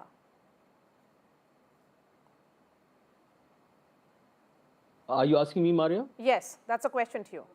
Oh, right. No, I mean, look, who voted for whom in this particular election? It was a tight election. The results were unexpected. There are a number of reasons for that, both technical, they relate to relationship between communities. First of all, the Dalit community, as we call it, it's unfortunate that they're still being called that community 75 years later, and we're still talking about the language of caste. It's highly regrettable. But so, as it may be, the Dalit community is not a monolith, right? The scheduled castes are not a monolith community. Yes. There are a number of segregated communities within that. They used to be, at one point, spoken of as like one sweeping community. They even used to vote en bloc. But now I think with the deepening of the processes, whichever way you look at it, there are aspirations between all of them. And you really have to earn the trust of every single community. What every election serves to remind every single party is that trust must be earned. There has to be outreach. You have to go. So you were not able to earn their trust. What the BJP has been trying to do when it removes references to caste discrimination in NCERT books, when Dalit writers are removed from the courses of Delhi University, when you talk about 400 par, for what reason we don't know. But clearly there is a reason that you're going to change the constitution, where you're constantly critiquing the policy of reservations. Anshul, we are showing the visuals right now.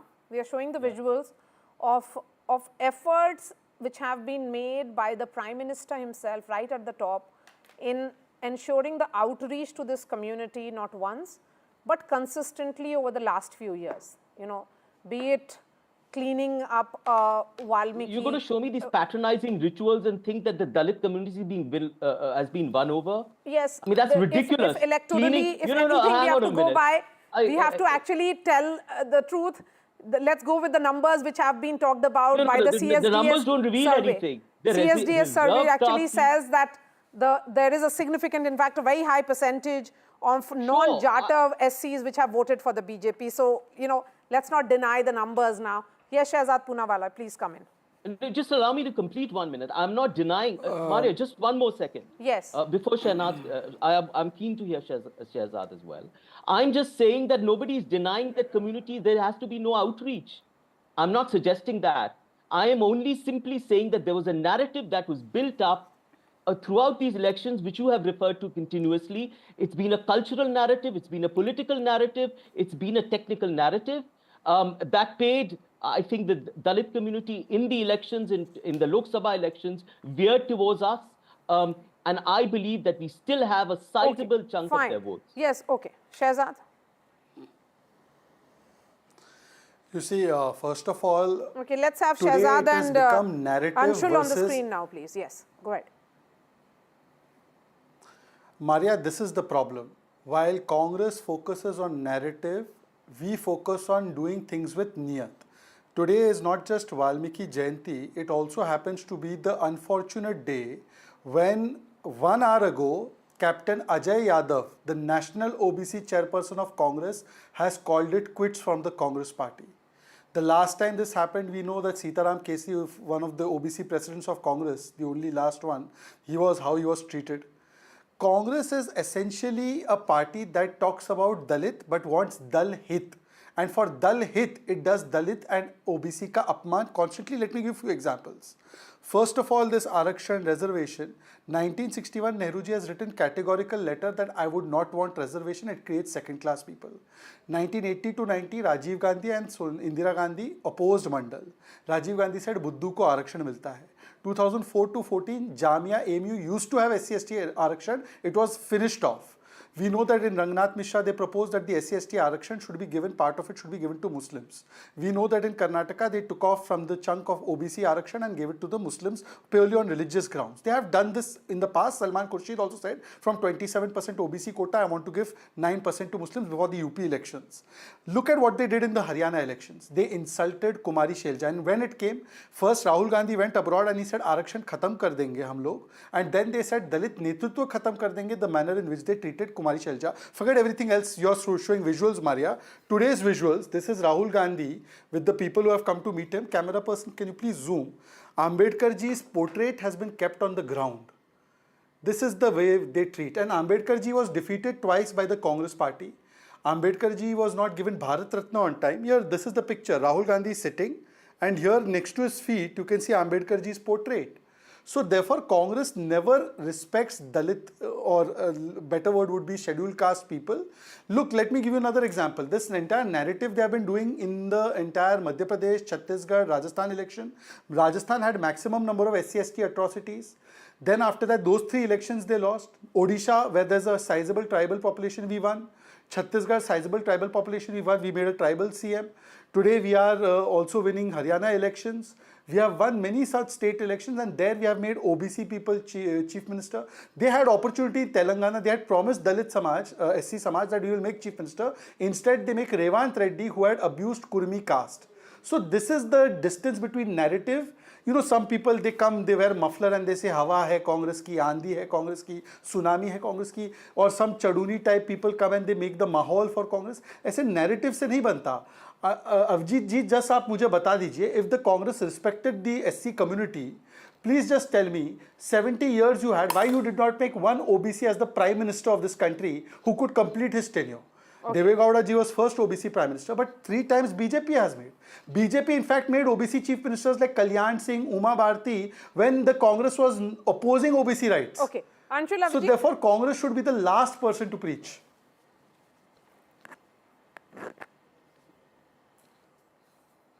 Anshul, please respond. Yeah. No. The BJP talking about social justice, I mean, what can one say? You remove NCRT, you remove references to discrimination, which means you're building ground. Since there was no caste discrimination, there is no need for reservations. Time and again, leaders in the BJP, in their, what is their ideologue, basically the RSS have said, no, it's time to review reservations. It should be done away with. People, Dalits who've come out from the RSS ranks have spoken about the discrimination which exists there. There are written books on it, right? You have lateral entry that was actually codified. A paper came out in which, an advertisement came out in which 44 posts were actually advertised. You are doing away with reservations. There's proof of that. What else do you want? They've been speaking about it. They've been actually doing it on the ground. Their own minister from Apna Dal, she came out and says, why hasn't the reservation policy been followed when there was niyukti of 69,000 shikshaks in UP? It was flouted. She wrote a letter. It's been flouted by their own party, and their own party people are coming out and speaking against it. You've got Dalit writers that are removed, ST sub-plan that was removed, scholarships are being cut down. Time and again, there is a war on the SC community. What you have is platitudes and patronizing images that you see on television. Okay. That's not going to cut it. Okay. It can, and then you create further divisions by saying, Shahzad, I have just enough time for your response on this. See, Maria, I always come prepared with my facts. This is the date 3/3/1985. आरक्षण के नाम पर बुद्धों को बढ़ावा नहीं दे सकते, Rajiv Gandhi. It is published in Navbharat Times. Secondly, since he's talking about SC/ST funds, government has misused and diverted 37% of SC/ST funds in Karnataka, that is tune of 14,000 crores. Thirdly, I want to ask my friend, dear Mr. Avijit, that if you are so much for the rights of SC, why didn't you declare or even allow Kumari Shelja to fight? And fourthly, this is what Congress party used to say. Please listen. मैं तो चाहूंगी कि ये शब्द हम हटा दें अपने देश से मेरा विश्वास जातिवाद में नहीं है, says आदरणीय Indira Gandhi ji. Is he now today discarding the views of Indira Gandhi ji? Of course, we want a casteless and a discriminationless society. But we are the ones who are doing it through empowerment. You are the ones who are doing it only through division of Hindu society. And by the way, Maria, you and I both know Pasmanda Samaj exists in Muslims also. It's not direct caste, but it is upper class, lower class. How many times Rahul Gandhi has spoken for the rights of Pasmanda? And Pasmandas face huge discrimination at the hands of Ashraf. You know it, how much they face the discrimination. All right. Has the Congress party ever spoken for Pasmanda? Okay. So the caste lines and this all effort for the Dalit vote has only perhaps reached this new crescendo, and it will only grow in the coming few days and weeks in the run-up to Maharashtra elections. Shahzad Poonawalla, Dr. Anshul Avijit and Ashok Bharti, appreciate your time here on NDTV. That's all from me on this edition of The Last Word. We are putting out the entire debate on ndtv.com. And right here in the studio is my colleague, Vishnu Shaw. It's a big day again, and a frightening one at that. 15 more flights in one day. Bomb threats once again, Maria. In my count, that's upwards of 36 flights over 3 days. The minister says that there are pranksters involved, but with close to 40 flights and with some IP addresses traced to Germany and the UK, you really need to ask, who's behind this? Absolutely. All that and a lot more coming up on Left, Right and Centre after this short break.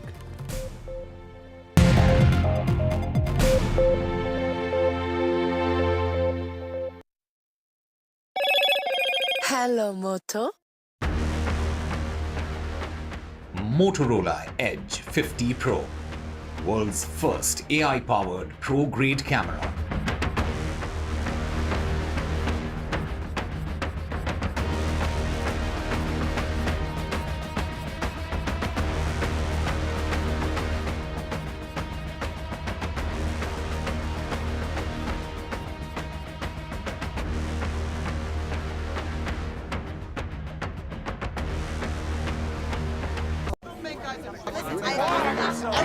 I don't care for no songs and proses. I don't care for no sweet boys with roses. All I want is a touch of love. तालियों के साथ हम स्वागत करेंगे आदरणीय मोदी जी का। छत्रपति शिवाजी महाराज की।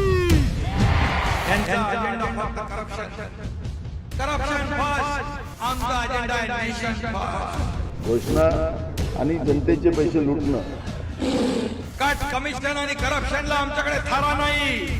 त्यांचा परिवारवाद आमचा महाराष्ट्रामध्ये 1,75,000 जागा रिक्त आहेत. मग का भरत नाही? राज्याची जनतेच्या घमाच्या पैशाची तिजोरी लुटण्यासाठी हे सरकार आहे. पूर्वीच्या सरकारच्या काळामध्ये निधी देताना त्यांना असं वाटायचं की त्यांच्याच खिशातले पैसे चालले. शेतकऱ्यांना मोफत वीज देण्याचं काम आपल्या सरकारने सुरू केलं. In a world of shifting power dynamics, India stands tall as a global force. Join us at the NDTV World Summit 2024, where Prime Minister Narendra Modi will unveil his transformative vision for the India century. Be a part of a summit of thought leaders and visionaries, shaping the world's future. NDTV World Summit, October 21st and 22nd on the NDTV network. New day, new show, a new experience. Start your day with the news, not views. We bring you stories that matter and impact your life. News that informs and keeps you ahead.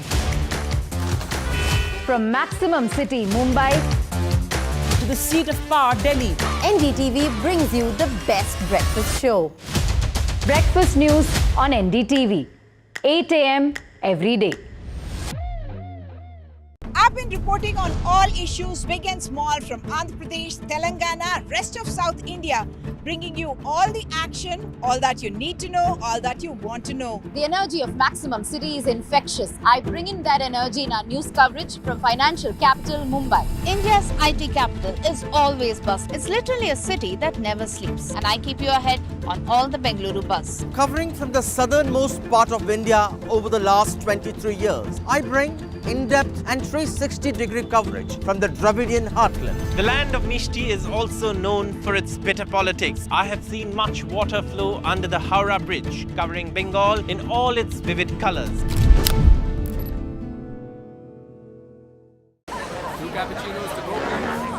I don't care for no songs and proses. I don't care for no sweet boys with roses. All I want is a touch of love. तालियों के साथ हम स्वागत करेंगे आदरणीय मोदी जी का। छत्रपति शिवाजी महाराज की। Corruption first, आमचा अजेंडा आहे नेशन फर्स्ट. घोषणा आणि जनतेचे पैसे लुटणं. कट कमिशन आणि करप्शनला आमच्याकडे थारा नाही. त्यांचा परिवारवाद आमचा महाराष्ट्रवाद. महाराष्ट्रामध्ये 1,75,000 जागा रिक्त आहेत. मग का भरत नाही? राज्याची जनतेच्या घमाच्या पैशाची तिजोरी लुटण्यासाठी हे सरकार आहे. पूर्वीच्या सरकारच्या काळामध्ये निधी देताना त्यांना असं वाटायचं की त्यांच्याच खिशातले पैसे चालले. शेतकऱ्यांना मोफत वीज देण्याचं काम आपल्या सरकारने सुरू केलं. In a world of shifting power dynamics, India stands tall as a global force. Join us at the NDTV World Summit 2024, where Prime Minister Narendra Modi will Good evening. Welcome to Left, Right and Centre. I'm Vishnu. Show on the program tonight. India firmly rejects Canadian Prime Minister Justin Trudeau's allegations at a deposition in Ottawa linking Indian agents to the murder of Hardeep Singh Nijjar, a Sikh separatist in Canada. The External Affairs Ministry has labelled Trudeau's statements as having no evidence, accusing him of damaging bilateral ties for political gain. India maintains that Canada has not provided concrete proof to back up its serious claims, thus escalating the diplomatic tension.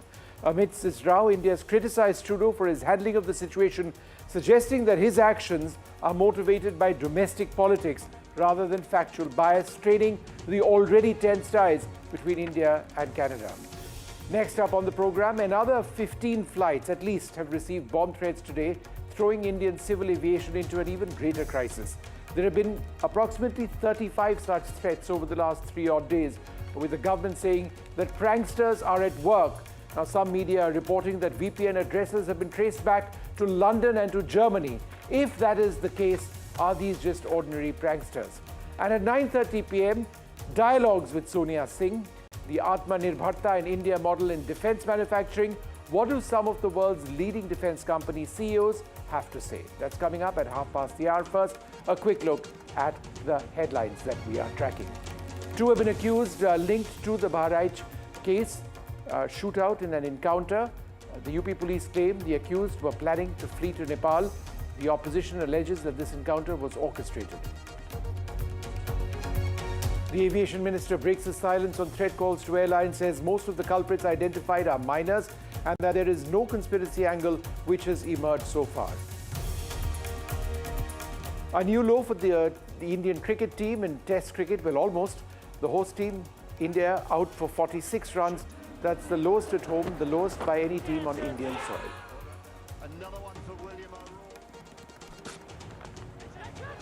But let's quickly move on now to our big story, and that story has to do with the situation in Canada and India, the relationship between the two countries in a terrible situation, with New Delhi making it clear once again that the allegations made by the Canadian Prime Minister Justin Trudeau, this time at a deposition, are simply not accurate, and that Canada has not provided evidence to India at all. To continue to work behind the scenes to try and get India to cooperate with us. And at that point, it was primarily intelligence, not hard evidentiary proof. As far as the allegations are concerned, PM Trudeau's own admission yesterday would indicate the value. As regards our stance on the allegations, we will naturally reject false imputations against our diplomats. There's a clear pattern to smear India for reasons best known to them. India rebutting Canadian Prime Minister Justin Trudeau's admission that Canada has no hard evidential proof to support allegations linking Indian government agents to the killing of Khalistani terrorist Hardeep Singh Nijjar last year.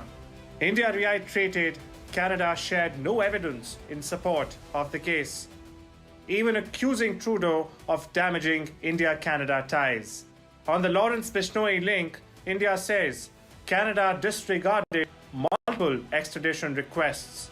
There are 26 extradition requests pending with the Canadian side. We have shared security-related information with the Canadian government regarding gang members, including those of Lawrence-Bishnoi gang, and requested them to arrest them. So far, no action has been taken by the Canadian side on our request. The Ministry of External Affairs says that from the very beginning, the Canadian approach has been to make vague accusations and put the burden of denial on India. Earlier, India decided to withdraw its High Commissioner in Canada, Sanjay Kumar Verma, after Ottawa linked him and other Indian diplomats to the Nijjar case. However, Canada alleges that it was they who asked the 6 diplomats, including the High Commissioner, to leave the country.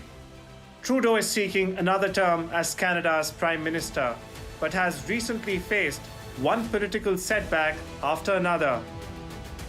He has repeatedly been seen standing shoulder to shoulder with extremists and separatists attending Khalistan rallies, terming all this as free speech. He has also lost support of his key ally Jagmeet Singh, and on Tuesday, a Liberal MP publicly called for his resignation. There's a growing number of Liberal MPs that remain frustrated with Trudeau's leadership and lack of strategy in countering Conservative leader Pierre Poilievre. Latest to join ranks among condemned Trudeau's stand on the Nijjar killing is MP Chandra Arya from Trudeau's own party. We know that extremism and terrorism don't recognize and are not limited to national borders. On Canadian Khalistani violent extremism, as Canadians, we expect our federal government and its agencies to collaborate with other affected countries to protect our citizens. The persistence of Canadian Khalistani extremism is rooted in the political patronage these extremists enjoy. Sikhs in Canada form the 4th largest ethnic group, and there is a notable faction that supports the Khalistani movement, making it politically significant for Trudeau to engage with this community. But it seems Trudeau's K card isn't playing out to plan. Bureau Report for NDTV. Well, joining us now, one of India's finest diplomats, Ambassador Gautam Bambawale, who's been tracking all of these developments very, very closely. Ambassador, do you believe that Canada has provided India with enough evidence to back their assertions that India was somehow responsible for the death of Nijjar? Vishnu, I think the answer to your very valid question has been provided by Prime Minister Justin Trudeau of Canada himself, when very recently he said that the initial allegations last September made by him in the Parliament of Canada were without any evidence or any evidentiary proof which is required to prove these claims and allegations. So I think the answer lies there. Why he did it is a totally different question. But I think what is even more important for you and the viewers to understand is that it is India which has for many, many years, and definitely over the past few years, been asking Canada to clamp down on these gangsters, on these separatists who are targeting India from Canadian soil.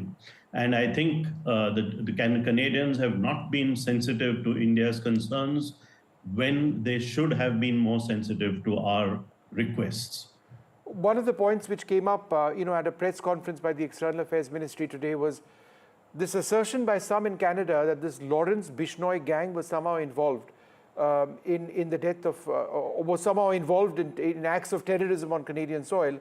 And the point that India has made is that, in fact, members of that same Lawrence-Bishnoi gang are people in Canada who are roaming around freely, who we want back in our country. which sort of raises the larger point that we've got approximately 26 extradition requests, and the Canadians have not obliged. They've not accepted them. Absolutely. I mean, we have been telling them and talking to them about various gangsters whom the Canadians have given visas to enter their own country and who are roaming freely on Canadian soil. They're making all kinds of allegations about Indian sovereignty, Indian territorial integrity, and I think they're making all kinds of claims in Canada in themselves. So I think it is in not only India's interest, but it is in Canada's interest too, to clamp down on these kind of terrorists and gangsters. How does this contrast, Ambassador, with the way the US is looking at the situation? Because, you know, they've issued a statement in the last 24 hours where they say that they're satisfied with the Indian response in dealing with similar but unrelated allegations. Look, the way I look at it, Vishnu, is that the Canadians, particularly the Canadian Prime Minister, rushed to his own parliament to talk about this in an open manner and make it public. On the other hand, the Americans have taken to this issue and have handled this issue with much more gravitas, with much more maturity. And that is what you would expect from countries across the world. There is no way that we will not be able to sit across the table and discuss some of these issues with any other country. But in the case of Canada, by rushing to the public discourse and making everything public right at the start, I think Prime Minister Trudeau, Justin Trudeau, has sort of closed the door on such kind of discussions between India and Canada. It is now what I like to describe as an open tu-tu me-me between our two countries. And that is, for any diplomat, it's not a great situation to be in. Ambassador, there was, I don't know if you can call it a silver lining, but mentioned by the External Affairs Ministry and by leaders in Canada also that the economic relationship between the two sides is important. You know, I mean, there is investment by Canadian industry in India, in our markets, I believe. Then, of course, there is the largest cohort of Indian students who study, of international students in Canada who happen to be Indian, and, of course, the people-to-people relations, Indo-Canadians with family members back here. So there is that very strong basis of this relationship. Now, we can't do away with that, and I would suggest it's no one's contention that we should, right? No, absolutely. There are many positives in the India-Canada relationship, Vishnu.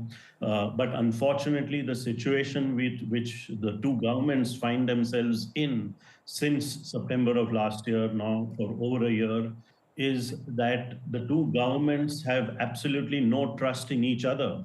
And that was one of the reasons cited by the government of India for pulling out not only our High Commissioner, but also a few other diplomats from Canada, that they did not believe that our diplomats stationed in Canada would get the adequate security and protection that are required for diplomats to be in.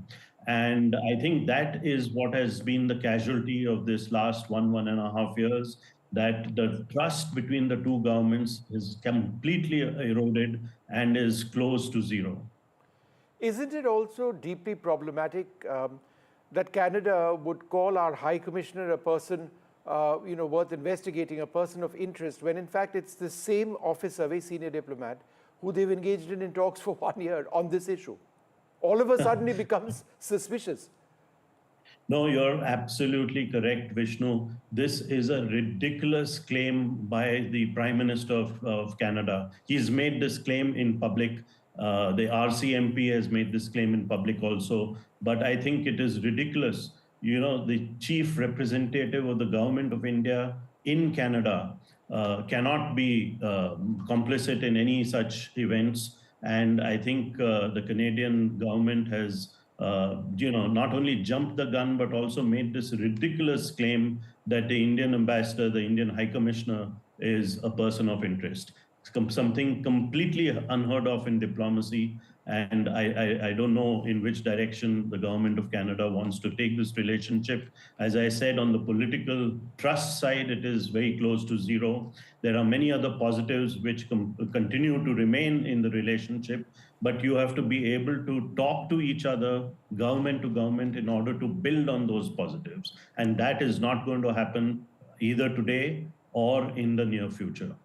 And a final question, how is this deeply tied essentially to the politics of Justin Trudeau himself? That's an allegation made by Delhi, that there are Khalistani sympathizers in his cabinet and that he himself is a Khalistani sympathizer. Look, I don't want to comment too much on the diplomatic, and I don't want to comment too much on the, the Canadian aspects of all this. I don't know what has pushed Prime Minister Trudeau to say all this in public, not just yesterday and day before yesterday, but for many months now. But there is very little doubt that he should have also factored in the impact of what he has been doing without providing any evidence at all. And that is, I'm quoting him himself. I'm quoting the Prime Minister of Canada, who said that he made these allegations without any evidentiary proof. And he should have factored in the impact it would have had on bilateral India-Canada relations. They have had a negative impact, and that is why we find ourselves in the situation we are in today. What's the way out, Ambassador? Look, there is a way out. Is there? The first thing we have to do is we have to be more mature about it, particularly on the Canadian side. We have to talk about this with each other between low levels of the government at first and then bring it up to a higher level. But it has to be done quietly behind closed doors. The way the US and India have handled a similar kind of situation is an example. But I don't know if the current government of Canada wants to do it in that way. That is what diplomacy is all about. That is the diplomatic way forward. But the Canadians seem to have shunned that in their relations with India, which is absolutely surprising and deeply disappointing. But there is a way forward, which is to build trust little by little, and then get the relationship back onto the rails. Whether we can do it, this particular government of Canada, I am not 100% sure. But if there is a change in government, then we can start that process with any new government which follows from a general election in Canada. All right, Ambassador Gautam Bambawale, thank you very much, sir, for being with us. We're going to move on now to another story of huge international concern, certainly of concern over here in India. There have been 15 more hoax flights, hoax calls on board Indian Airlines today, affecting Air India, Vistara, Indigo, and Air India itself. Air India Express, Vistara, and Indigo. This raises the total number of hoax calls to being in the range of approximately 36, 37 over the last 3 odd days. Now, the government, for their part, say that this has to do with pranksters, but the fact that VPN addresses are being tracked, according to some media reports, in Germany and the United Kingdom seems to indicate this could be far more serious than what some are suggesting. But for whatever it is, this is what the Minister of Civil Aviation had to say. We are ensuring that these kind of fake bomb threats don't happen in the future, and any change in rules or change in legislation we are thoroughly pursuing from our department also, so that it becomes a strict barrier for people who are trying to do these kind of prank things. We can't comment anything like a conspiracy. We are talking to everyone. We are talking to the airlines. We are talking to security agencies. Sanjay Lazar has been tracking this with me for the last couple of days. He joins me now. Sanjay, does this appear to be pranksters at work? Good evening, Vishnu. Thank you for having me. And, I'm just amazed that our minister continues to say these things, because it's pretty obvious that, I've said this yesterday, I think, on your show and earlier, civil aviation is not just about social media and appearing on TV. There's so much more serious stuff in this. And yes, we caught a juvenile who had done 3 or 4 of these. But now we're talking numbers in the 28, 30, 35. It's not a joke. And I was quite certain that, if not a conspiracy, there is a concerted effort to make us look like a banana nation. There is obviously people, the internet is so sophisticated today. I can be sitting in Kalba Devi and shooting off threats from bouncing them off from Germany to Tokyo to Russia, coming back to the US or Canada, and then bringing them to India. So you need an agency that can track this. Now, when you look at the US in comparison, post 9/11, Vishnu, they amended their rules. Anything to do with an aircraft, cyber terrorism, or aviation threats, bombs at airports, or became a pure terrorism, and the FBI became a federal crime. The FBI took it over, and they had powers with Homeland Security and MISA to look into all these things. We don't have that. We need the Ministry of Home Affairs, the Department of IT, the Ministry of External Affairs, the MOCA, of course, Ministry of Civil Aviation, to have a concerted effort with a unified team, because you've got multiplicity of agencies here, and we can't be treating this so lightly. We're still talking about this is not a conspiracy or that is not, and then, as you rightly say, some people are talking about VPNs in UK, VPNs in Germany, and I've heard South Africa. So there are a lot of international VPNs involved. Now you need an agency that can track this down, and then you need somebody who can penalize them. You can't have one Sahar police station, one Chennai airport police station, one Delhi airport. Let it go to the CBI or the NIA or somebody like that, because you've got, you yourself have shown on your channel, I've seen, Singapore fighter jets going up. There was a fighter jet today. Today as well, yes. On that flight into Heathrow. Yeah, Heathrow. So we've seen that everywhere. And airports around the world put our planes into isolation. It's a huge problem for passengers. They don't get their luggage back on time. And look at the fear psychosis. It's being portrayed now that Indian aviation is unsafe for passengers.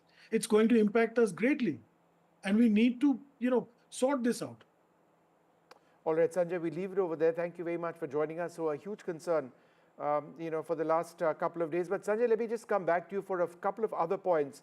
What do you believe is, is the way ahead for our airlines? There's not very much that they can actually do at this stage. They can only engage the government to a point. The government isn't really sharing very much information with them. There is a financial loss that they're going through each and every flight that this takes place. What can our airlines do? Well, Vishnu, I only believe that, I've said this and tweeted this earlier. I think, airlines have to reinvent themselves a little bit and ensure pre-departure screening is, almost at bomb threat levels. That's one of the things. Passengers have to be sensitized to the fact that this is now become almost a national calamity, because you're getting, 3-4 every afternoon, every evening. So over the last 4 days, you've almost hit 40, and that's incredible. That's the other thing. I mean, here there's a case here for the airlines to approach the government and say, let's help me recover this money, and therefore the government must have in place a procedure where it recovers it as and when they catch these guys. These are a lot of things that we need to do. And other than that, I can't see the airlines being able to do too much, because, the SOPs, international SOPs say the moment the pilot in command gets the information, he must divert, land immediately, and then isolate and sanitize the aircraft and do a bomb check. So that's a thorough SOP. So that's all we can do.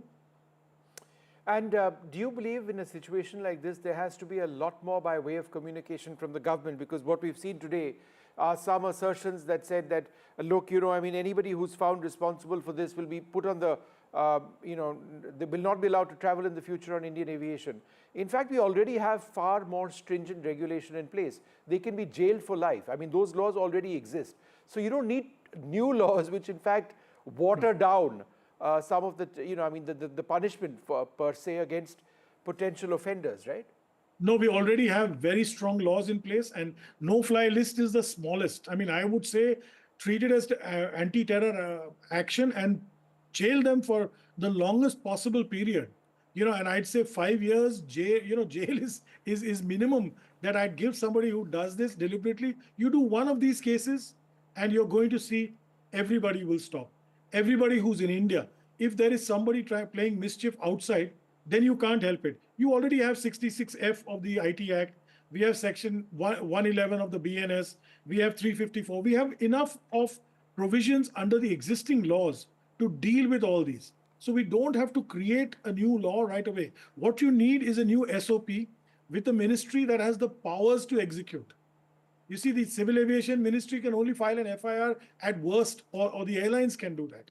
But if you had the Ministry of Home Affairs, they could, engage everybody else and make this work, instantly. So I think we need to get a little more serious, a lot more serious rather, and get this focused going. I also believe that the ministry must engage with the stakeholders, which are the airports, which are the airlines, at least for the next week or 2 weeks, or on a daily basis, literally. No, because absolutely. communication is the key, whether from a government or the airlines. We leave it over here, Sanjay, because at this stage, both of us are searching for answers. And if there are foreign agencies who are helping us in this, that would be welcome. If this threat is international, then the way it's being reported and the reality of the story is something which is very different. Thanks very much for being with us. From a low in Indian aviation to a low in Indian cricket, I'm afraid the news isn't very good today, is it? India, the most powerful cricketing nation in the world. Well, we witnessed a new low in Test cricket today, as in the India-New Zealand Test match. We were shot out for 46 runs. 46 runs in a Test match first innings, the lowest at home, the lowest by any team on Indian soil. Denied the wish to bat on a moist pitch, the Kiwi bowlers were all over the Indian batters right from the word go. Their bowling deadly and accurate. Rohit Sharma done in by the trickery of Tim Southee. Virat Kohli did the daring to move up to number 3 in the absence of Gill. Debutant Will O'Rourke claimed him.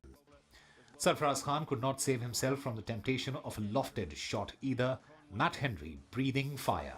Kiwi debutant O'Rourke claimed 4 for 22. While it was Matt Henry who did the ultimate damage, exposing India's vulnerabilities as he grabbed 5 for 15. India put on a pedestrian batting show and was shot out for 46, their lowest at home and the lowest by any team in India. Kiwis in reply showed patience and application. Devon Conway scored 91. Worst for India as Rishabh Pant left the field with a likely injury. And after skittling India for just 46, the Kiwis ended the day at 183 with a lead of 134 runs. India left with a mountain to climb. Well, it's time now for us to take a short break. Up after that, a very special program, Dialogue with Sonia Singh, as we take a look at the future of the India-US defense relationship with top CEOs from American defense firms. That's up next.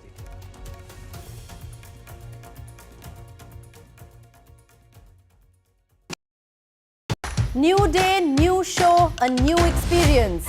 Start your day with the news, not views. Hello, Moto. Motorola Edge 50 Pro, world's first AI-powered pro-grade camera.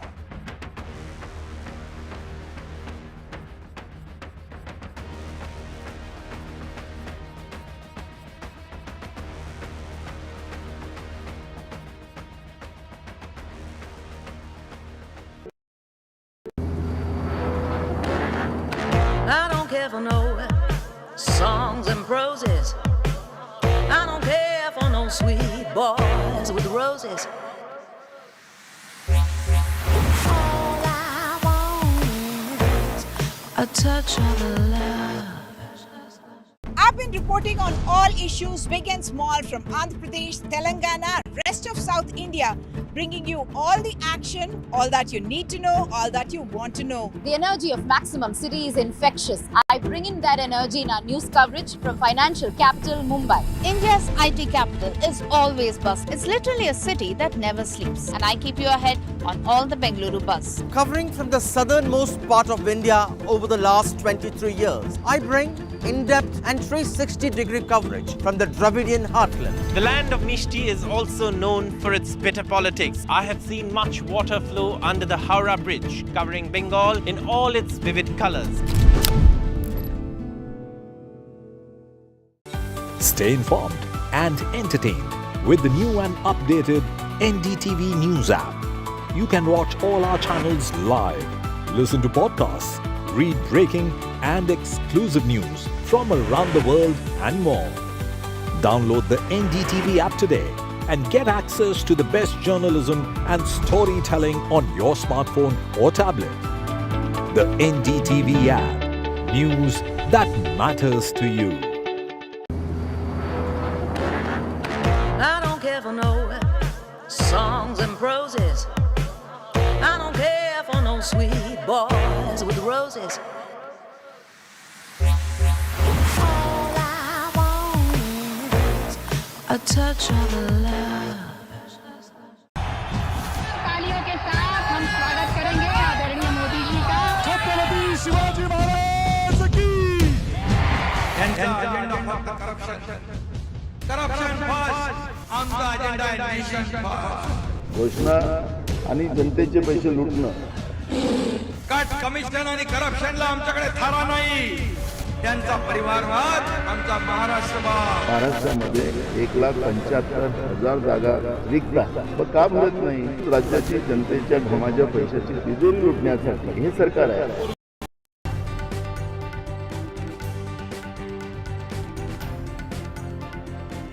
Special dialogue on the India-US defense partnership and how crucial it is to actually establish a secure future. Let me start with you, Mr. Blair. You just heard Mr. Kumar speak, make the point that India is open to doing business with US defense companies. And I think what's been really crucial, which we've seen in the last years, is how the top leadership of both countries, now this is at the level of Prime Minister Modi, President Biden, the defense minister making his first visit as a new cabinet minister to the US, and key agreements being signed, the reference to the SOSA agreement. What do you think, as we see this relationship really accelerate and go into top gear, what are the top 3 things you'd like to see happen, and how would you respond to Mr. Kumar's invitation? Well, I'd like to first start and, recognize the tremendous progress with these foundational agreements. We could not collaborate in terms of bringing our best technologies and the collaboration, transfer of technology, co-production, co-development in India without the accomplishments over the last 8 years. I think you have to start with what's the foundation we have. I was with Vivek Lal here in 2006 when the first defense offset policy was being implemented. And we as US companies had to find a way to position for major procurements, a fighter competition at the time. And at Lockheed Martin, we established a joint venture with Tata, too, actually.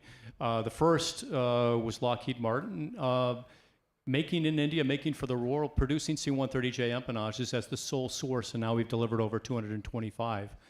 That was a catalyst for the private sector defense ecosystem. Sikorsky did as well on S-92 helicopter cabins. And, we did that out of opportunity, not offset obligation, as everyone thinks. It was out of opportunity. So I have to take us back to, an earlier foundation that was set that allowed us to sit here today and look at the vast increase in production in India and for the world. Mm-hmm. And now to where we're, I think in India, the 50% of our defense exports are going to the US. And so that's allowed us now to be in a position. So to answer your question, what do we need to do going forward? We need to take it to the next level. Mm-hmm. We have to take it up to the platform level. And when we look at a platform, we bring the platform and our tier 1 partners. Mm-hmm. And that brings a level of transfer technology like the GE engine, which is foundational and transformational. And we see that opportunity, whether it's fighter aircraft, transport aircraft, or helicopters, building on the foundation of subsystems and taking it to a full delivered platform for India, for the world. Mm-hmm. And Dr. Lal, I'd like to bring you in here because you've actually seen that journey, of course, based in the US, and we've gone really 360 degrees. It's amazing to see how far we've come from a time when there was, technology sanctions and blocks, and to the kind of accelerated cooperation. And the building blocks of the whole India-US defense relationship have actually been completely reshaped. Now, we've had that major drone deal, which was cleared at the time Prime Minister Modi was in the US. It's now through Congress. How much do you think deals like this and this mega deal really, you got Sea Guardian drones, Sky Guardian drones,